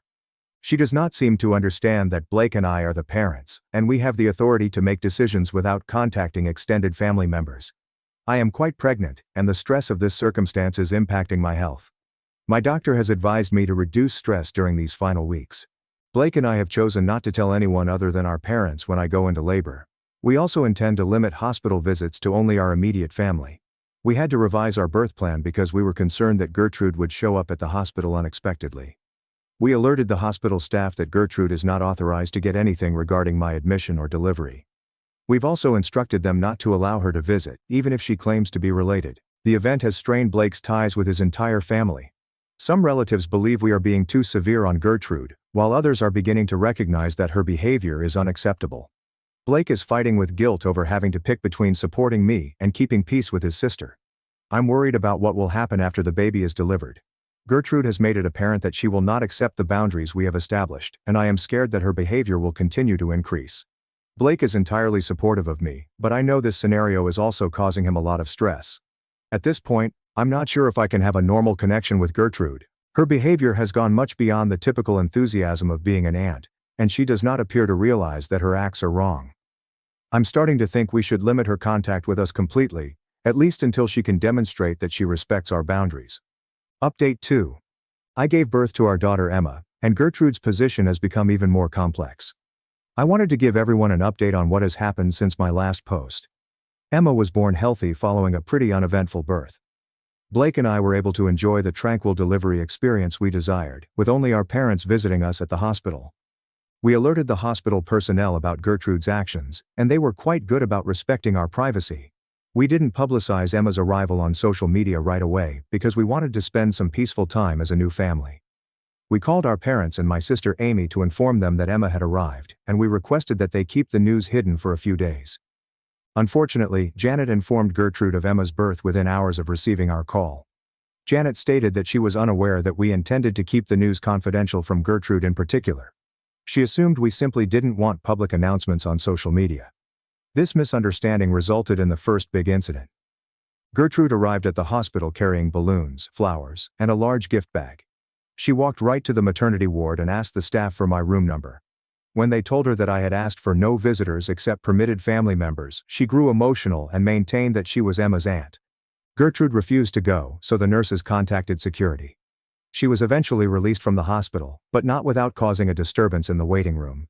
She was crying and informing other families that her own family was preventing her from her niece. Several other patients and visitors witnessed the incident. Blake received a call from hospital security telling him of Gertrude's visit. He was surprised that she had arrived so soon after Emma's birth. He contacted his mother Janet to find out why she had notified Gertrude about the arrival. Janet apologized, saying she didn't anticipate Gertrude would try to visit right away. When we got home from the hospital, Gertrude was waiting in our driveway. She'd been sitting in her car for several hours. According to our neighbor, she came us while we were getting Emma out of the car seat and asked to hold her niece. She stated that she had been wanting to see Emma and could not wait any longer.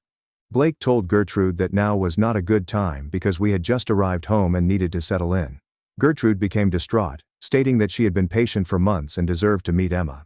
She explained that she had brought gifts and had been planning this occasion for a long time. The argument continued in our driveway, with Emma crying in her car seat. Gertrude insisted that she only wanted to hold Emma for a few minutes and then depart. Blake tried to explain that we needed to develop a routine first, but Gertrude didn't listen. Finally, Blake informed Gertrude that she needed to depart, and that we will contact her once we were ready for visitors. Gertrude erupted and accused Blake of allowing me to determine his decisions. She claimed that she had rights as Emma's aunt and that we could not keep her away indefinitely. Gertrude attempted to take Emma's car seat from Blake, which worsened the scene. She stated that if we would not allow her hold Emma, she would simply look at her for a minute. Blake had to physically prevent Gertrude from grabbing the car seat, and our neighbor phoned the cops because the confrontation became too loud and disruptive. The cops arrived and requested Gertrude to leave our property. She was crying and attempting to explain to the officers that she only wanted to see her niece. The police were kind but strong, insisting that she accept our requests as parents. They escorted her to her car, and watched as she drove away. Following the incident, Blake called Gertrude and informed her that her behavior was utterly inappropriate. He stated that stepping up unannounced and attempting to kidnap Emma was a significant offense. He informed her that she would not be welcome to visit until she demonstrated that she respected our parental limits. Gertrude responded by starting a campaign to turn Blake's family against us.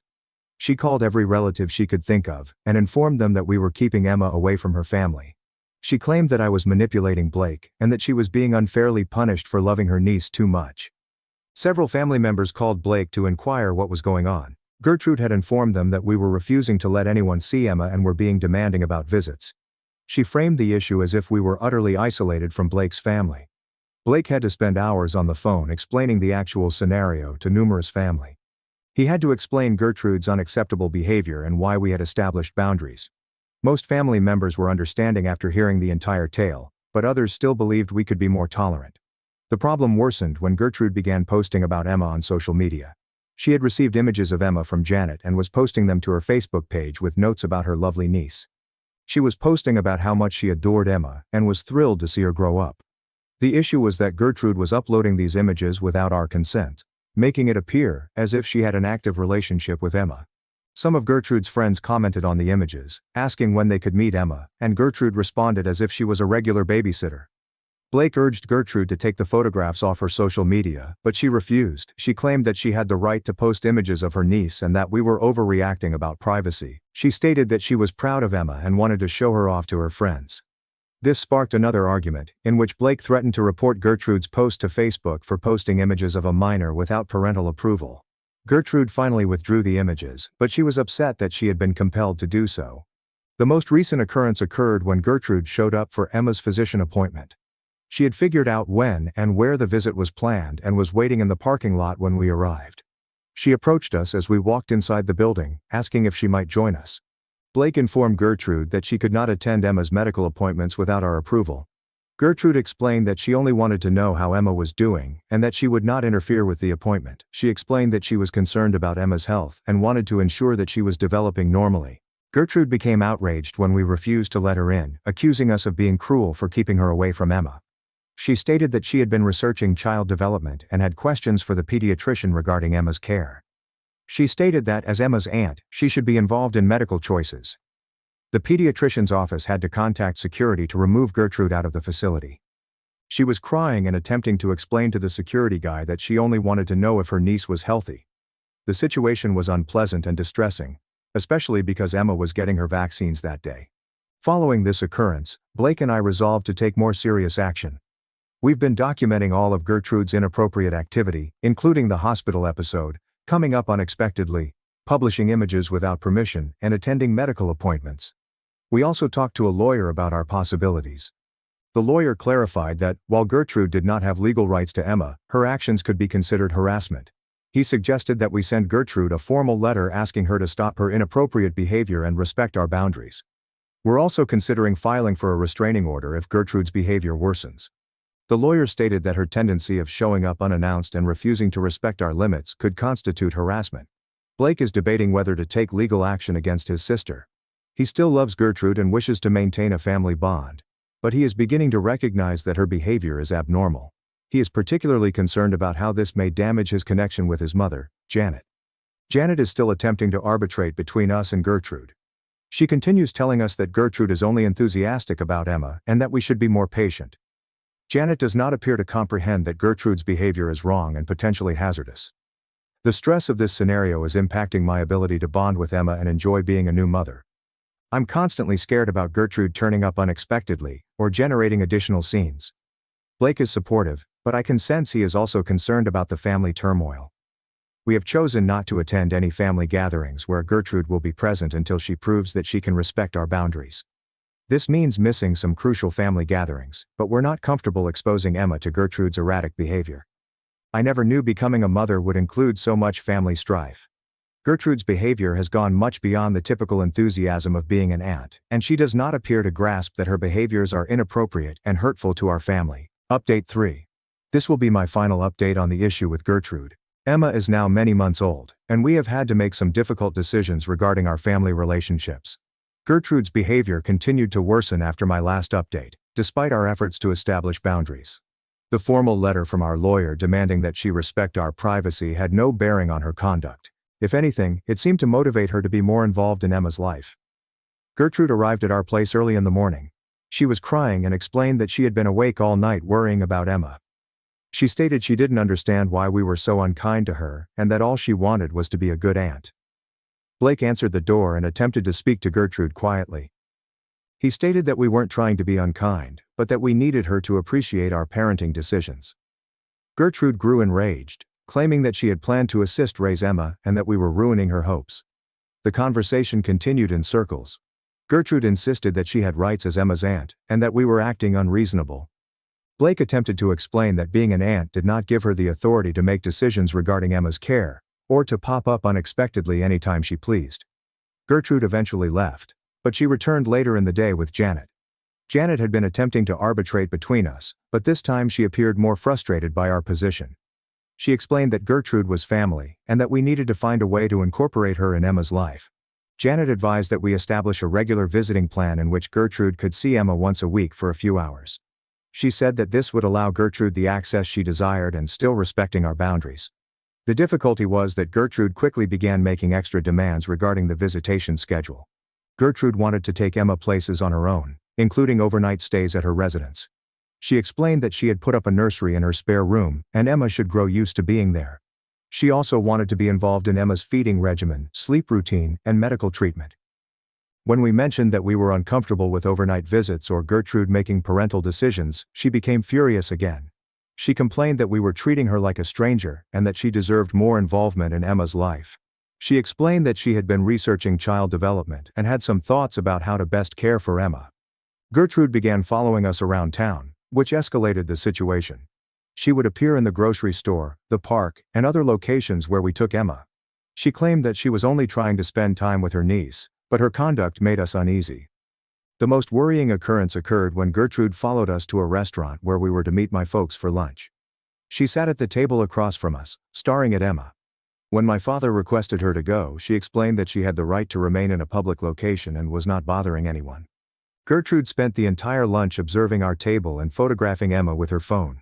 When we urged her to stop taking photos, she explained that she was simply capturing memories of her niece. She explained that because we were not allowing her to spend time with Emma, she needed to find other ways to feel connected to her. This episode let us know that Gertrude's behavior would not change with time or patience. Her fixation with Emma grew stronger, and she appeared to feel she had parental rights rather than traditional aunt privileges. Blake and I decided we needed to file for a restraining order. We compiled all of the evidence we had regarding Gertrude's behavior, including the hospital incident, showing up unexpectedly, publishing images without permission, arriving at medical visits, and following us about town. The restraining order was granted due to Gertrude's record of harassment and refusal to respect our limits. The order states that Gertrude must keep at least 500 feet away from us, Emma, our home, and our workplaces. She is also barred from contacting us directly or via third parties. Gertrude had a full meltdown after receiving the restraining order. She called Blake, crying and yelling that we were killing her family. She claimed she had done nothing wrong and that we were being vengeful. She accused me of influencing Blake and turning him against his sister. Janet was likewise furious with the restraining order. She felt we had gone too far, and Gertrude was just pleased about Emma. Janet couldn't understand why we couldn't find a solution to resolve the situation without resorting to the judicial system. She said that we were tearing up the family over something that might have been remedied via communication. Blake's family has become divided as a result of the restraining order. Some family agree with our decision and see that Gertrude's behavior was unacceptable. Others believe we overreacted and should have been more gentle with Gertrude's transition to being an aunt. Blake's aunt Helen has been extremely critical of our decision. She claimed Gertrude had always been emotional and that we should have made concessions for her characteristics. Helen stated that Gertrude had made significant sacrifices to help raise Blake, and that we owed her greater care. Blake has struggled with his family's separation. He loves his sister and never wanted things to get this far, but he also realizes that Gertrude's behavior was abnormal. He has been attending to counseling to help him process his emotions about the issue. Gertrude has usually followed the restraining order, but she has found ways around it. She has been delivering gifts for Emma to Janet's residence and requesting Janet to deliver them to us. She has also started writing letters to Emma, which she wants us to store for when she is older. We've asked Janet to cease bringing gifts or messages from Gertrude since it goes against the spirit of the restraining order. Janet was angered by this request because she feels she is being forced to choose between her children and her grandchild. The situation has stabilized slightly. Gertrude has not broken the restraining order directly, and we have had no unexpected interactions with her. However, family relationships remain strained, and we're unsure whether they can be healed. Blake and I have agreed that we will concentrate on raising Emma and creating our own family rituals. We will not attend family gatherings where Gertrude may be present, and we will minimize our interaction with relatives who do not respect our boundaries. This experience has taught us that sometimes safeguarding your family entails making difficult decisions that others may not understand. Gertrude's behavior was not consistent with her pleasure about becoming an aunt, and we needed to take action to safeguard Emma and ourselves. Emma is thriving despite the familial drama. She is a happy, healthy baby who is meeting all of her developmental milestones. Blake and I are embracing fatherhood and focused on providing a pleasant home for our baby.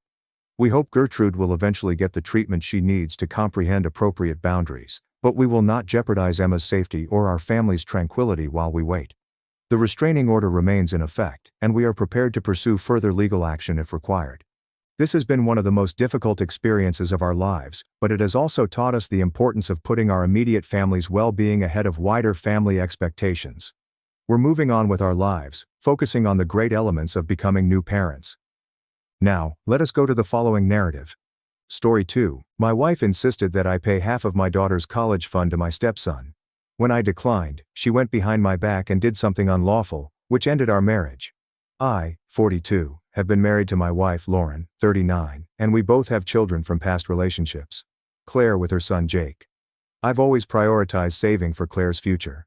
My own parents struggled financially as I grew up, and I promised to give my child a better start in life. When Claire was born, I was only working an entry-level job. Her mother, Melissa, and I were unmarried and our relationship was strained. Despite the hurdles, I started a college savings account for Claire when she was just a month old. Those early years were challenging. Melissa and I broke up when Claire was very little, and I became a full-time single father.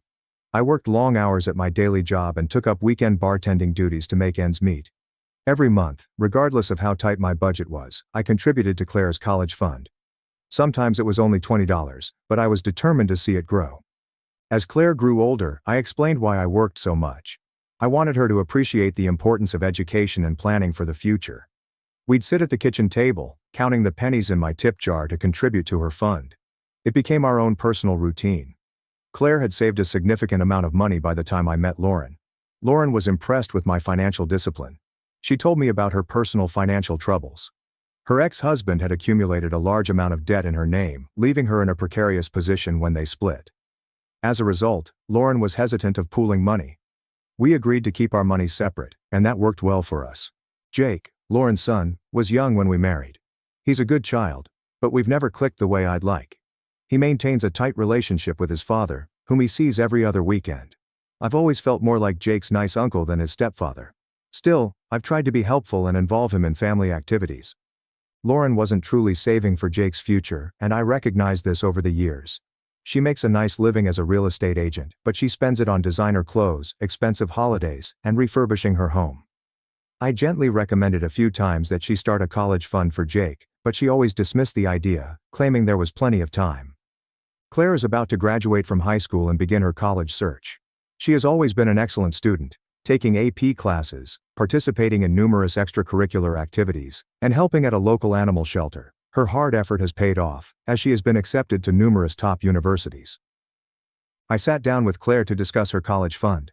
I wanted her to know exactly what resources she had available when she made her selection. When I showed her the balance, her eyes widened. "Dad, is this real?" she inquired. I nodded, full of pride. There is enough to pay tuition and most living expenses at her first pick school for the entire 4 years. Claire put her arms around me and cried joyous tears. "I can't believe you did this for me," she remarked. I got worked up too, remembering all those years of frugal living and saving. "You're worth every penny," I told her. That evening, I told Lauren about the conversation over dinner. I was still ecstatic about Claire's joy and wanted to share the occasion, but Lauren's reaction threw me off guard. She went silent for a time before saying, "What about Jake? How is he supposed to pay for college?" I was perplexed. "I thought you were handling Jake's college plans," I said. Lauren shakes her head. "I haven't really saved anything," she acknowledged. "I always thought we'd figure something out when the time came." Then she dropped a bombshell. "We should split Claire's fund between both kids," she remarked. "It's only fair." I was taken aback. "That money is for Claire," I stated firmly. Lauren's eyes flashed with rage. "I've been saving it for her since before I even met you and Jake." "So, you're saying you don't consider Jake to be your child too? We're supposed to be a family." I attempted to explain that it was not about loving Jake less, but about keeping a promise I made to Claire years ago. Lauren was not hearing it. She accused me of favoritism, and that I was setting Jake up for failure by not giving him equal support. The argument immediately escalated. Lauren mentioned every time she believed I treated Claire differently than Jake, and I responded with examples of how I've tried to be a decent stepfather. We went round and round till Jake arrived home and heard us shouting. Jake became furious when he discovered what we were fighting about. He stated he had always felt I didn't really consider him family, and this confirmed it. I tried to explain, but he stormed off into his room. Claire also overheard some of the argument. Later, she came to me in tears and offered to split her fund with Jake. It crushed my heart to see her eager to give up her aspirations out of shame. I informed her that none of this was her fault, and that the money was her own. Period. Things have been really strained at home since then. Lauren is ignoring me and making snarky remarks about my real family. Jake is entirely avoiding me. Claire is walking on eggshells, visibly worried about the situation. Lauren urges that I make things right by agreeing to split the money. But I don't understand how taking half of Claire's future and giving it to Jake is the appropriate thing. This fund symbolizes years of sacrifice and forethought. It feels bad to only hand over half of it, especially because Lauren had the same opportunity to save but decided not to. I offered that we look at Jake's other options, such as scholarships, financial help, or starting at a community college. Lauren says that's not good enough and accuses me of trying to limit Jake's chances. I adore Jake. I really do. But I entered his life when he was already a teenager. I regard my duty as more of a mentor than a father. He has a father whom he is close to. I'm not looking to replace anyone. It's important emphasizing that Jake is an ordinary student who has shown little interest in college. He has considered attending trade school to become an electrician. I believe that is a fantastic path, and I would be delighted to help him in it. Lauren, however, insists that Jake obtain a 4-year degree despite Jake's skepticism. I feel like I'm being presented as the bad guy because I don't want to endanger my daughter's future, which I've fought so hard to obtain. But perhaps I am not seeing things clearly. The entire experience has made me doubt everything. Aita for refusing to split college funds? Update 1. Things have only worsened. I appreciate everyone's feedback and support. It's given me something to think about. Domestic tensions continued to rise. Lauren and I were scarcely communicating, simply coexisting in the same area. Jake was plainly furious and began ignoring me entirely. Claire looked tense, and I could tell she was trapped in the midst, attempting to maintain the peace. I attempted to have a calm chat with Lauren about Jake's future ambitions and how we could help him without depleting Claire's fund, but each session soon turned into accusations and repeating old disagreements. Lauren started bringing up instances when she believed I had favored Claire, while I emphasized all the ways I had tried to be there for Jake. We were simply talking in circles. Things came to a head. I arrived home early from work intending to catch Claire before her shift at the animal shelter. Instead, I discovered Lauren and Jake sitting at the kitchen table, with a stack of papers strewn out. When they noticed me, they both jumped, as if they had been caught doing something wrong. It turns out my suspicions were correct. They had gone behind my back and applied for multiple credit cards and personal loans in my name, using my personal information. They intended to use this money to support Jake's schooling because I refused to help. I was very furious. This was not only a major breach of trust, but it might have had catastrophic consequences for my credit and financial future. I approached them instantly. Lauren attempted to rationalize it, claiming that difficult circumstances require extreme means and that I had forced her hand by being selfish. Jake seemed embarrassed but did not say much. I informed Lauren that this was completely improper and potentially illegal. I made it plain that I would cancel all cards and loans immediately. Then I told her I needed some time to ponder and went to stay with my brother. While I was away, I did a lot of soul-searching. I reflected on the early days of my relationship with Lauren. We bonded over our experiences as single parents and our commitment to provide better lives for our children. I remembered how impressed I was with her independence and how she had surmounted her financial difficulties following her divorce. However, I discovered that I had overlooked certain red flags. Lauren had always been a bit reckless with money, justifying extravagant purchases as a gift for herself after years of struggle. She'd say Claire was fortunate to have her college expenses covered, but she never took any steps to save for Jake. I contemplated my relationship with Jake over the years. I sincerely care about him, but I recognized I was attempting to create a father-son tie that simply did not exist. He already has a close relationship with his father. My attempts to be a father figure were likely confusing for him and set unreasonable expectations. I returned home and asked Lauren for a private talk. I informed her that her acts were a deal-breaker for me, and that I desired a divorce. She erupted into tears and begged me to reconsider, claiming she was only doing it because she was trying to assist her son, but I remained firm. I stated that this was more than just a credit card mishap. It was about a pattern of behavior. Disrespecting my boundaries, attempting to guilt me into doing things, and now perhaps committing fraud. I told her I couldn't stay in a relationship without trust. Lauren's emotions ranged from appealing to fury. She accused me of never truly accepting Jake, and of always putting Claire first. She claimed I was ruining our marriage over money. But for me, it wasn't about the money. It was about a violation of trust and realizing that our family and financial ideals were totally different. Following our conversation, I sat down with Claire and Jake individually to explain the situation. Claire was upset, but claimed she understood. She acknowledged that she had been unhappy with Lauren's actions for some time but didn't want to cause any difficulties. I assured her that none of this was her fault, and her college fund was secure. My chat with Jake was more difficult. He apologized for his involvement in the credit card scheme and stated that his mother had put pressure on him to participate. We had an honest conversation regarding his future goals. His mother pushed him to attend a 4-year college, despite the fact that he is really interested in becoming an electrician. I told him I believed trade school was an excellent choice and offered to assist him with research programs. So I'm now in the process of separating with Lauren. I'm staying with my brother for now while we figure out the logistics. Claire will be with me, of course. I've informed Jake that, even though his mother and I are breaking up, I still care about him and want to continue our connection if he is willing. It's been a trying and emotional moment for everyone concerned. I'm trying to take things one day at a time and focus on being there for both children as we navigate this new reality.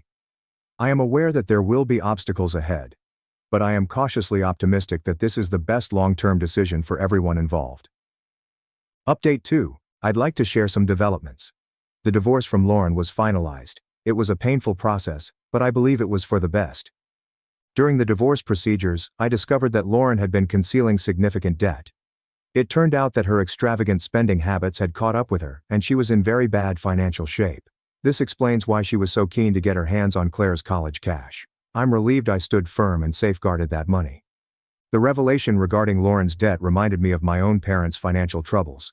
I remembered the continual stress in our household, the battles about bills, and the humiliation of having our electricity turned off more than once.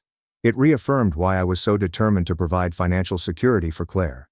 Claire has begun her freshman year at her dream school. She is studying marine biology and thoroughly enjoys it. She calls every Sunday to tell me about her school, new friends, and part-time job at the campus aquarium. Hearing the excitement in her voice makes all of the years of savings and recent upheaval worthwhile. There have been some hiccups in the road. She struggled to adjust to having a roommate at first, and her biology studies are more difficult than she anticipated. But she faces these challenges with persistence and a cheerful attitude. I'm really proud of her resilience. Regarding Jake, our connection has actually improved since the divorce. Without the strain of forcing a father-son bond, we've built a more natural mentor-mentee relationship. He works full-time at a local garage and attends community college. Jake and I have been meeting up for lunch every few weeks. He's telling me more about his hopes and anxieties for the future. I've been assisting him with budgeting and saving money, and he appears to appreciate the advice. We've been looking into electrician apprenticeship programs together, and he's getting enthusiastic about the opportunities. Lauren has been struggling since their divorce. To pay off her debt, she had to drastically reduce her living space and work a second job. She's tried to contact me several times, alternately apologizing and accusing. I've set hard boundaries and only interact with her when absolutely required for divorce issues. Lauren unexpectedly came up at my new flat, apparently intoxicated, which was a challenging situation. She was crying and begging me to accept her back, claiming she had realized her faults. It was difficult to watch her in that position, but I stayed firm and contacted her sister to come pick her up. I hope she receives the help she needs, if only for Jake's sake. I've been dating again. Nothing serious yet, but it's good to put myself out there. I met Sophie at a local book club. We've had a few casual dates and love each other's company.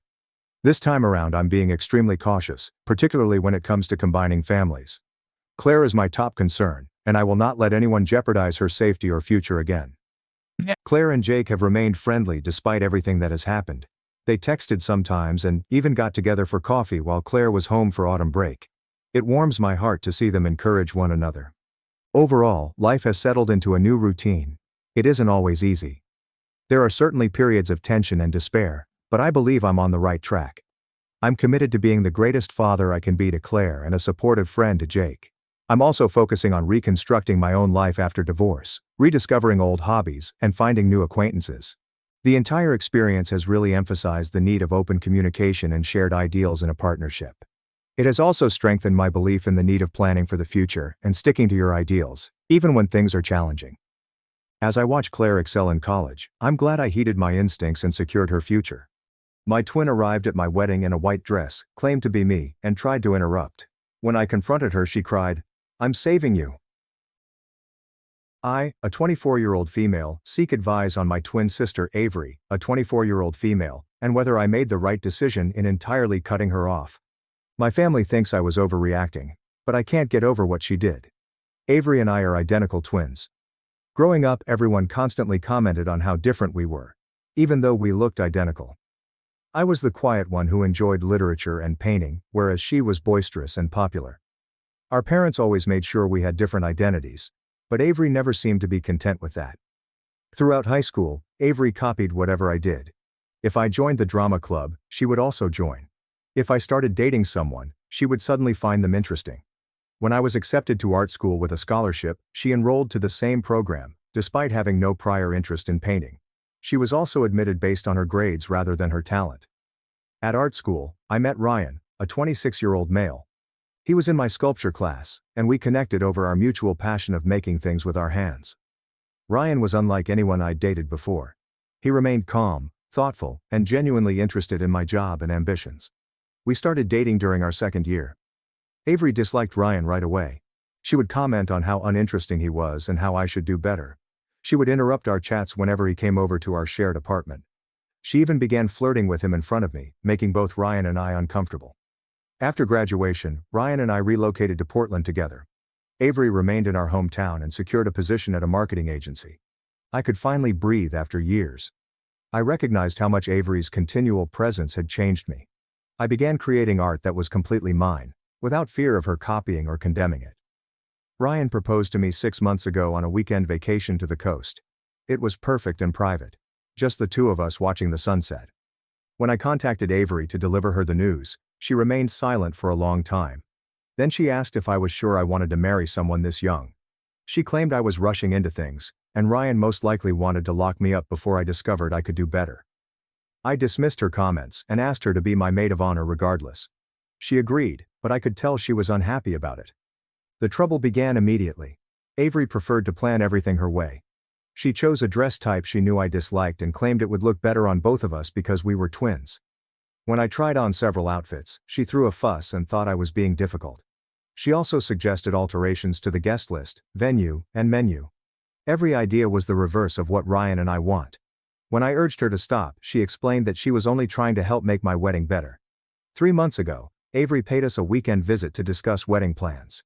Ryan was out of town for work, leaving just the two of us. I felt it would be good to spend time with my sister like we did as children. On Saturday night, we were discussing centerpiece alternatives when Avery abruptly stopped talking. She looked at me strangely and said she had something important to tell me. She explained that she had been thinking a lot about my engagement and decided she couldn't watch me make such a terrible mistake. She told me Ryan was not the appropriate person for me and that I was settling out of fear of being alone. I inquired what she meant, and she replied Ryan was uninteresting and lacked ambition. She pointed out that he was still working at the same woodworking shop he started directly after graduation, but others his age were climbing corporate ladders. She thought I was too talented and intelligent to be tied down to someone who would limit me. I told her Ryan enjoyed his work and was going to start his own furniture business soon. She laughed and claimed it confirmed her point about him lacking genuine ambition. Then she uttered something that made my blood turn cold. She informed me she had been studying Ryan online and discovered certain issues that troubled her. When I questioned what she meant, she explained that she had seen him eating lunch with a woman from his workplace several times. I immediately recognized who she was talking about. Julia was Ryan's co-worker and friend. She was married with 2 children, and Ryan had mentioned having lunch with her and other co-workers several times. I told Avery about it, but she shook her head and said it seemed like more than friendship to her.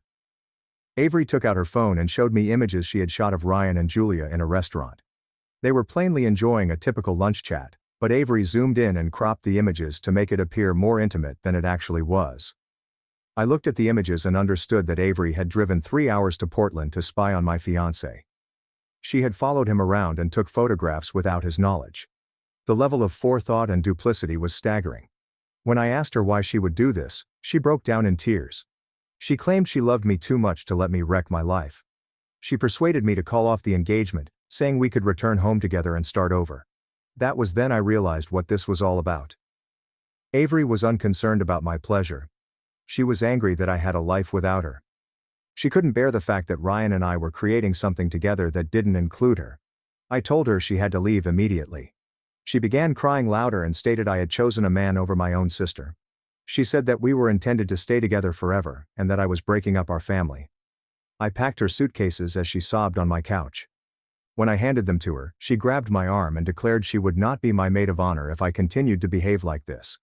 I assured her that was all right because she was no longer invited to the wedding at all. She left that night, and I haven't spoken with her since. I blocked her phone number and social media profiles. The next day I received calls from my parents, aunts, and several relatives. Avery had contacted everyone and informed them that I had kicked her out for attempting to help me. She claimed I accused her of lying and chose Ryan over family. My mother contacted me crying, saying she couldn't believe I'd treat Avery like this. She claimed Avery was simply looking out for me and that cutting her off was excessive. My father was quieter, but agreed that I should try to resolve matters with Avery. My extended family has taken sides. Some say I overreacted, while others understand why I was furious. But the majority believe I should forgive Avery because she is my twin, and we have always been close.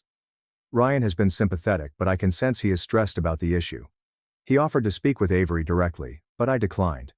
I don't want her anywhere near him or our relationship. The wedding is in 2 months and I keep receiving texts from family members asking if Avery will go. When I answer no, they look at me as if I'm the villain in the story. I've started questioning myself. Maybe Avery was genuinely trying to help in her own misguided way. Perhaps I was too harsh by cutting her off entirely. But every time I think about those images and the preparation that went into taking them, I become irritated all over again. Am I wrong to terminate my friendship with my twin sister over this? Should I try to reconcile before to the wedding?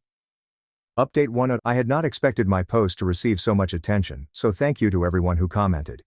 The majority of you reinforced what I already knew deep inside, which helped me remain strong when things grew worse. Much has happened since I last updated. My mother called 2 weeks ago and asked if she could come visit to talk about Avery. I consented since I assumed she'd come to see my point of view. When she arrived, she had Avery with her. They plotted this ambush together, hoping to force me to reconcile. I opened my door and found both of them standing there with bags, and I almost shut it. My mother quickly explained that they just wanted to talk and that Avery had something important to tell me. Avery was in tears before she even stepped inside. I welcomed them in but told them they couldn't stay in my house. They could find a motel if they planned to stay for more than a few hours. Avery instantly apologized. She admitted she had overstepped and apologized for following Ryan around.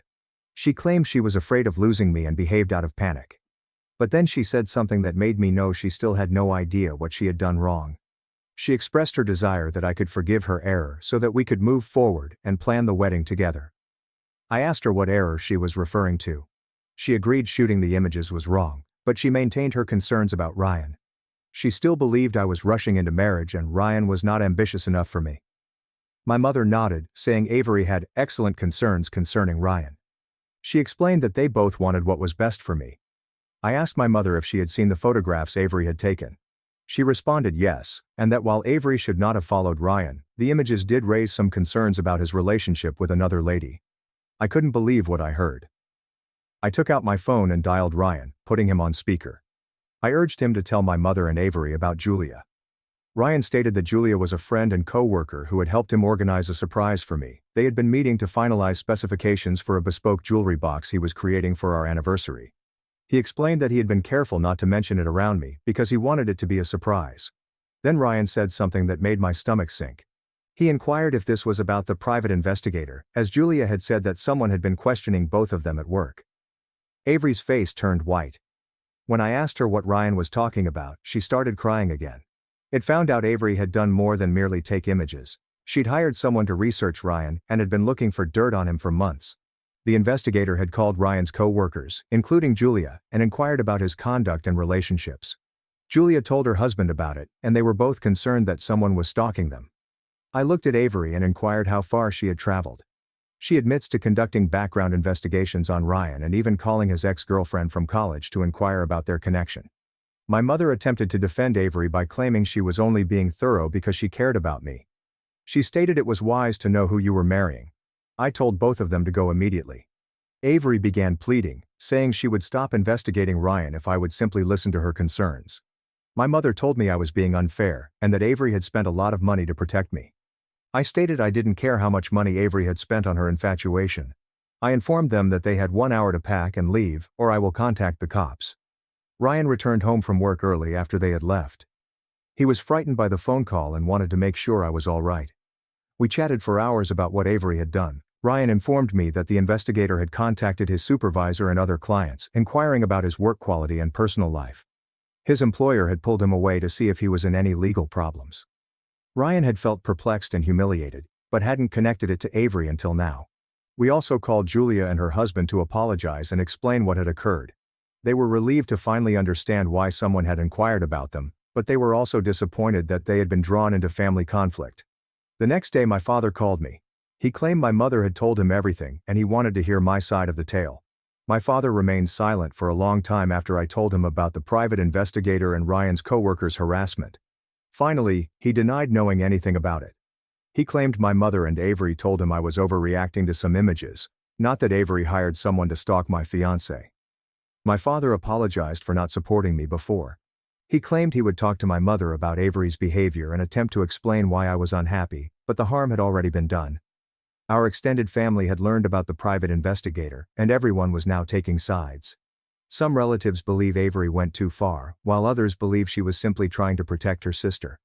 My mother has called me every day, swinging between wrath and guilt. She claims I'm pulling the family apart and that Avery is distraught. She constantly urging me to let Avery attend the wedding as a regular guest.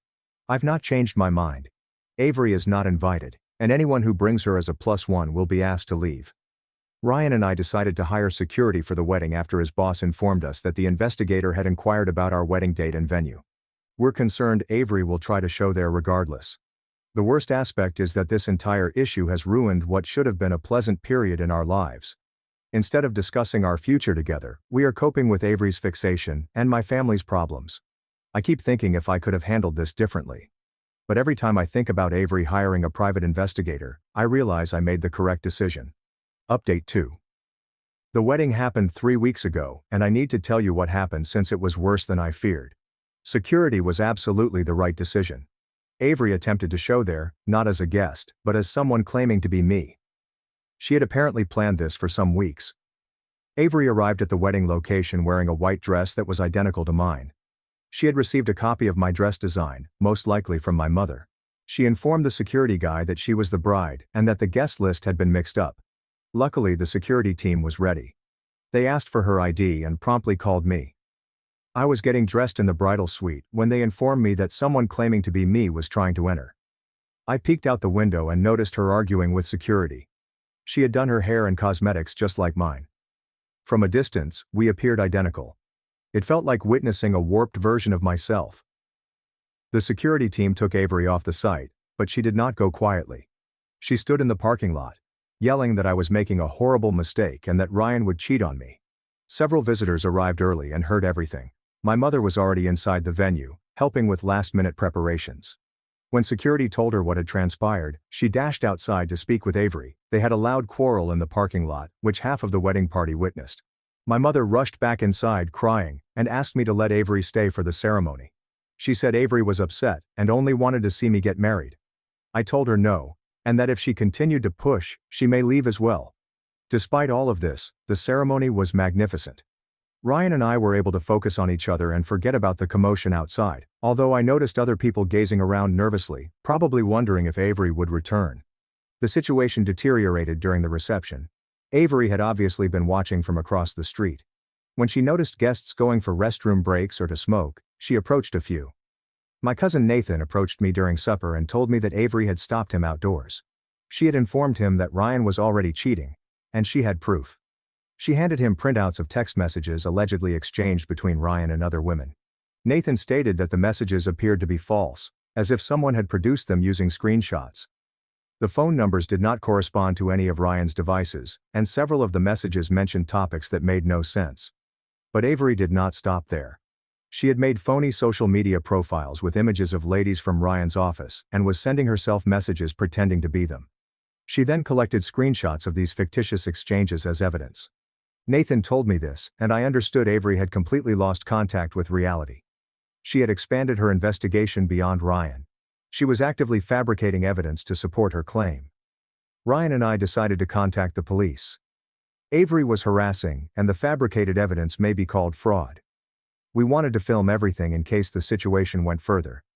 The cops collected our statement and stated they will speak with Avery. They stated that showing up to the wedding in a bridal gown may be deemed impersonation, and fabricating proof was absolutely prohibited. 2 hours later, my phone began ringing with calls from family members. Avery had been arrested. She was accused with harassment and falsifying records. My mother was at the police station trying to bail her out. I should have stayed at my own wedding reception, but I felt compelled to go to the station and confront this situation head-on. Ryan accompanied me, and we met my parents there. My mother laughed so hard. She continued insisting it was all my fault for not forgiving Avery sooner. She stated that if I had simply included Avery at the wedding, none of this would have occurred. My father looked fatigued. He drew me aside and told me that he had no idea about the false texts until the cops described what Avery had done. He claimed Avery had lied to both of my parents about the scope of her conduct. When Avery was released on bond, she appeared dreadful. Her makeup was smudged and her clothing was crumpled. When she saw me, she burst into tears, apologizing and pleading for her sister to return. But then she said something that showed me she still didn't comprehend. She expressed her hope that now that I had witnessed how far Ryan would go to turn me against my family, I would finally listen to her concerns. I inquired what she meant. She claimed Ryan's call to the police demonstrated his controlling and vengeful nature. She claimed that a good man would have forgiven her mistakes and attempted to resolve the situation quietly. That's when I realized Avery would never change. Even after being jailed, she continued to make Ryan the villain in her fiction. I told Avery I didn't want to see her again. I threatened to file a restraining order if she approached me, Ryan, or anyone else in our lives again. My parents attempted to object, but I was done listening. Ryan and I returned to the venue to resume our celebration. Most of our guests knew what had happened, but they were supportive and attempted to help us salvage the evening. My father called me the next day to apologize. He stated that he was seeking for divorce from my mother. He couldn't stay married to someone who encouraged Avery's actions while blaming me for the repercussions.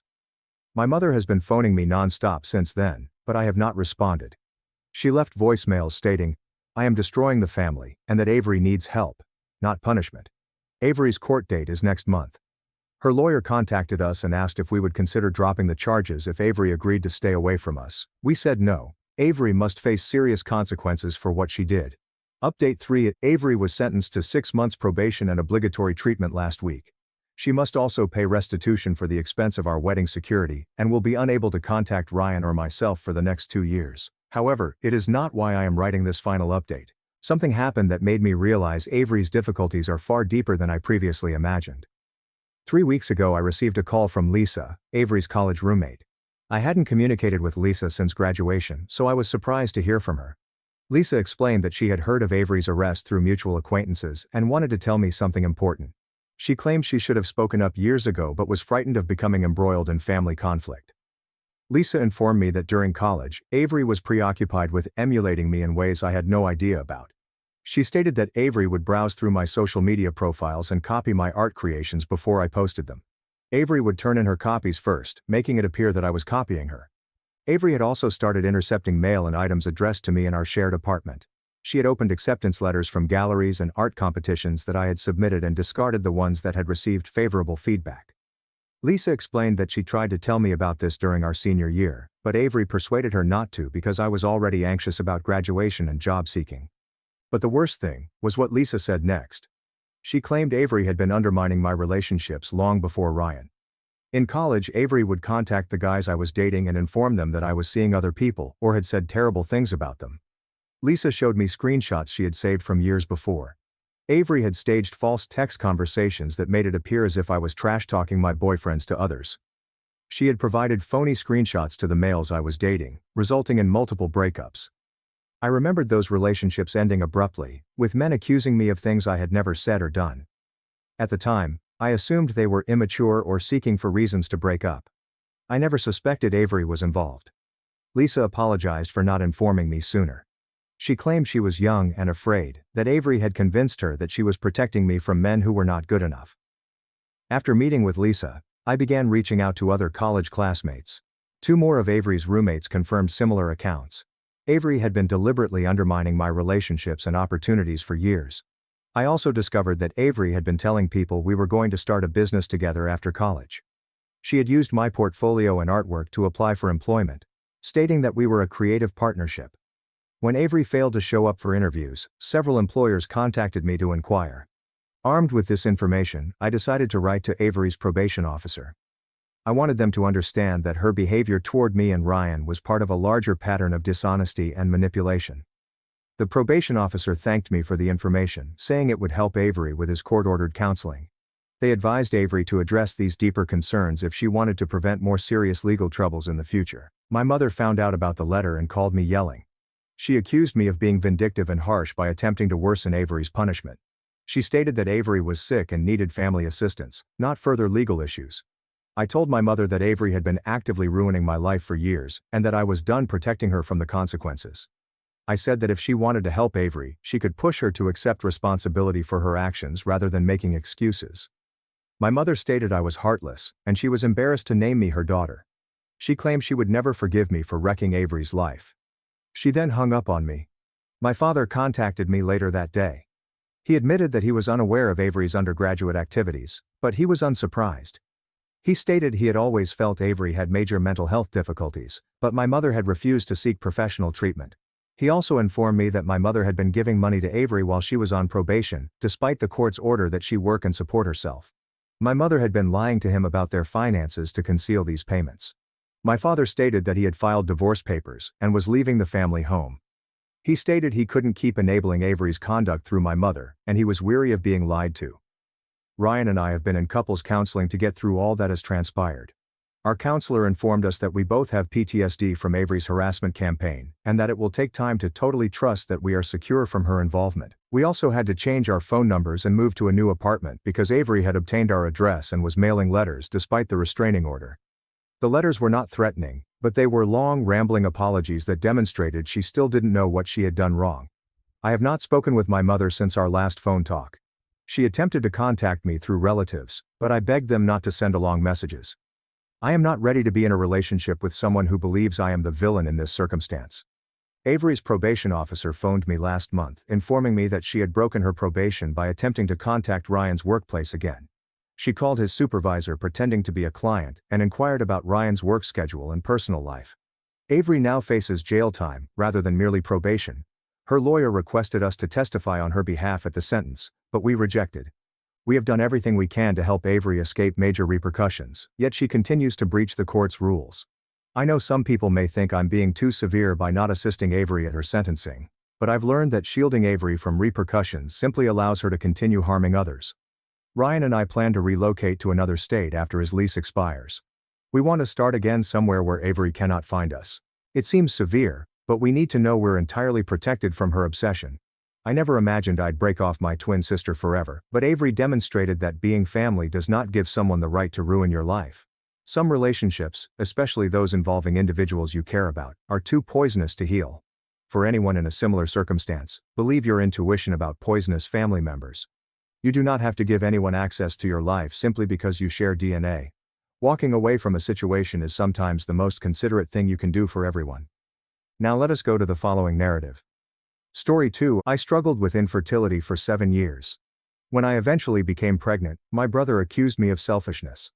Now he shows up intoxicated at my house, asking to see my newborn. I, 34, never imagined myself in this situation, divided between my lifelong desire of becoming a mother and my connection with my older brother, Nathan, 38. Growing up, Nathan and I were inseparable. He was my defender, confidant, and closest friend. We come from a close-knit family, and our parents constantly emphasized the value of sibling relationships.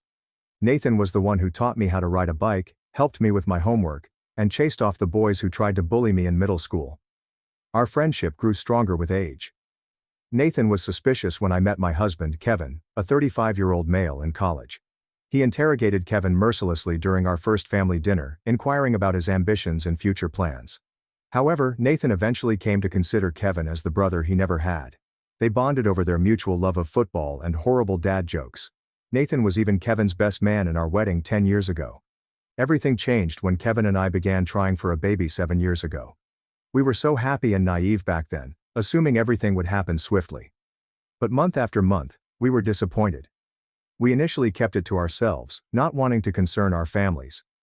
But as time passed and the difficulties became more evident, we opened up about our fertility problems. Nathan's wife, Julia, 36, became pregnant with their first child about the same time we began trying. I was truly delighted for them, but it was difficult to watch them start a family so easily while we battled. Nathan, who had always been my support, now appeared aloof and uncomfortable around me.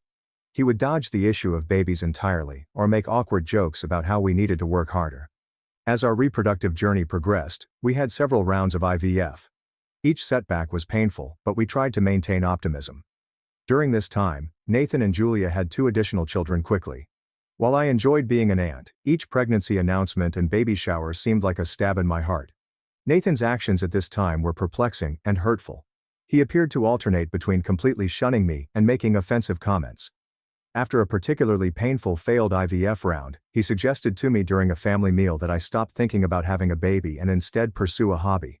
I was astonished and upset, but I attempted to dismiss it, telling myself he simply didn't understand. 2 years ago, after our previous failed IVF treatment, our doctor advised us that our chances of conceiving were extremely slim. I was crushed. I slipped into a severe despair and scarcely left the house for weeks. Kevin was my rock during this time, but I could see how it was affecting him as well. Nathan's insensitivity peaked throughout this gloomy period. He'd often say things like, "Just relax, it'll happen when you stop trying so hard," or, "Maybe you're not meant to be a mom." Each word felt like a knife coming from my brother, who had once been my staunchest advocate. The matter reached a climax at our parents' 40th anniversary party last year. I had just learned that our last IVF round had failed, and I was feeling especially raw and vulnerable. I attempted to put on a brave face for our parents' sake, but my anguish was clearly obvious. Nathan cornered me in the kitchen as I was getting a glass of water. He began lecturing me on how I should get over it and stop being so selfish. He told me that my mopey attitude was destroying family gatherings, and that instead of wallowing in self-pity, I should be happy for him and Julia. He also implied that my fixation with having a baby was straining his relationship with Kevin. I was stunned. This was not the brother I knew or loved. I attempted to convey how cruel his words were, how the sorrow of infertility was not something I could simply get over. But he only became angrier, accusing me of being jealous of his children and trying to make everything about myself. Kevin came to check on me after the debate became heated. When he saw what was going on, he intervened, telling Nathan to back off and stop being so cruel. Nathan stormed out, furious. Kevin and I left the party early, disturbed by what had happened. Nathan and I have had a difficult relationship ever since. At family gatherings, he rarely speaks to me, and when he does, it is usually to make sarcastic remarks. Our parents attempted to mediate by hosting family dinners and encouraged us to speak things out. But Nathan refuses to admit he'd done anything wrong. He insists that I am overreacting and should mature. This schism has altered the entire family dynamic. Sophie, our younger sister, 30 female, feels trapped in the middle, attempting to maintain ties with both of us without taking sides.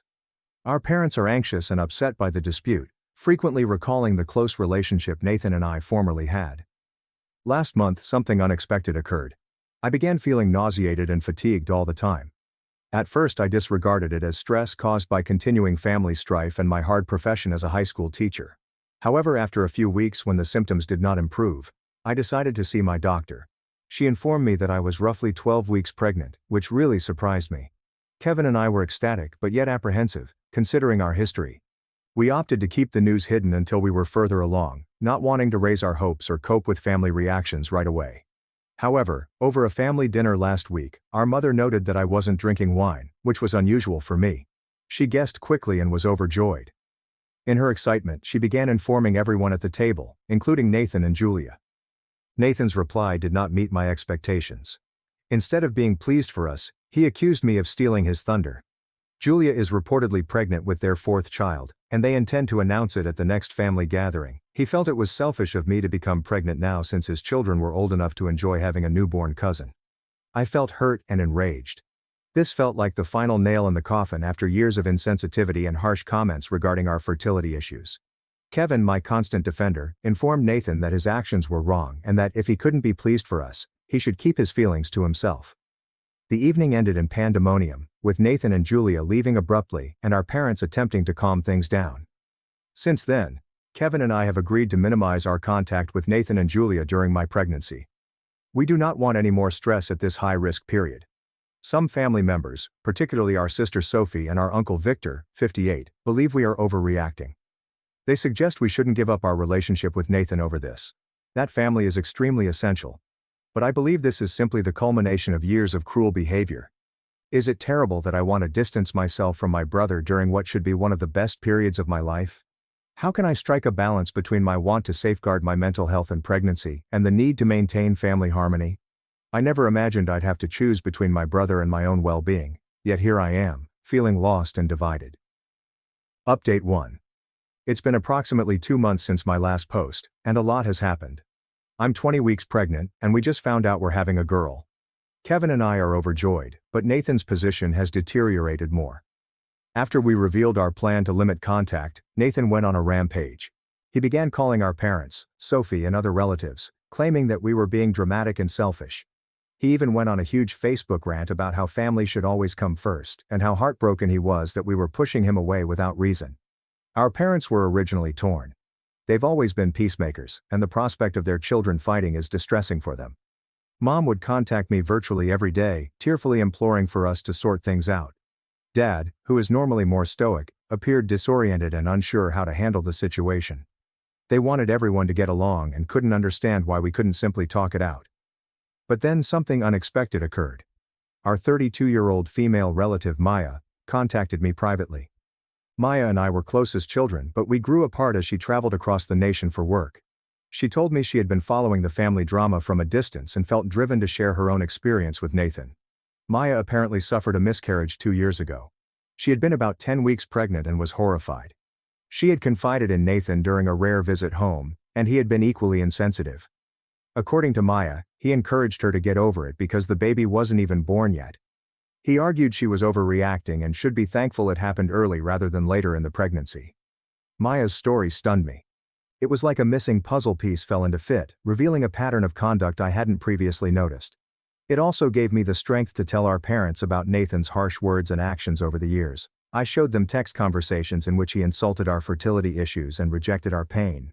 I described situations at family gatherings in which he made offensive remarks or jokes about us. Our parents were startled. They had no knowledge of Nathan's actions. Mom burst into tears, apologizing for not realizing what was happening, and for forcing us to reconcile. Dad, who has always been a man of few words, merely stated that he was disappointed in Nathan and understood our need for distance. This discovery altered the family dynamic substantially. Our parents stopped urging us to make amends with Nathan and began setting their own boundaries. They informed Nathan that his behavior was inappropriate and that he needed to apologize and make apologies if he wanted to fully participate in family functions. Nathan didn't take it well. He accused me of inciting the family against him and manipulating our parents. He began sending angry letters to everyone, accusing us of conspiring against him and Julia. Last weekend, at a family BBQ, Things became heated. It was meant to be a small party to commemorate Sophie's recent promotion at work. Kevin and I had declined to attend because we knew Nathan and Julia would be present. However, midway through the event, Sophie gave us a frantic call. Nathan apparently arrived in a nasty attitude, having already consumed a few drinks. He immediately began making passive-aggressive remarks about how some individuals believe they are too good for family. When Sophie ordered him to stop, he became louder and more obnoxious, complaining about how unfair everyone was to him. Kevin and I decided to go over and try to defuse the situation. When we arrived, the anxiety was evident. Nathan, red-faced and slurring slightly, quickly focused on us. He began throwing accusations, claiming that we were pulling the family apart and that we were greedy for hogging all the attention with our pregnancy. Kevin tried to calm him down, speaking in a low, soothing tone, and asking Nathan to consider the anguish he was causing. But Nathan was beyond reason. He got in Kevin's face, poked his chest, and asked if he wanted to take it outside. That's when our father stepped in. I've never seen him this angry. He physically positioned himself between Nathan and Kevin, telling Nathan that his behavior was inappropriate, and that if he couldn't be supportive, he should leave. Nathan was stunned. He tried to disagree, but our mother stood by Dad, stating Nathan's activities were harming everyone and that he needed to step back and reflect on his behavior. Nathan and Julia drove away in a fury, with Nathan yelling that we'd regret this. The rest of us were left terrified, with the BBQ effectively wrecked. Sophie was in tears, feeling guilty about organizing the event in the first place. Our parents were older than I had ever seen them, worn out by the battle. Since then, Nathan has been sending angry texts to everyone, saying that we have turned the family against him. He's been posting vague angry posts on social media, prompting worrisome responses from extended relatives and old acquaintances who don't know the whole situation. Most relatives are ignoring him, but a few, like our Aunt Caroline, 55 female, and Uncle Victor, continue to pressure us to reunite for the sake of family harmony. They keep talking about how we'll regret this schism once our parents are gone, and how family should always come first. But Kevin and I are standing firm. We've opted to focus on getting ready for our daughter's arrival and surround ourselves with good, helpful people. We've started taking childbirth classes and have been busy preparing the nursery. Kevin's parents, who live a few hours away, have been incredibly helpful, frequently driving up on weekends to assist and provide emotional support. It's unfortunate that Nathan will not be able to join us during this joyful period of our lives. There are times when I miss the brother I once had. The one who protected me and made me laugh. But then I remember all of the misery he has caused. And I know we are making the correct decision for our mental health and our baby's well-being. As my due date approaches, I'm trying to focus on the joy of being a mother rather than the family drama. But it's difficult not to wonder what the future holds. Will Nathan ever comprehend the pain he has caused? Will our family ever be able to mend from this rift? Only time will tell. Update 2. Another several months have passed, and I am now 32 weeks pregnant. The situation with Nathan has taken an unexpected turn, and I'm not sure how I feel about it. Last month, Julia texted me and asked if we might meet for coffee. Given what had happened, I was cautious, but my curiosity won out. We met at a quiet cafe near my house, and Julia's words left me reeling. She began by apologizing for not confronting Nathan's actions throughout the years. She said that things in their marriage had not been going well for a long time, even before the recent turmoil. Nathan's insensitivity appears to extend beyond family members who are suffering with fertility. He has been dismissive of Julia's issues with postpartum depression since their last child, and has been spending more and more time away from home. Julia revealed that she has been pondering leaving Nathan. She stated that watching Kevin support me made her realize how unhealthy her own relationship is. She informed me about situations I was unaware of, such as Nathan mocking her professional goals, rejecting her fears about their children, and even flirting with other women at parties. I was sympathetic, but apprehensive. While I accepted her apologies and felt terrible for her position, I made it plain that it did not erase years of pain. I suggested that she speak with a therapist or counselor to sort through her emotions and determine her next actions. After our meeting, I felt conflicted. Part of me felt vindicated that someone else recognized Nathan's behavior for what it was, while another part of me was saddened by the degradation of a once strong friendship. Nathan unexpectedly arrived at our house a week after Julia's confession. It was a Sunday afternoon, and Kevin and I were putting together the crib for the nursery. Nathan looked terrible. Unshaven, with big circles under his eyes that indicated he hadn't slept in days. He burst out screaming almost immediately, stating Julia had abandoned him and taken the kids to her parents' place. Between sobbing, he told us that Julia had given him an ultimatum: either receive assistance for his anger and drinking issues, or she will file divorce. Nathan requested us to help him resolve issues with Julia and the rest of the family. He admitted he had been a horrible jerk and wanted to make amends. He even got down on his knees, pleading with me to contact Julia on his behalf. I felt conflicted. Part of me felt bad for him. This broken man was so unlike the strong, protective older brother I previously knew. But a greater part of me was still upset at how he had treated us and suspicious of his sudden change of heart. Kevin and I exchanged a look, silently communicating as we frequently do. Then, as gently as possible, we told Nathan that, while we were sorry he was going through a difficult time, we couldn't help him. We advised him to seek professional help to resolve his troubles, both for his own and his family's sake. Nathan didn't take it well. His sorrow immediately turned to rage. He accused us of being callous, claiming we were kicking him while he was down. He stated that he could not believe his own sister would desert him in his time of need. Then he stormed out, slamming our front door so fiercely that the portraits rattled against the walls. We haven't heard from Nathan directly since then, but the family gossip has been rife. Our parents called the next day to inform us that Nathan had arrived at their home in a similar state. They're trying to persuade him to go to therapy, but he's not interested. Sophie contacted me in tears, explaining that Nathan had been leaving her rambling, sometimes incomprehensible voicemails. She is concerned about his mental health, but she is unsure how to help. I urged her to retain her distance for now, and to encourage Nathan to seek professional help if he contacted her again. The entire incident has elicited a range of complex emotions. While I don't want to see my brother suffer, I also don't feel ready to welcome him back into my life, especially with the kid on the way. His explosive behavior is troubling, and I'm concerned about the stress it may bring for me and the baby. Continuing from where we left off, Kevin and I are attempting to focus on the final preparations for our daughter's arrival, but the family drama is obviously putting a pall over what should be a joyous occasion. We've finished putting up the nursery, a serene space painted in subtle yellows and greens. Kevin's mother assisted us in decorating, and it has quickly become my favorite room in the house. Sometimes I sit in the rocking chair, caressing my belly and chatting to our little girl, trying to distract myself from the family drama. We've started going to childbirth classes twice a week. The other expectant parents have formed a type of support network. It's wonderful to be around people who don't know about our family problems and simply see us as a happy couple expecting their first kid. Despite everything, I'm trying to have a positive attitude and concentrate on the wonder that is growing inside of me. After years of believing it would never happen, each kick and movement seems like a priceless gift. Kevin has been my rock throughout this, attending every doctor's visit, satisfying my midnight desires, and knowing when I need a hug or a listening ear. As my due date approaches, I can't help but ponder about the future. Will Nathan get the help he requires? Will our family ever be able to mend from this rift? Only time will tell. Update 3. Our beautiful daughter, Lily, was born 3 weeks ago. The birth was difficult. I needed an emergency C-section after 20 hours of labor, but Lily and I are doing well now. The instant they placed her in my arms, all of the sorrow and hardship of the previous year seemed to vanish. Kevin has been an amazing rock through everything, seldom leaving our side during our hospital stay. Coming home with Lily has been a roller coaster of emotions. We're fatigued, but utterly smitten with our little child.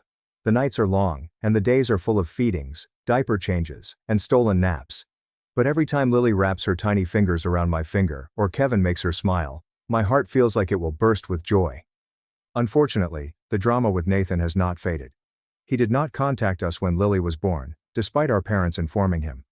They said he has been asking about her, but he is furious because we did not tell him about the birth ourselves. It's frustrating because it appears that he's making Lily's birth about him rather than celebrating her new life. Our parents and Sophie have been to see Lily several times, and they adore her. It's bittersweet to watch them with her, knowing that in another universe, Nathan and his family would also be there. Sophie revealed that Nathan's children have been asking about their new cousin, wondering why they haven't met her yet. Julia called us again last week. She and the children are still living with her parents, and she has initiated divorce proceedings. Nathan evidently refused to get therapy or admit his problems, leaving her with no choice. She asked whether we would be willing to write a statement on Nathan's behavior throughout the years, which could be significant to their custody arrangements. Kevin and I are still deciding whether or not to become involved. On the one hand, we want to encourage Julia while also ensuring the children's health. On the other hand, we're concerned about getting drawn into legal processes and potentially worsening our issue with Nathan. The most recent development occurred yesterday, and it has left us shaken. Nathan arrived at our place in the evening, definitely wasted. He began hammering on the door, yelling about how we had ruined his life and demanding to see his niece. Lily was sleeping when his ranting woke her up, causing her to wail. Kevin managed to calm Nathan down and get him to go without incident, but it was frightening. The notion of Nathan's unpredictable conduct around our newborn daughter is unsettling. We're really considering getting a restraining order, which I never expected to have to do against my own brother. This entire issue has shown me how toxic Nathan's presence in our lives has been. While I hope he gets the care he requires, my current concern is to safeguard my daughter and our small family. We're thinking of relocating to a new house in a different neighborhood, partially to give Lily more space as she develops, but also to get away from all the turmoil. We've also begun to discuss the prospect of family therapy, not necessarily with Nathan right now, but potentially with our parents and Sophie. There's a lot of hurt and confusion to get through, and we believe that having a neutral third party may help us manage these complex emotions and familial dynamics. Despite everything, the last few weeks with Lily have been the happiest of my life. Kevin and I are fatigued but incredibly smitten with our little child. We're focusing on enjoying this precious time and creating a positive, loving atmosphere for our baby. Every day, I gaze at Lily and feel grateful for the difficult route that led her to us. While Nathan's situation has been heartbreaking, it has also increased my appreciation for the healthy, supportive relationships in my life. As we move forward, our objective is to surround Lily with love, positivity, and strong, healthy family bonds, whatever that family looks like. My sister poisoned me for getting into college, while Mom held signs saying, "Shame on you." Now they're both begging for help, but I'm not the fool. Hey Reddit, many people won't believe it, but it really happened to me. My adopted sister hurled my science medal at me, shouting, "You don't deserve this," and even poisoned my food out of jealousy when I got accepted into college.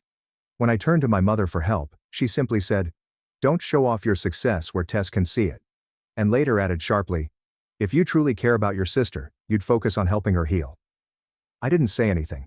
That was 8 years ago. This Thanksgiving she stood on my lawn, shouting that I had traumatized Tess again. In my family, love was defined as witnessing my adopted sister Tess demolish my accomplishments while yelling, "You don't deserve this," and then forgiving her without apology. My sister Tess is now 24 years old, and we adopted her from foster care when she was 15. When I was 16, Tess had just joined our family, and I won the area science fair. I wanted her to be my best friend, so I told her first. Her initial reaction was to take my medal award and chuck it straight at my skull. "You don't deserve this," rang throughout the home as she collapsed on the floor. My mother stared at me, curled into a ball and cried, and reminded me that it was entirely my fault. "Don't display achievements where Tess can see them." This established the tone for the following 8 years of my life. It wasn't until one lovely afternoon last spring that the tone changed. Because that's when I received my Johns Hopkins acceptance letter. A lifetime of academic pressure, imposter syndrome, and crying into textbooks all culminated in that single moment. I contacted friends, announced the acceptance, and looked at Baltimore residences. I was just Elena, not Tess's trigger, not the family sacrifice, just a future doctor preparing her escape. Until my mother arrived home and discovered me rejoicing. "This is fantastic. We need to figure out how to make it work." She smiled as if she were saying something good. But her eyes suggested differently. After an hour of faking niceness, the reality came out. "Of course Tess will need to come with you. Baltimore has excellent trauma programs and she can't handle you leaving. I'll help with rent if you get a 2-bedroom. Tess. In my apartment. With access to my medical supplies, study materials, and future. Mom. You know what happens when she sees me doing well. She hasn't had an episode in months, she claimed, as if Tess hadn't trashed my MCAT prep books last week. If you want what's best for your sister, you'd help her heal. Mom was continually telling me about Tess's background. Tess was the scapegoat in her foster family. Nothing violent. Just 1,000 minor mistreatments. There were no birthday presents for the biological daughter, but she did get parties. Hand-me-downs, while the other girl received new clothes. Report cards were ignored, but B's were treasured. "You don't deserve nice things," became a catchphrase. Tess was now making it mine. She was stronger, colder, and harder than me, but she too had an Achilles heel. That was her predictability. 10 minutes of staring signaled the impending devastation. 15 minutes equaled absolute devastation. Hide anything important. Never rejoice anywhere she can see. But medical school cannot conceal 4 years of accomplishment. I remember being 18 when Tess discovered my college acceptance letters. I didn't find out until I was eating at the kitchen table and saw a faint white powder in my food. The fragrance indicated that it was rat poison. What the f? You crazy bitch? I yelled, pointing my fork at Tess. Tess just cackled like a madman, while my mother lectured me on how I shouldn't brag and the value of humility. That's when I realized my mother wasn't denying the pattern, she was preserving it. I told Mom no. Tess was not permitted to be anywhere near my dorm, but she could visit Baltimore and FaceTime me all the time, and I'd return home for holidays. I even volunteered to look into trauma programs near my home. Then I'm not helping with any school expenses, Mom yelled. Fine. I'll take out more loans, I said, sighing. The following 2 months were a living misery. Mom contacted relatives, claiming I was abandoning my traumatized sister. She brought Tess to my pharmaceutical job to practice separations. Tess looked at my white drugstore coat for 10 minutes before knocking down a whole display of medications. You don't deserve this. My manager asked them not to return. Fast forward to the week before my white coat ceremony. My aunt called me. Your mother bought plane tickets. She says you can't exclude Tess from family milestones. She's been staring at your white coat photo online for days. I understood what that meant. Mom had spent 8 years making sure I realized that Tess's trauma was more important than my future. Every destroyed achievement has a corresponding reason regarding foster care. But I wasn't the terrified, people-pleasing 16-year-old girl anymore. I was a woman who understood her worth and was prepared to fight back. So I began planning. The first thing I did was alter the ceremony location across all of my social media accounts. They posted about how they relocated it to a different building on campus. Then I called the school to explain my position. Douglas, the security guy, was really understanding. He said he would keep an eye out for anyone who fit their description. I also requested my roommate Jenna to be my watchdog. She was already well aware of Tess's condition. I woke up at 5 a.m. on the day of the event. I couldn't sleep anyway since I was nervous. I took my white coat from its hiding place in Jenna's closet. Yeah, I had been hiding it there for weeks. I learned my lesson about storing critical items in my own room. I dressed in the bathroom with the door locked. Even place a chair against it. Paranoid? Maybe. But try living with someone who poisoned your meals. Jenna took me to campus early. We took her car because mine was too easily recognized.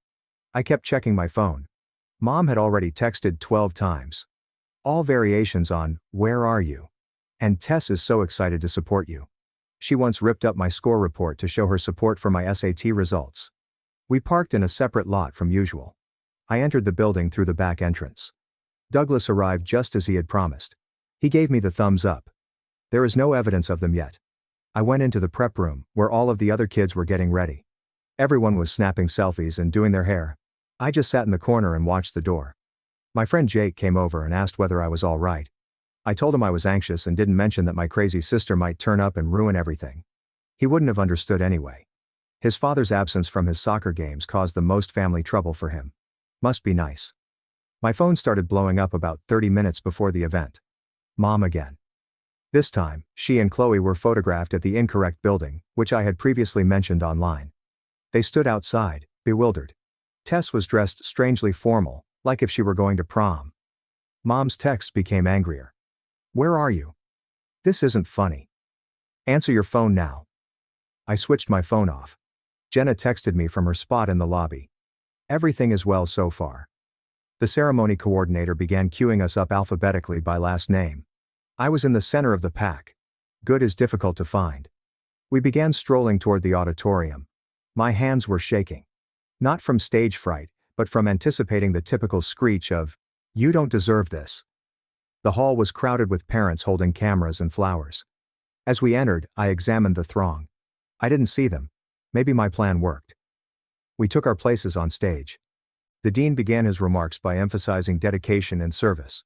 I was scarcely listening, just staring at the doors. Then I spotted her. Not Tess. Mom. She was in the back entrance disputing with security. She had a crimson face. She was pointing to the stage. At me. But Douglas wouldn't let her in. She did not have a ticket. See, I had conveniently omitted to explain that the ceremony was ticket only. Oops. The dean called my name. I rose up and walked across the platform, accepted my white coat, smiled for the official photo, and, for the first time in 8 years, I celebrated an accomplishment without dread. No flying trophies. There are no destroyed papers. There's no poison in my meal. Just me in my white coat, beginning my future. After the wedding, Jenna and I met outside. She was beaming as she told me Mom and Tess had arrived shortly after I received my coat. Tess supposedly attempted to storm the stage, but was stopped at the door by the same security that had kept Mom out.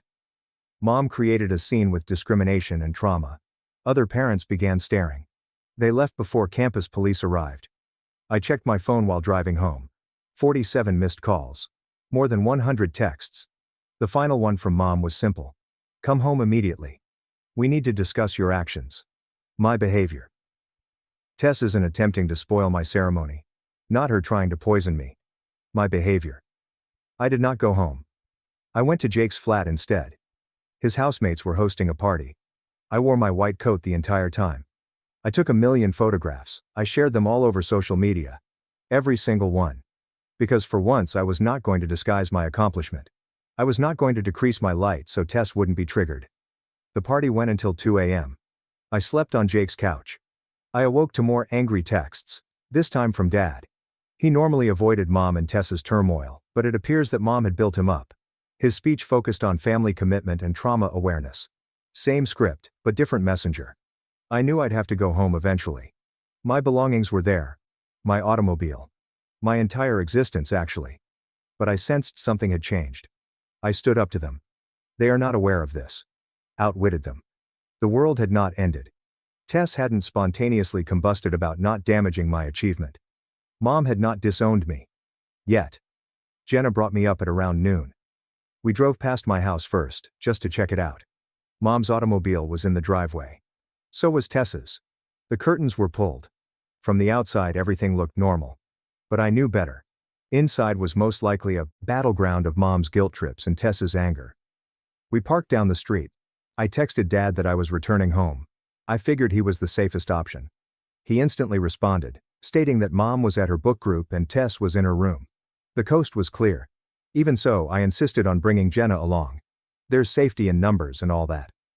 We strolled into the house and it was quiet. Too quiet. Dad was in the kitchen, appearing fatigued. He started lecturing me about family duty. I cut him off. I told him I was simply there to pack a few items. His face fell. They asked if I was serious. I said yes.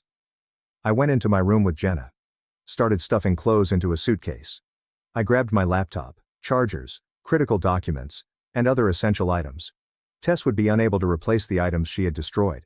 Jenna helped me transport boxes to her car. Dad only watched from the doorway. Didn't help. It didn't stop us either. We were about finished when I heard the front door bang. Mother's voice, sharp and hostile. Then footsteps on the stairs. Fast. Purposeful. I recognized the sound. I grabbed the last package and headed for the door. But Tess was already present, standing in my doorway, staring at my empty room. Her expression was blank, which was worse than fury. She stared at me. Then I noticed the box in my hands. Then back to my room. The staring had begun. I checked my watch. I began counting. 1 minute. 2. Jenna shifted uncomfortably beside me. She had heard the stories but had never seen it happen. 3 minutes. 4. Tess's hands began shaking. Here it arrived. But then something strange occurred. Instead of screaming or throwing things, Tess simply turned around and walked away. Down the hallway. Go to her room. Slammed the door. Jenna and I exchanged looks. That was not typical. Tess would always erupt. Always. Mom emerged at the top of the staircase. Her book club dress was immaculate, but her expression was twisted with wrath. She examined the cartons in my hands. In an empty room. At me. What do you think you're doing? I informed her that I was moving out. I found a place closer to the school. I need to focus on my studies. She laughed. Not a good chuckle. The kind that makes my skin crawl. You're not going anywhere. The family stays together. Tess needs you. I pushed past her with my box. Jenna followed. Mom grabbed my arm on the stairs. Hard. Her nails dug in. You're being selfish. You're traumatizing Tess all over again. Good daughters don't abandon family. I pulled my arm free. Keep walking. Dad was still in the kitchen, looking into his coffee. Didn't even look up as we passed. Mom followed us outdoors, detailing each sacrifice she had made. Every time, she chose us over herself. Every penny spent on Tess's therapy. We loaded the final box into Jenna's car. Mom stood on the grass with arms folded. If you leave now, don't bother coming back to Thanksgiving. I got inside the automobile. Jenna started the engine. As we drove away, I slowed just enough to look back. Tess was gazing via her bedroom window. Just stood there. Staring. It gave me chills. Jenna let me stay at her house for a few days. Carla, her roommate, was nice about it. They had a pull-out couch in the living room, which was less than perfect, but better than being at home. During those days, I looked for apartments, checked my bank account, and did arithmetic on student debts. Mom's texts did not stop. They became worse. She'd gone from angry to manipulative. Messages about Chloe not eating. Chloe wept all night. Chloe questioned why I despised her. Classic mom moves. I quit reading them after day 2. But then Dad began texting. That was new. He frequently remained neutral. His messages were unusual and worrying. Tess was said to be acting strangely. Stranger than usual. Quiet. Too quiet. She said she'd been in her room for 3 days straight. I almost gave in. Almost drove back to check on her. Jenna persuaded me out of it. Reminds me that this was most likely another manipulation. Tess was 23, not 4. That she had parents to care for her. She was correct. I knew she was correct. I still felt guilty though. On the 4th day, I found an apartment. Studio near campus. Tiny but mine. Trevor, the landlord, was unconcerned about my family issues and only wanted the first and last month's rent and a security deposit. I signed the lease that afternoon. I finally had my own place. I have my own area. My own life. Moving in was simple because I didn't have much. Jenna assisted me in purchasing basic items such as Goodwill furniture, dollar store dishes, and Walmart bedding. Nothing fancy. Nothing would be too bad if Chloe found me and ruined everything. Old habits die hard. I had been at my apartment for precisely 1 week when Dad arrived there. I'm not sure how he found me, but it was probably through Jenna's social media. She tagged me in a housewarming selfie. Should have known better. Dad looked dreadful. Bags beneath his eyes. Wrinkled shirt. Very undad-like. He said we should chat. About Chloe. About Mom. About everything. I let him in because he was still my father. He sat on my second-hand couch and began talking. They told me things I hadn't heard before. About the adoption. Regarding Tess's first few months with us. Apparently, it was worse than I realized. Tess had attempted to flee 6 times. Had threatened to harm herself. Had begged to return to foster care. Mom had kept everything from me. I wanted to bond with my new sister without baggage. So much for the plan. Dad said the therapist had warned them. Tess may become fixated on me, he said. My successes may be perceived as threats. Might act out. Mom promised to handle it. To safeguard both of us. Instead, she had picked Tess. Each time. And Dad had let her. He apologized. Actually spoke the words. Said he should have intervened years ago. I should have been protected too. But Mom was so convinced she could mend Tess, that enough love and understanding would heal her, and he wanted to believe her. Then he dropped the actual bomb. Tess had located my flat. She had been sitting outside in her car for hours. Watching. Waiting. He had followed her here. Was attempting to persuade her to go. But she wouldn't move. She said she needed to see me. To talk with me. To describe something. I gazed outside my window. Sure enough, Tess's little Honda was parked across the street. I could see her silhouette in the driver's seat, sitting there. Looking at my building. My skin crawled. How long had she stayed there? How many times had I strolled by without noticing? Dad wanted me to speak to her. Said it might assist. Perhaps she needed closure. Perhaps she wanted to apologize. I laughed. Actually laughed in his face. Tess? Apologize? In 8 years, she had never apologized. Not for the trophies. Not for the poison. Not for anything. Dad, however, continued to press. Said something different this time. That Tess had been acting strangely since my departure. Not destructive weird, just sad and unusual. She said she had been going over old photos, writing in a journal, going to treatment without being forced by her mother. I told him no. I was done being Tess's emotional punching bag. I'm done hiding my accomplishments. I'm done living in terror. He could tell her that. He could tell Mom that. I was done with everything. Dad nodded. Looked defeated. Said he understood. Then he departed. I observed from my window as he walked to Tess's car. I saw him leaning in her window. I saw her shake her head. I saw him try again. More head shaking. Then he walked to his own car and drove off. But Tess remained. We're still watching. Still waiting. I attempted to ignore her. I made dinner. I watched Netflix. I did some studying. But I kept watching the window. She was constantly present. Same position. The same automobile. The same stare. It was creeping me out. I considered calling the cops. But what would I say? Was my sister sitting in her car? It's not illegal. Around midnight, I stopped trying to sleep. I kept imagining her breaking in. I was found dozing. Who knows what they're doing? So I sat at my window. I'm watching her look at me. Like a bizarre stakeout standoff. Neither of us is moving. Neither of us are backing down. Then I noticed her get out of the automobile. My heart began racing. She was approaching. Coming for me. I grabbed my phone and prepared to contact 911. But she didn't go to my building, she went to the corner store instead. I returned with a bag. She got back into her car. I resumed watching. This lasted for 3 days. 3 days with Tess in her automobile. I spent 3 days checking windows and securing doors. 3 days spent jumping at every noise. Jenna claimed I was being paranoid. Tess was probably just processing. That I should contact the cops if I was truly terrified. But I wasn't really terrified. I was tired. I am tired of jogging. Tired of concealing. I was tired of allowing Tess to dictate my life, even when she wasn't present. So, on day 4, I did something stupid. I went out. I walked straight up to her car. Knocked on her window. She rolled it down carefully. She looked at me with red-rimmed eyes. She had been crying. Tess never cried. Not in front of others. Not ever. We looked at each other for a long time. Then she said something that surprised me. I know what I did to you. Not. I'm sorry. This is not an apology. Just an acknowledgement. I wasn't sure what to say. So I didn't say anything. Just standing there. On the street.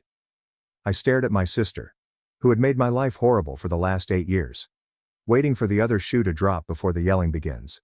For something to fly at my head. Instead, she reached into her bag. I flinched and prepared to run. But she simply pulled out a notebook and handed it to me through the window. I've been writing it all down. Everything I remember. Everything I did. Dr. Martinez said it would help. I took the notebook. I didn't open it. I did not want to see her list of destruction. She continued chatting. She claimed to have been in treatment twice a week since I left real therapy, as opposed to the family sessions Mom used to bring her to. She said she was on new medications. She said she was trying. I wanted to laugh. Or yell. Throw the notebook back at her. 8 years of misery, and now she's trying. Now that I'd successfully escaped? But I just stood there, holding her diary and feeling numb. She wasn't finished talking, and she never was when she first started. She informed me about the foster family. Not Mom's version. Her version. How they adopted her first.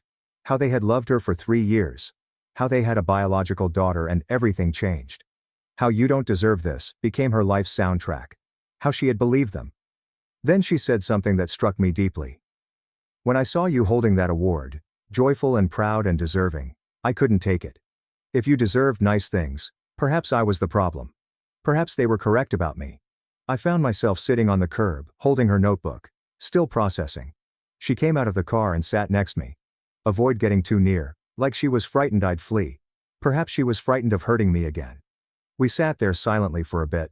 Then she informed me about the previous week. Mom had been contacting her frequently, telling her that I had abandoned them. Telling her to go find me. To make me come home. To help me comprehend family. But for the first time, Tess had declined. Had hung up on her. I had blocked her number. That is why she was here. Do not drag me home. Not to damage my apartment. But please warn me. Mom was plotting something. I had been speaking with family, gathering alliances, planning an intervention. The entire family was scheduled to confront me on Thanksgiving. Make me see sense. Make me come home. She took out her phone and showed me the family group chat I had been deleted from. Message after message of ungrateful children. Regarding family obligations. Regarding how I was calling Mom with worry. Tess needed her sister. Aunt Marcy called me selfish. Cousin Jake warned me that I would regret this. Grandma was dissatisfied with my decisions. But Tess had defended me. In front of everybody. Said I deserved to live my own life. She admitted that she had made a mistake by hurting me. Mom told me I needed to leave. The responses were savage. They were now turning on her too. Calling her ungrateful. Saying I had indoctrinated her. I eventually opened my notebook.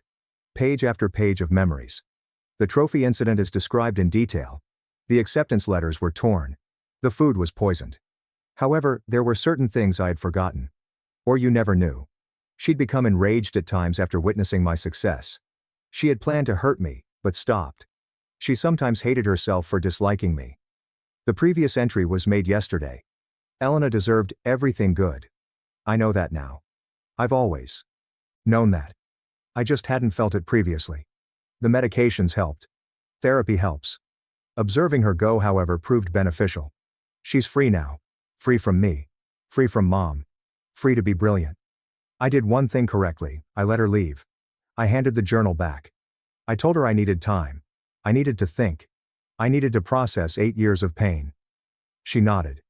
Said she understood. She said she would leave me alone. But before, she had one last thing to say. About mom. About what was coming. About how I can defend myself. Mom had called the school. Claiming a family emergency. Trying to obtain my schedule. Trying to figure out where I lived. The administration had not informed her, but mom persisted. She had also been calling me at work. I told them I was having a breakdown, that I needed assistance, that family was concerned. Tess had screenshots, messages in which mom discussed tactics, how to make me go home, how to make me realize I was being selfish, how to use Tess's trauma to make me feel guilty, how to turn my family against me, how to make my life so horrible that I would crawl back. But here's the kicker. Tess had sabotaged her. Delete messages before mom sends them. Giving her incorrect information. I informed my relatives that I had relocated to another city. Running interference. My destroyer has become my protector. The world felt upside down. She stood to go. She said she would continue to warn me if mom escalated. She said she would try to keep her distracted. She said she understood if I did not want to see her again. Then she got into her car and drove away. I was left sitting on the sidewalk with 8 years of suffering and one notepad full of regret. I went back inside and called Jenna. I told her everything. She came over carrying wine and Kleenex. We went over Tess's notepad together, page by page. Page after page of pain and recognition. A teenager who had been told she deserved nothing turned that lesson on everyone else. My parents allowed it to happen. I'm suffering because of it. Jenna inquired what I was going to do. About Tess. About mom. About Thanksgiving. I did not know. A part of me wanted to forgive Tess. She was trying. She was changing. She was now defending me. But 8 years is a long time. Trauma does not just fade with medication and therapy. The following couple weeks were quiet. There have been no mom assaults. No family ambushes. Just myself, school, and my small flat. I poured myself into studying. The first anatomy exam was coming soon. I had always been adept at memorizing. At concentrating. At blocking everything else out. It's how I got through living with Tess. But I kept thinking about her journal. About her sitting outside for 3 days. Regarding her blocking mom. For me. It did not erase the past. The scars did not heal properly. But it meant something. Perhaps not forgiveness. Perhaps not friendship. But something. Then Thanksgiving week arrived. The family group chat erupted again. Jenna showed me screenshots. Everyone verified that they will be at mom's place. Everyone is willing to talk sense to me. Everyone was confident they could resolve this family crisis. Tess had attempted to warn them off. They had turned utterly against her. Mom texted me directly for the first time in several weeks. Sweet as pie. Just want my baby girl home for turkey. Just want family together. I just want to talk. There is no pressure. There is no guilt. Just love. I knew better. This was her last play. Get me into that house with 20 relatives. Break me down. Bring me home. I replied that I had to work. Lies, but whatever. She replied immediately. I checked with your management. I know you have a day off. Lying to family is beneath you. Your dad is disappointed. Tess is devastated. You're breaking hearts. Then came the danger. If you don't show up, I'll come to you with the whole family. We will conduct the intervention at your apartment, in front of your neighbors. In front of everybody. You'll be embarrassed into submission. Mom's style is classic. Public humiliation was her preferred weapon. I went into a panic. I called Tess without thinking. She answered the first ring. "She's serious," Tess explained. "I overheard her making arrangements. Aunt Marcy is coming her van. They're going to come up at your place around noon, cause a commotion, and compel you to listen." I inquired why she was assisting me. I asked, not accusingly, but simply curious. She was silent for a bit before saying something I will never forget. "Because I took stuff from you for 8 years. Perhaps it's time I gave back." We created a plan. Not precisely together, but in parallel. She would go to Thanksgiving. Play the lovely daughter. Keep them busy. Keep them distracted. Allow me time to disappear for the day. Perhaps they'd give up if they couldn't locate me. Perhaps they'd understand I was serious. On Thanksgiving morning, I packed a bag and left my apartment at dawn. Went to Jenna's apartment. Her family was okay with me joining. Her mother, Carla, had heard the stories. He said I was welcome at any moment. Said family was based on choice rather than blood. Made me cry a little. In a positive way. I switched my phone off. I didn't want to see such texts. I didn't want to know when they showed up. I did not want to feel guilty. I just wanted a nice holiday. A average supper. A day without drama. Jenna's family handed me that. Turkey, stuffing, and pie. No screams. There is no destruction. There is no guilt. But I did switch on my phone that night. I needed to know what happened. 53 missed calls. More than 100 texts. I never listened to voicemails. The last text came from Tess. "They came. They saw you weren't there. They left. Mom is preparing something else. Be careful." The following few days were tense. Waiting for Mom's next move. Jumping every time someone knocked. Checking windows obsessively. Jenna said I was becoming paranoid again. But I knew Mom. She did not give up. She's just regrouped. Planned better. Hit harder. Then my academic advisor called me. Someone called and claimed to be me. Stated that I was dropping out due to a family emergency. I needed to withdraw immediately. The advisor was perplexed. I had just passed my anatomy exam. Why should I quit now? I informed her that was not me. She explained that she had worked it out and simply wanted to warn me. My landlord Trevor was next. I received a call stating that I had breached my lease. That I had moved my entire family in. The neighbors were grumbling. He drove by to check. I saw nothing but wanted to know if anyone was trying to get me evicted. I explained about my mother. He claimed he would ignore any future calls. Then there's my job. Someone called in ill for me 3 shifts in a row. My manager nearly fired me. I had to show him our family group chat. Explained the entire scenario. He offered me another chance. But after one more issue, I was gone. I began taping everything. Saving screenshots. Developing evidence. Tess kept giving me information. Mom had recruited Aunt Marcy as her primary ally. They were studying legal possibilities. We're talking about wellness checkups. Regarding forcible interventions. About declaring me mentally incapable. That was insane. I was a straight A medical student. But Mom was desperate. I considered getting a restraining order. Jenna's mother suggested it. But that meant court. I meant to face them. Meant making everything public and legal. I only wanted to be left alone. To study. To work. To live. Why was that so difficult for them to understand? Then came the letters. Not emails. But genuine letters. From all family members. Everyone says the same thing. How I was hurting Mom. How I abandoned Tess. I would later regret being selfish and harsh. Some were handwritten. Some typed. Everything is designed to break me down. But Tess's letter was different. Hidden in Aunt Marcy's envelope. A sticky note that simply said, "Stay strong. You are doing the correct thing. I am proud of you." It was the first time in 8 years that Mother had expressed pride in me. In everything I had done. It struck harder than all of the guilt combined. I decided it was enough. I changed my phone number.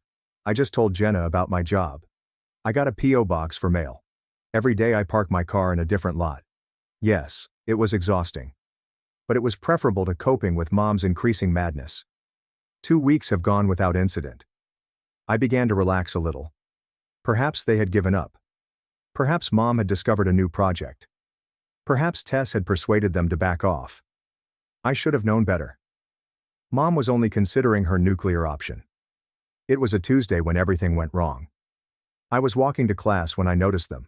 Mom, Dad, Aunt Marcy, 3 cousins, standing outside the hospital facility, holding signs. Family abandonment is abuse. Tess needs her sister. And my particular fave is, shame on Elena. Other students were staring, taking photos, whispering. I ducked into a side building and phoned security. I told them about the harassment. They claimed they would handle it. However, I could still hear Mom through the window. She told everybody who would listen about her ungrateful daughter. Tess is poor and traumatized. About family values. I asked Jenna to bring me a jacket and sunglasses. Snuck out the back, like a criminal. I missed my anatomy lecture. I had to email my professor with an excuse for being sick. He probably believed I was lying. Great. Mom was now interfering with my academic progress as well. The protest lasted 3 hours. When they began to block doors, security forced them to leave. But the harm had been done. Everyone in my program had witnessed it. I'd heard the stories. I moved from being an unknown student to the girl with a wacky family. Some classmates were sympathetic. Others only wanted to gossip. That night, Tess called from an unfamiliar number. Mom stated that she intended to return tomorrow. With more people. Make it a daily routine till I crack. Said she tried to stop her. But Mom had really lost it. I was certain that public shame would bring me home. I couldn't handle another day like that. I couldn't have started my medical profession as a protest girl. So I did something I said I'd never do.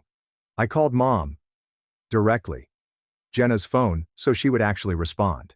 The conversation was short. First. Asked her to meet me at a coffee shop near school. Alone. One chance to speak. She arrived with Dad and Aunt Marcy. Of course. I almost left right away. But Tess entered behind them. You saw me. Shook her head. I said. I tried. I sat at a separate table. Close enough to hear. Far enough to provide space. Still protecting me in her strange way. Mom started immediately. How could I leave my family? How could I damage Tess? How could I be so selfish? I led her to rant for 5 minutes. Allow her to express herself fully. Dad occasionally nodded. Aunt Marcy uttered disapproving sounds. I just drank my coffee and waited. When she eventually stopped, I took out my phone. I showed her the screenshots that Tess had sent. Messages about forcing me home. The plan is to call my school. The tactics for making my life miserable. Her face turned crimson. She turned and glared at Tess. But I wasn't finished. I told her about the award. The poison. The books were destroyed. Years of dread. How she had enabled it all. How she consistently prioritized Tess's trauma over my safety. Dad appeared stunned. Mom had apparently downplayed things for him. Aunt Marcy attempted to interrupt. I continued talking. Then I uttered the thing that finally silenced her. I got into medical school despite her, not because of her. That every achievement she'd forced me to conceal had led me here. Whether my family supported me, I was going to be a doctor. I was done being Tess's emotional punching bag. Mom began crying. Real tears. Not manipulated tears. She claimed she had merely wanted to help Tess heal. That she thought keeping us together would solve everything. That she had failed us both. It was the first honest statement she'd made in years. Dad reached for her hand. She drew away. Tess stood up then. Walked over to our table. I looked Mom directly in the eyes. I told her to stop. That she had tortured me plenty. It was time to let me go. That she was seeking therapy on her own. That she no longer needed me to suffer for her. Mom's face crumbled. Aunt Marcy tried one more guilt trip and began discussing family loyalty, forgiveness, and moving forward together. Tess laughed. Actually, I laughed. I asked Marcy if she could forgive someone who poisoned her meals. Who ruined her achievements? Who made her life miserable for 8 years? Marcy shut up. I stated my terms clearly. No more protests. No more calls to my school or workplace. There are no further letters or initiatives. I stated I'd consider attending Christmas if they maintained limits. If not, I would seek a restraining order. I had already spoken to a lawyer. Was prepared to make it lawful. Mom nodded. Looked defeated. Dad eventually spoke up. He said he was proud of me. That I had demonstrated more strength than he ever had. That he should have protected me long ago. That he will ensure Mom kept her vow. It was pleasant to hear. 8 years late, but good. He asked if we could text occasionally. Just updates. I answered, maybe. Tess asked to accompany me out. Stay away from Mom, and the others. Outside, she handed me an envelope. She said it was from her therapy fund, which she had saved from her part-time work. Enough to make up for the time I missed at work due to Mom's harassing. I attempted to resist. She insisted. She said it was the least she could do. She also mentioned that she was moving out. I had found a group home for traumatized adults. Somewhere she could receive intense therapy. She couldn't harm anyone. Somewhere, Mom couldn't use her as a weapon. She had already put down a deposit. I was planning to relocate next week. I wasn't sure what to say. We stood awkwardly for a minute. We've been through 8 years of misery, but there's also something new. Understanding. Maybe. Or just fatigue. She expressed her wish that I would become an excellent doctor. That she would observe from a distance. She said she was proud of me. Then she went back inside. I have not seen her in person since. The following few months were quiet. Mom fulfilled her promise. No more harassing. No more guilt trips. Just silence. Dad texted occasional updates on the weather and the dog. Safe topics. I responded occasionally. Short messages. Baby steps. Perhaps we'll have a relationship eventually. Perhaps not. I learned about Tess from Dad. She was doing well in the group home. Intensive therapy 3 times each week. New drug regimen. Art therapy allowed her to vent her emotions without causing destruction. She had even landed a job at a plant nursery. She explained that growing things helped her grasp the importance of nurturing, rather than destroying. Christmas came and went. I did not go home. I spent it with Jenna's family again. They had virtually adopted me by that time. Her mother Carla kept saying, "You need meat on your bones." Her father Luis taught me to play dominoes. That was nice. Normal. Nobody cried over something I didn't deserve. I received a card from Mom. Simple. Just thinking about you. Love you, Mom. There is no guilt, there was no manipulation, just a card. I did not respond. I wasn't prepared. Perhaps it would never be. But I saved it. Place it in a drawer alongside other complicated memories. Evidence that people may change. Maybe. Spring semester has begun. I poured myself into studying. Anatomy, physiology, biochemistry, the works. I got top marks in everything. Put a snapshot of my white coat on Instagram. Public, proud. No more concealing achievements. Some family witnessed it. I enjoyed it. Small gestures. Big meanings. Progress. I received an SMS from an unknown number on my birthday. Happy birthday. You deserve everything good. See. I knew it was Tess. Did not respond. But I did not erase it either. I saved it actually. Proof that the girl who used to scream "You don't deserve this" had finally changed her opinion. It only took 8 years. I ran into my cousin Jake in the grocery store. He apologized for sending group chat messages. He admitted he had been mistaken. Family pressure caused people to do stupid things. That he was proud of me for advocating for myself. We grabbed some coffee. Caught up. He said Mom was also in therapy. Finally addressing her rescuer complex. The 1-year mark since leaving home passed quietly. I had survived. Thrived even. Top of my class. Great pals. A little flat that was just mine. There are no broken awards. There is no poisoned food. Nobody was yelling about what I deserved. It's just me. Creating the life I'd always desired. The life I had kept secret for so long. Jenna gave me a party. Small things. Only close friends. But she gave a toast that struck me deeply. You are the strongest person I know. Watching you break free has motivated me. You demonstrated what real courage looks like.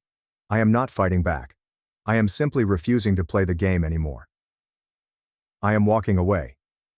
Dad called that night. Mom expressed a desire to apologize. I'd written a letter. Asked if he may transmit it. I said yes. The letter arrived a week later. 3 pages. Mom recognized her mistakes.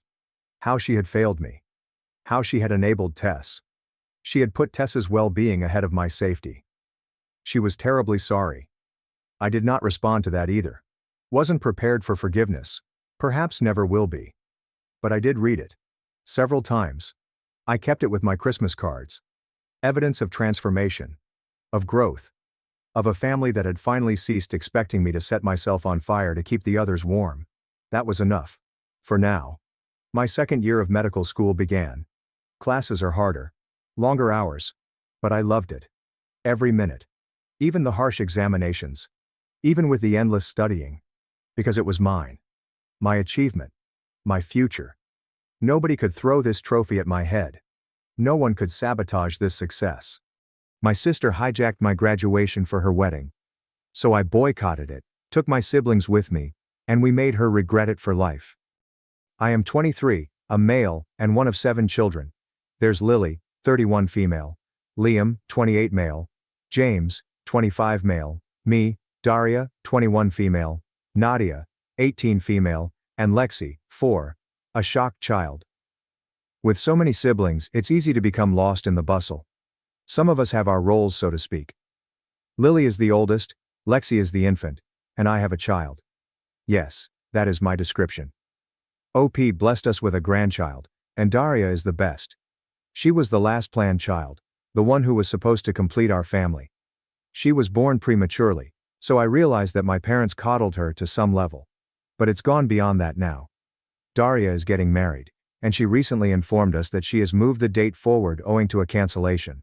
Not a big deal. It only means they'll get married sooner. But the new date coincides with Nadia's high school graduation. Daria was empathetic but stated that she had already committed to the date. They have printed the invites. My parents always go crazy for our high school graduations, but they stated they'd have to miss Nadia's. We were all sympathetic and assumed it wasn't deliberate. Or so I thought. However, Nadia later told James that she was present when Daria received the cancellation call, and informed her that she was graduating that day. But Daria simply laughed and accepted the date. As much as I hate to admit it, this seems like a very Daria thing to do. She scheduled her engagement party on the night of Nadia's 18th birthday. Fortunately, she didn't celebrate till the weekend. She revealed her engagement on my oldest sister's wedding anniversary. It's all about her. When I challenged Daria about this, she replied Nadia's high school graduation didn't matter. She wanted to marry the love of her life sooner, and our family had already attended numerous high school graduations. She said something like, "We still have Lexi."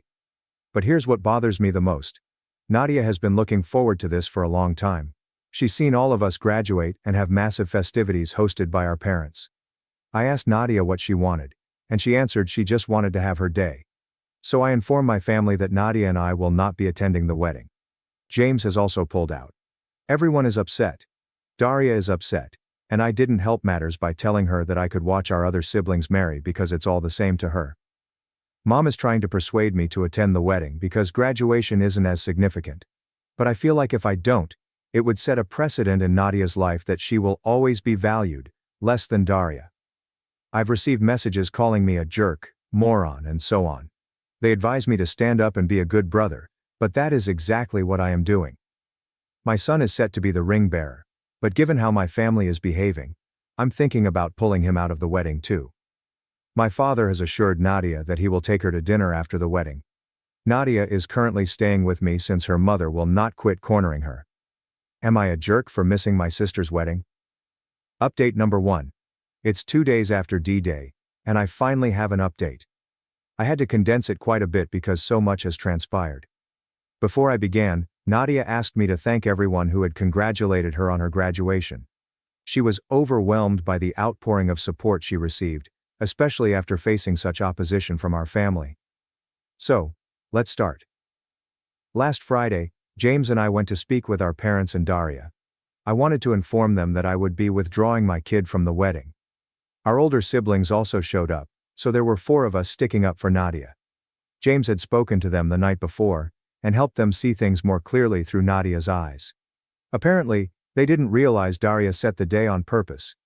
There was a lot of yelling. Daria accused me of attempting to spoil her wedding, and our parents begged me to allow them to take my son to the wedding. But I held my ground. I felt more stronger having my older siblings beside me. There are only 2 years between me and Daria. I am not much of an older brother. Luckily, Lily was present. Her words carried more weight as the eldest, and she did not allow Daria or our parents to debate. She informed them that Daria chose the date on purpose, admitted it in front of me and James, and that it was usual behavior for her. Lily warned them that if they continued to openly favor Daria, the rest of us would cut off contact, and Lexi would most likely follow suit in the future. Our father started yelling. Surprisingly, it was directed toward Daria, rather than us. I had never seen Dad so angry before, and to see it focused on Daria was shocking. Our mother begged us to go. We didn't hear from anyone on that side until Monday, when Daria's fiancé George invited us to meet at our parents' home. He apologized to Nadia. He had no idea that the wedding and graduation coincided, or that Daria did it on purpose. Our dad was the one who told him. What ensued was a lengthy discussion in which we all aired our frustrations. I told our parents that we all believed Daria was more important to them than any of us. Her artwork was constantly displayed on the refrigerator. Ours were always stored in a drawer. I informed them that as a mom, I couldn't imagine treating my child that way. Daria attempted to argue. She tried to convince us that we were attempting to transform her into a terrible man, turn our parents against her, and spoil her wedding. Our mother advised her to be quiet since it was our time to speak. George stepped in and informed us that he did not expect us to attend the wedding, but we were welcome to attend the reception. He even went so far as to add that he hoped he could have canceled the wedding entirely, but doing so would have cost him more money than he had spent moving it forward. Mom's willingness to listen to us lasted less than 24 hours. By Tuesday, she had begged us to reconsider. Apparently our feelings were irrelevant in the face of Daria's severe stress, and many would question our absence on the big day. I haven't spoken with my mother since, but I did ask my father to bring me some of Nadia's belongings because she will be staying with me full-time. We have formally ended all communication with our mother. On Wednesday, Dad brought Nadia out to celebrate her early graduation. They had a daddy-daughter date, which I believe she truly needed. He apologized for many things and promised to do the same for the rest of us. But Wednesday was about her. I'm glad she had that one-on-one time with him.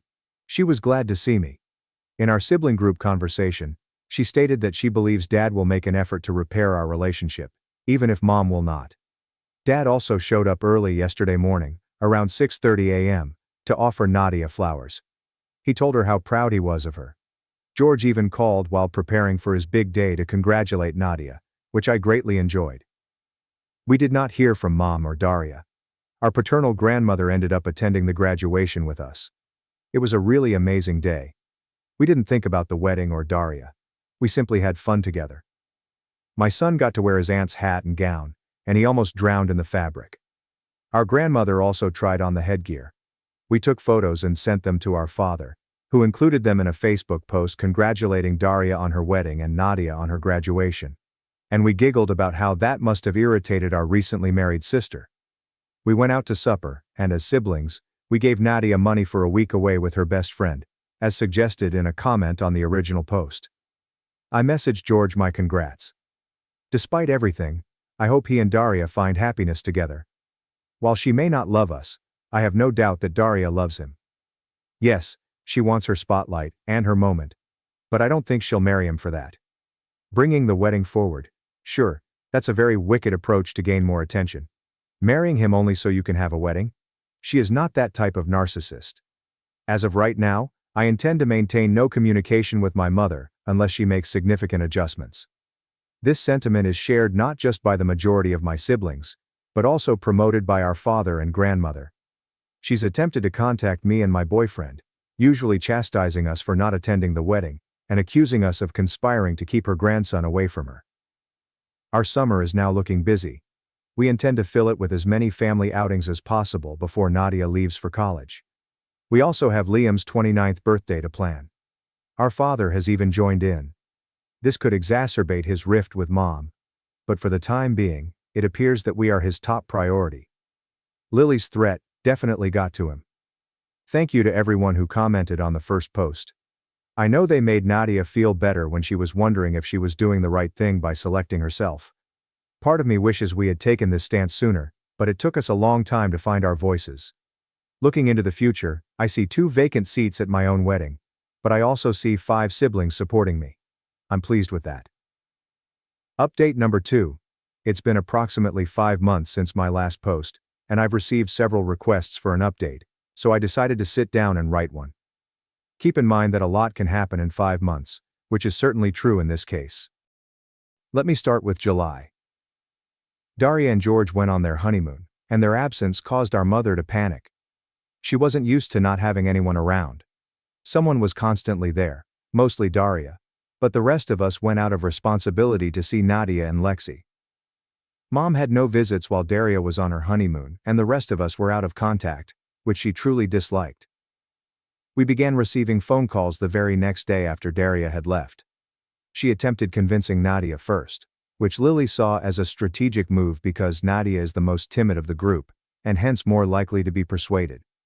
When Nadia turned her down, she shifted her attention to the rest of us. We all received identical phone calls from her, trying to urge us to see her, understand her, and see things through Daria's eyes. She even mentioned Daria's early birth and how fortunate she was to be alive. Liam told her to be better with Lexi. Lily had blocked her number. When the phone calls did not work, she began showing up at our homes. She repeated much of what she had said over the phone and before the wedding. She didn't understand what she had done wrong, or why we were treating her this way. She called me ungrateful and disrespectful. She accused us of harboring unfounded jealousy for Daria, and said that she loved us all equally. I did not respond to the comments. I was just trying to stop her from going inside and saying the same thing to Nadia, who was in the living room with my partner and son. Her words did not warrant a reaction. And after she was finished, I requested her to depart as calmly as possible. But honestly, I felt like crying. But who wouldn't feel bad if their mother yelled at them like that, trying to belittle years of grief and calling it pointless jealousy? Since Daria's birth, she and our father have repeatedly let my siblings and me down. They missed out on numerous opportunities over the years, both large and minor. But we had one thing that they never missed, and we were content with just that. And that concludes our high school graduations. But they couldn't give it to Nadia. All we had were our high school diplomas. Daria broke her leg, thus they were unable to attend Liam's college graduation. I understand it was an accident, but they never compensated him. They never praised his enormous triumph afterward, so he had to grin and bear it. Our mother did not attend my partner's baby shower despite making such a big deal about it, since Daria refused to go, and instead they got their nails done together instead. But is our jealousy unneeded? Sorry. I'm not sure how I managed to remain cool while she yelled at me, but I did. When I asked her to go, she changed her tactics and began shouting out for my kid, attempting to entice him to come to her and telling me that she had the right to see her grandson. My partner stepped in because she was enraged and took my place by the door. Mom yelled some more, but she fled after my partner threatened to call the cops. Mom tried this song and dance with my older siblings, but she got nowhere. Then followed the Facebook entries, which were oblique rants about ungrateful individuals, and how astonishing it is that some children can so readily turn against their parents. Daria became involved while on her honeymoon, and contacted Lily to reprimand her for being mean to our mother. But, as I already stated, Lily is upset, and has had enough. Whatever she said to Daria kept her from phoning the rest of us. There was then a Facebook post about how it hurt to be separated from a grandchild. There were no names stated. But there is just one grandchild, my son. My mother's sister called me. There was yelling. I blocked that number. I know Dad was trying to persuade your mother to just leave us alone. He continued apologizing since she simply wasn't listening to him. Daria returned home after 2 weeks. She attempted to contact Lily again, requesting that we all meet because, as Lily stated, clearly we all have some issues to work out. We did not show up. Daria was furious since she was not used to us failing to show up for her. July wasn't all horrible either. While our mother went on a rampage, our father continued to attempt to do better for us. And he has made significant progress. In July, he and I went out to eat and drink together. He apologized. It wasn't a generic apology about how sorry he is for hurting and neglecting all of us. He mentioned particular occasions for which he wanted to apologize. He reflected on all those years and identified specific situations for which he wished to apologize to me. I know he did the same thing for the others. But I wasn't expecting him to apologize for canceling a fishing trip, because Daria needed him. And while I never liked fishing, I wanted to go on that vacation because I had seen it on TV. I'd constantly see a father and son fishing together, and I wanted to have that. I wanted Dad to show me that I was a priority to him someplace deep down. It didn't happen, so I never asked again. But we went fishing in July. What began as a trip for the two of us quickly turned into a family outing when my siblings expressed an interest in going fishing too. My boys first, then Nadia, and finally Lily, who despises the scent of fish. Dad came Lexi, and I brought my son, and it was wonderful. It was one of the happiest days of my life. I'm terrible at fishing, but I'm really good at collecting seashells, That was great. When Dad returned home, our parents had an argument. I wasn't present, so I don't know every aspect. However, according to Dad, the disagreement was primarily caused by Mom's confusion over why we were still in contact with him, rather than her. She thought it offensive that we were trying to mend our friendship with him. She was upset that Dad wasn't pressuring us to forgive her or stopping us from acting out. She was also upset that he hadn't invited her and Daria on the fishing trip.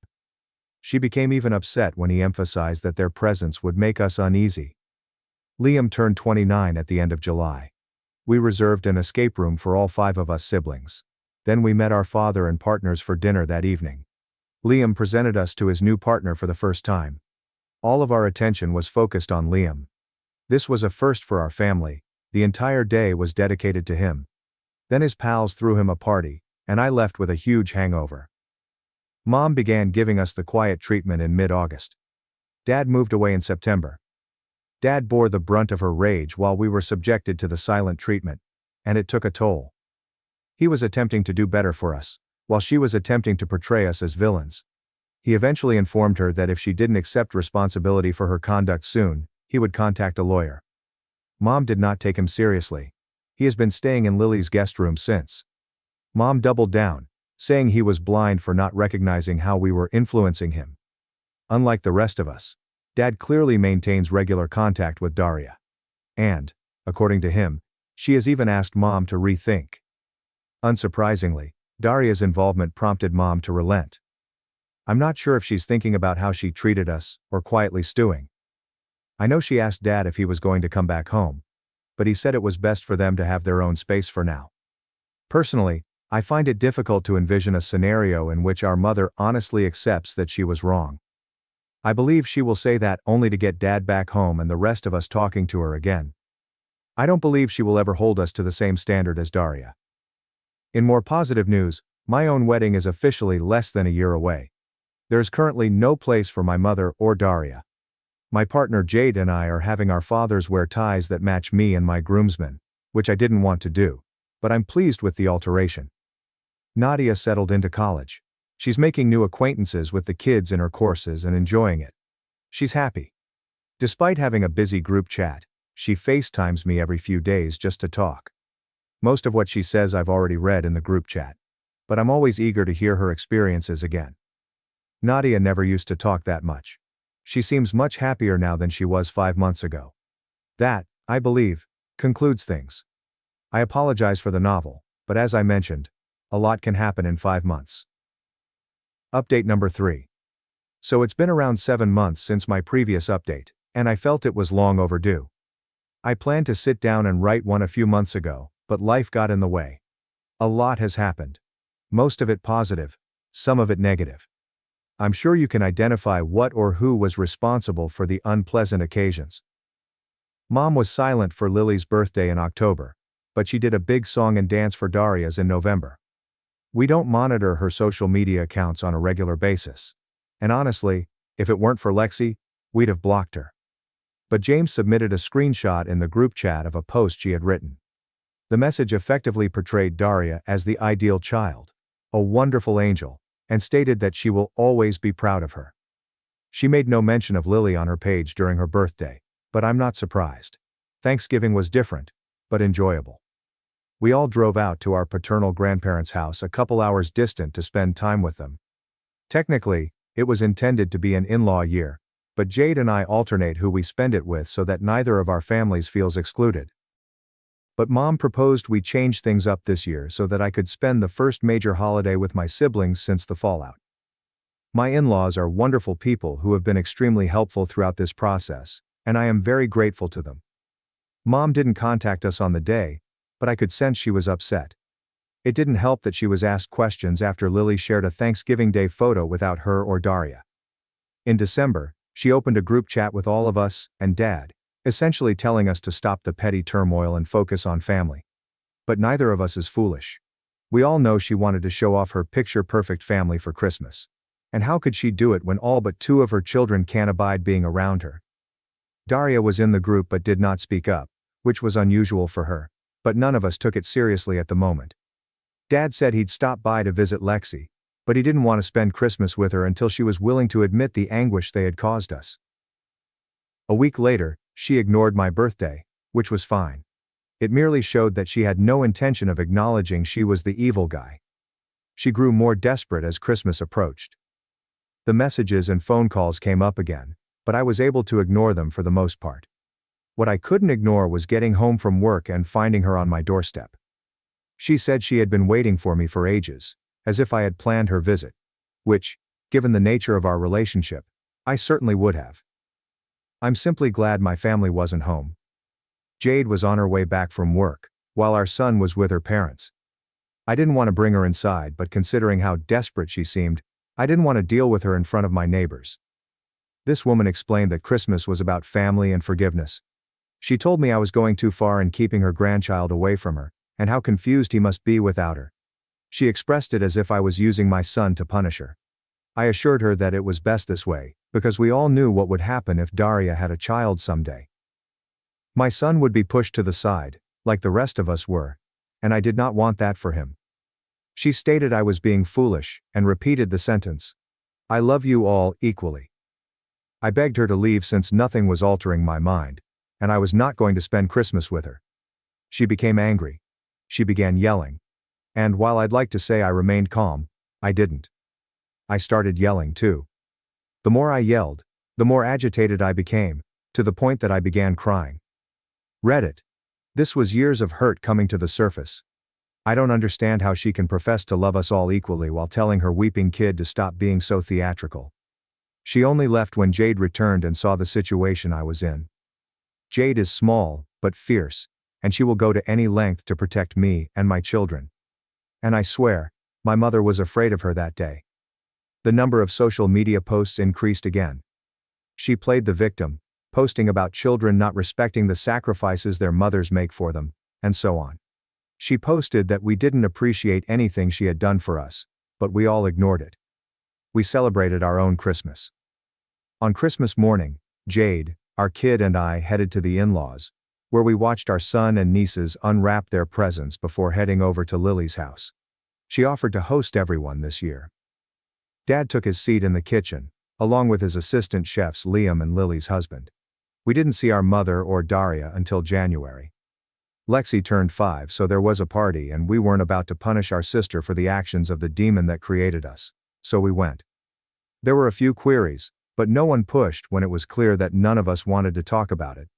Mom pretended everything was all right, but Daria remained away from us. As we were helping clean up after the celebration, Mom stated it was fantastic that we were finally putting things behind us. Lily explained that the only thing we were putting behind us was her. That sent her off again, but she quickly realized she was outnumbered and went inside. That's when Daria approached us with her husband. I was expecting her to advise us to take it easy on our mother or something. Instead, she apologized. She stated that she had been thinking a lot since all of this began, and she recognized that she had treated us horribly her entire life, with some of that inspired by how our parents treated her. She informed us that she did not expect us to forgive her, but that she only wanted to apologize. We left a little bit later. There was quiet. We were anticipating it for James and Nadia's birthdays in late January and early February. After all, our days never meant anything to her. I got married in April without my mother present. It was easily one of the happiest days of my life, second only to the birth of my kid. Jade and I were surrounded by those we cared about the most, and who cared about us back. I had both of my brothers as best men, and Nadia and Lily were also bridesmaids. It was better than I could have expected. To be honest, it still amazes me that I can now call Jade my wife.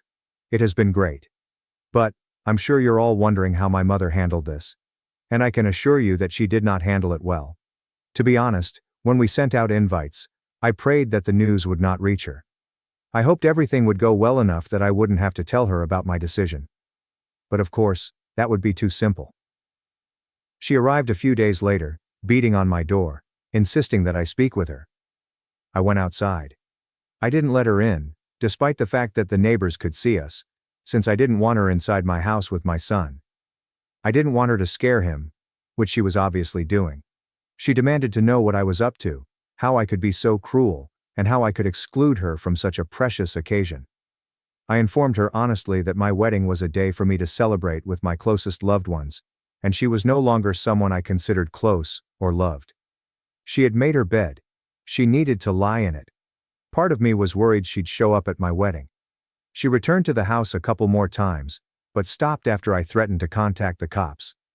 I didn't do it sooner because I guess I'm soft-hearted and didn't want to see my mother in difficulty.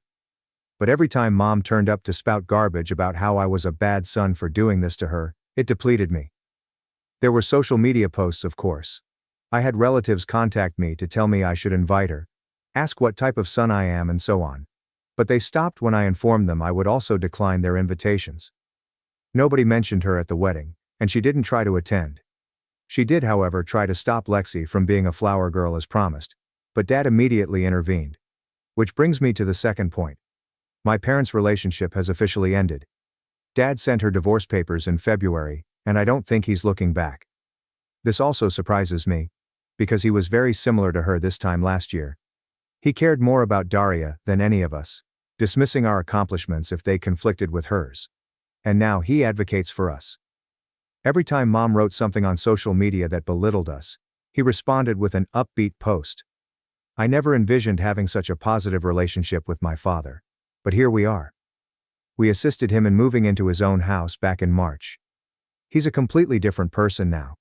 He's reached a 50-50 custody agreement with Lexi because, as much as he'd like to have full custody, he wants to think she can change, just like he did. He has, however, stated that if he discovers even the tiniest sign of Lexi being mistreated in the same way that we were, he would file for it. My brothers' lives are also going nicely. James earned a promotion at work and acquired a puppy that my son adores, to the point where I believe we might need to get a dog ourselves, hehe. Liam and his partner are going strong. He fits right in with our family, and I couldn't be happier for Liam. He has discovered someone who genuinely cares about him, and I can see he is in love. Perhaps there will be wedding bells soon. Lexi is 5 years old, so there isn't much going on in her life. I believe she recently forced my father to join her tea party. Edit. Some items I instantly wanted to include. Lexi is clearly aware that circumstances have changed. She's naturally perplexed about it all. Things change so dramatically in a year, and I can't imagine what it was like for her to live with our parents when Mom was constantly angry. We've told her that we'll always be there for her, and that we're safe spaces where she can talk about her feelings or ask questions. We do not want this to have a greater impact on her than it already has. Liam is the one who has made progress on that. He works in childcare and has previous experience with similar situations. Dad is considering setting up therapy for her. But I'm sure you're all curious about Nadia and Daria. Nadia is fantastic. She's really prospering. I believe that being away from our mother Daria and the pressures of home has helped her develop her own identity. She has made new friends, is doing well in class, and is generally happier, which is all I care about. She is delighted. And so am I. She has been invited to move in with my father, now that he has his own apartment and enough room for her and Lexi. But she has yet to respond. She's welcome to stay here if she wants, but I know she also wants to be closer to our father. I'll support her no matter what, and I've told her she can try it with Dad if she wants, and she can return if it's too strange for her. Daria is a different story. We are no longer in communication with her, although we are in low contact. After her apology at Lexi's party, James followed up to check if it was sincere. To be honest, none of us really knew what to do. Daria was never one to lower her head and apologize, but how could we tell if it was genuine and not a ruse to get us to forgive our mother or something? When James contacted Daria, she asked to speak with us in person, and we consented since we were intrigued how things would turn out. We also agreed that if she did anything, we'd leave immediately and block her again. The meeting took place in mid-January, around Lexi and James' birthdays. We met at her place. Daria looked uneasy, as if she hadn't slept all night. And it seemed strange because she is usually so well dressed. Even when she was having tantrums, she looked better than this. We sat down, and she apologized again. She said that she was unnecessarily nasty and unfair to us, particularly Nadia, and even apologized for attempting to spoil her graduation. She said that when we all dropped out of her wedding, she was confused and hurt because none of us had ever turned her down before. She thought we were closer than that, but she now realizes it was only one-sided. She thought we were close, and we wanted to go as far away from her as possible. We asked her questions, and she answered each one. Why did you believe we were close? Because she'd been acting this way since childhood, aided in part by our parents' treatment of us versus her, and assumed that because none of us spoke up, we were okay with it. Have you ever felt sorry? She didn't before this whole ordeal. It was natural for her to be the focus of attention. Everything was always about her, and she was attempting to unlearn that. Why now? It ultimately came down to her spouse. He tried to talk to her about her treatment of us several times, but she never saw it as an issue. Because, well, we never made it an issue in the first place. He didn't like her reaction, but he loved her, and she was gentler outside of our family unit, so he hoped that if he kept talking to her about it, she'd ultimately cease.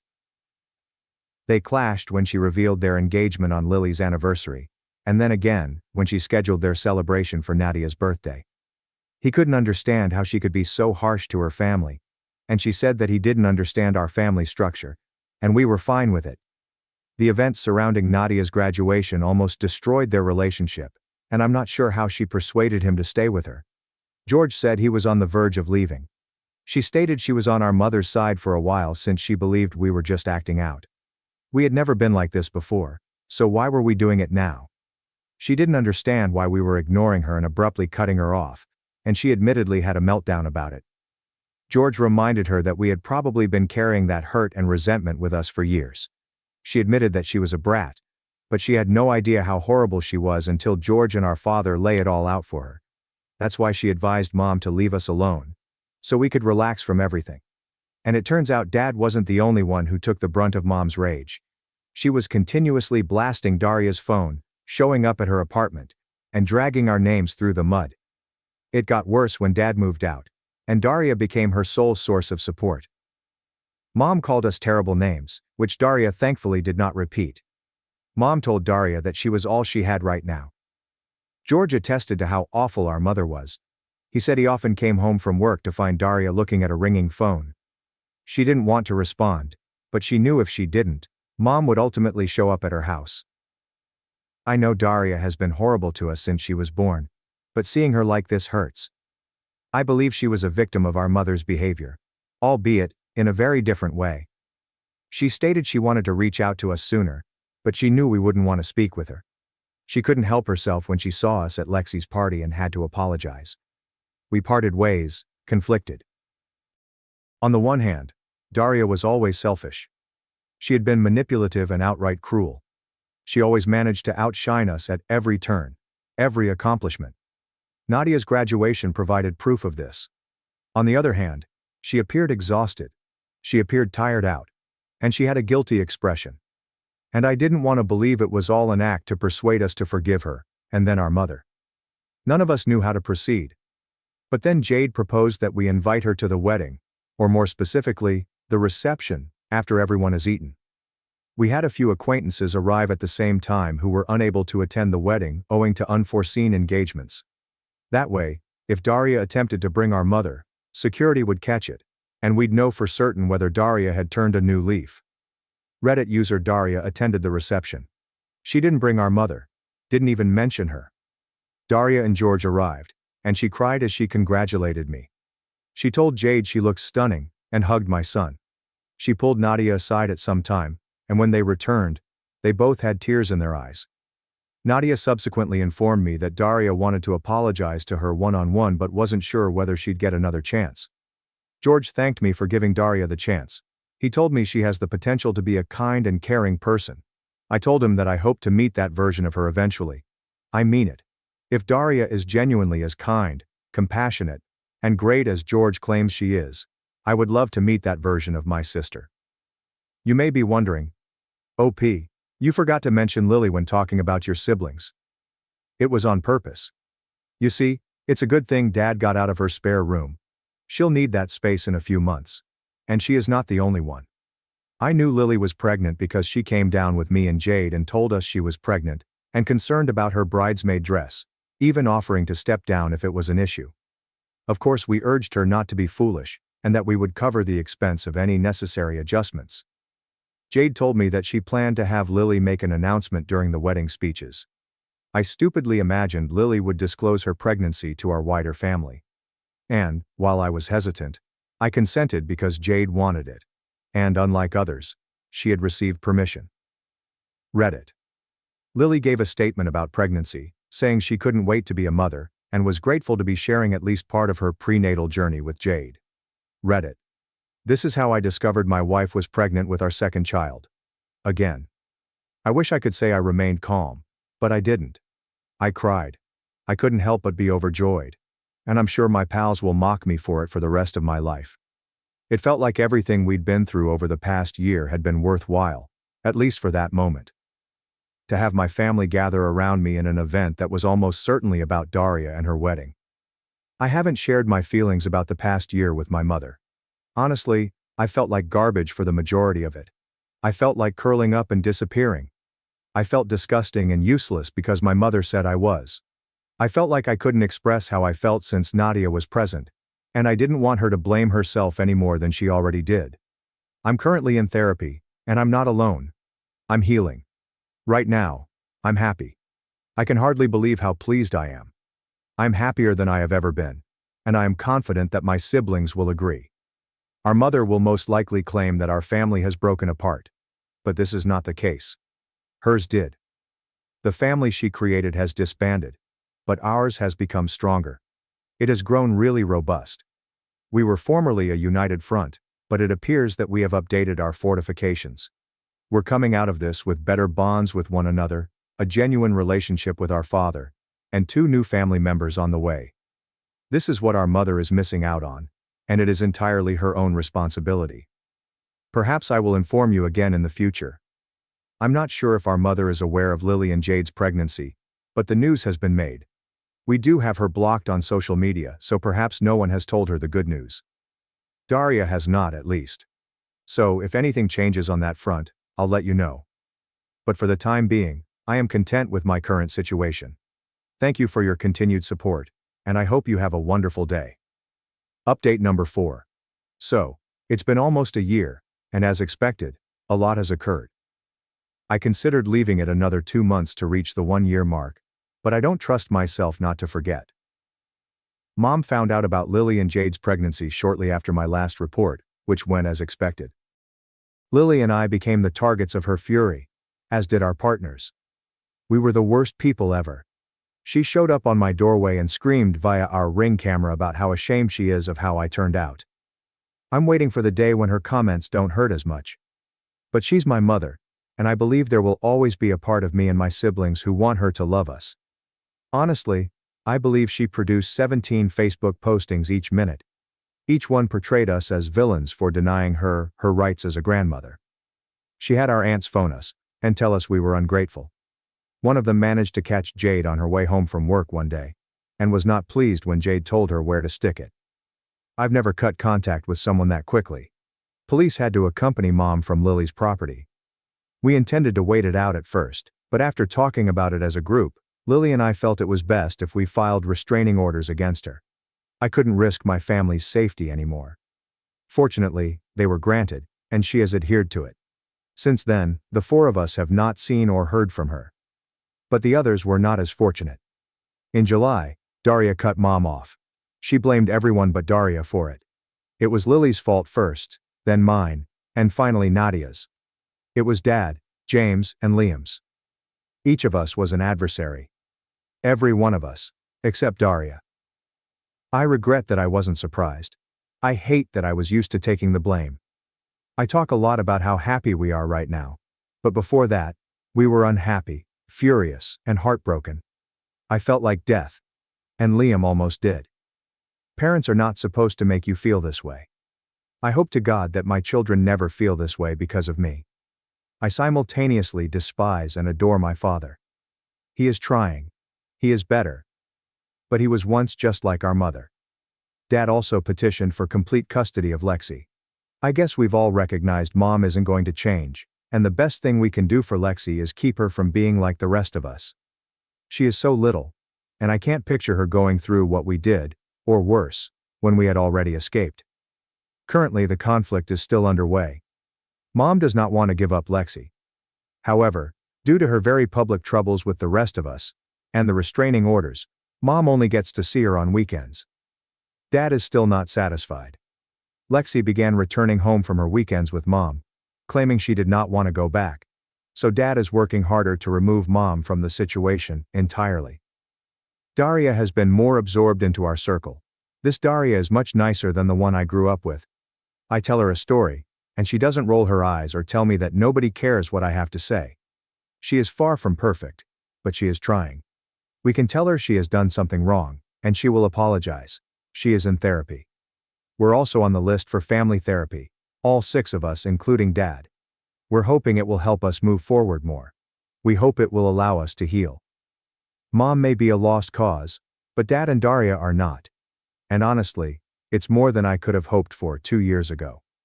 Nadia aced her first year of college and is now doing the same in her second. She accepted Dad's offer to move in with him, even though she knows she always has a place with me. She's much better at expressing herself now, so she won't let Dad get away with anything.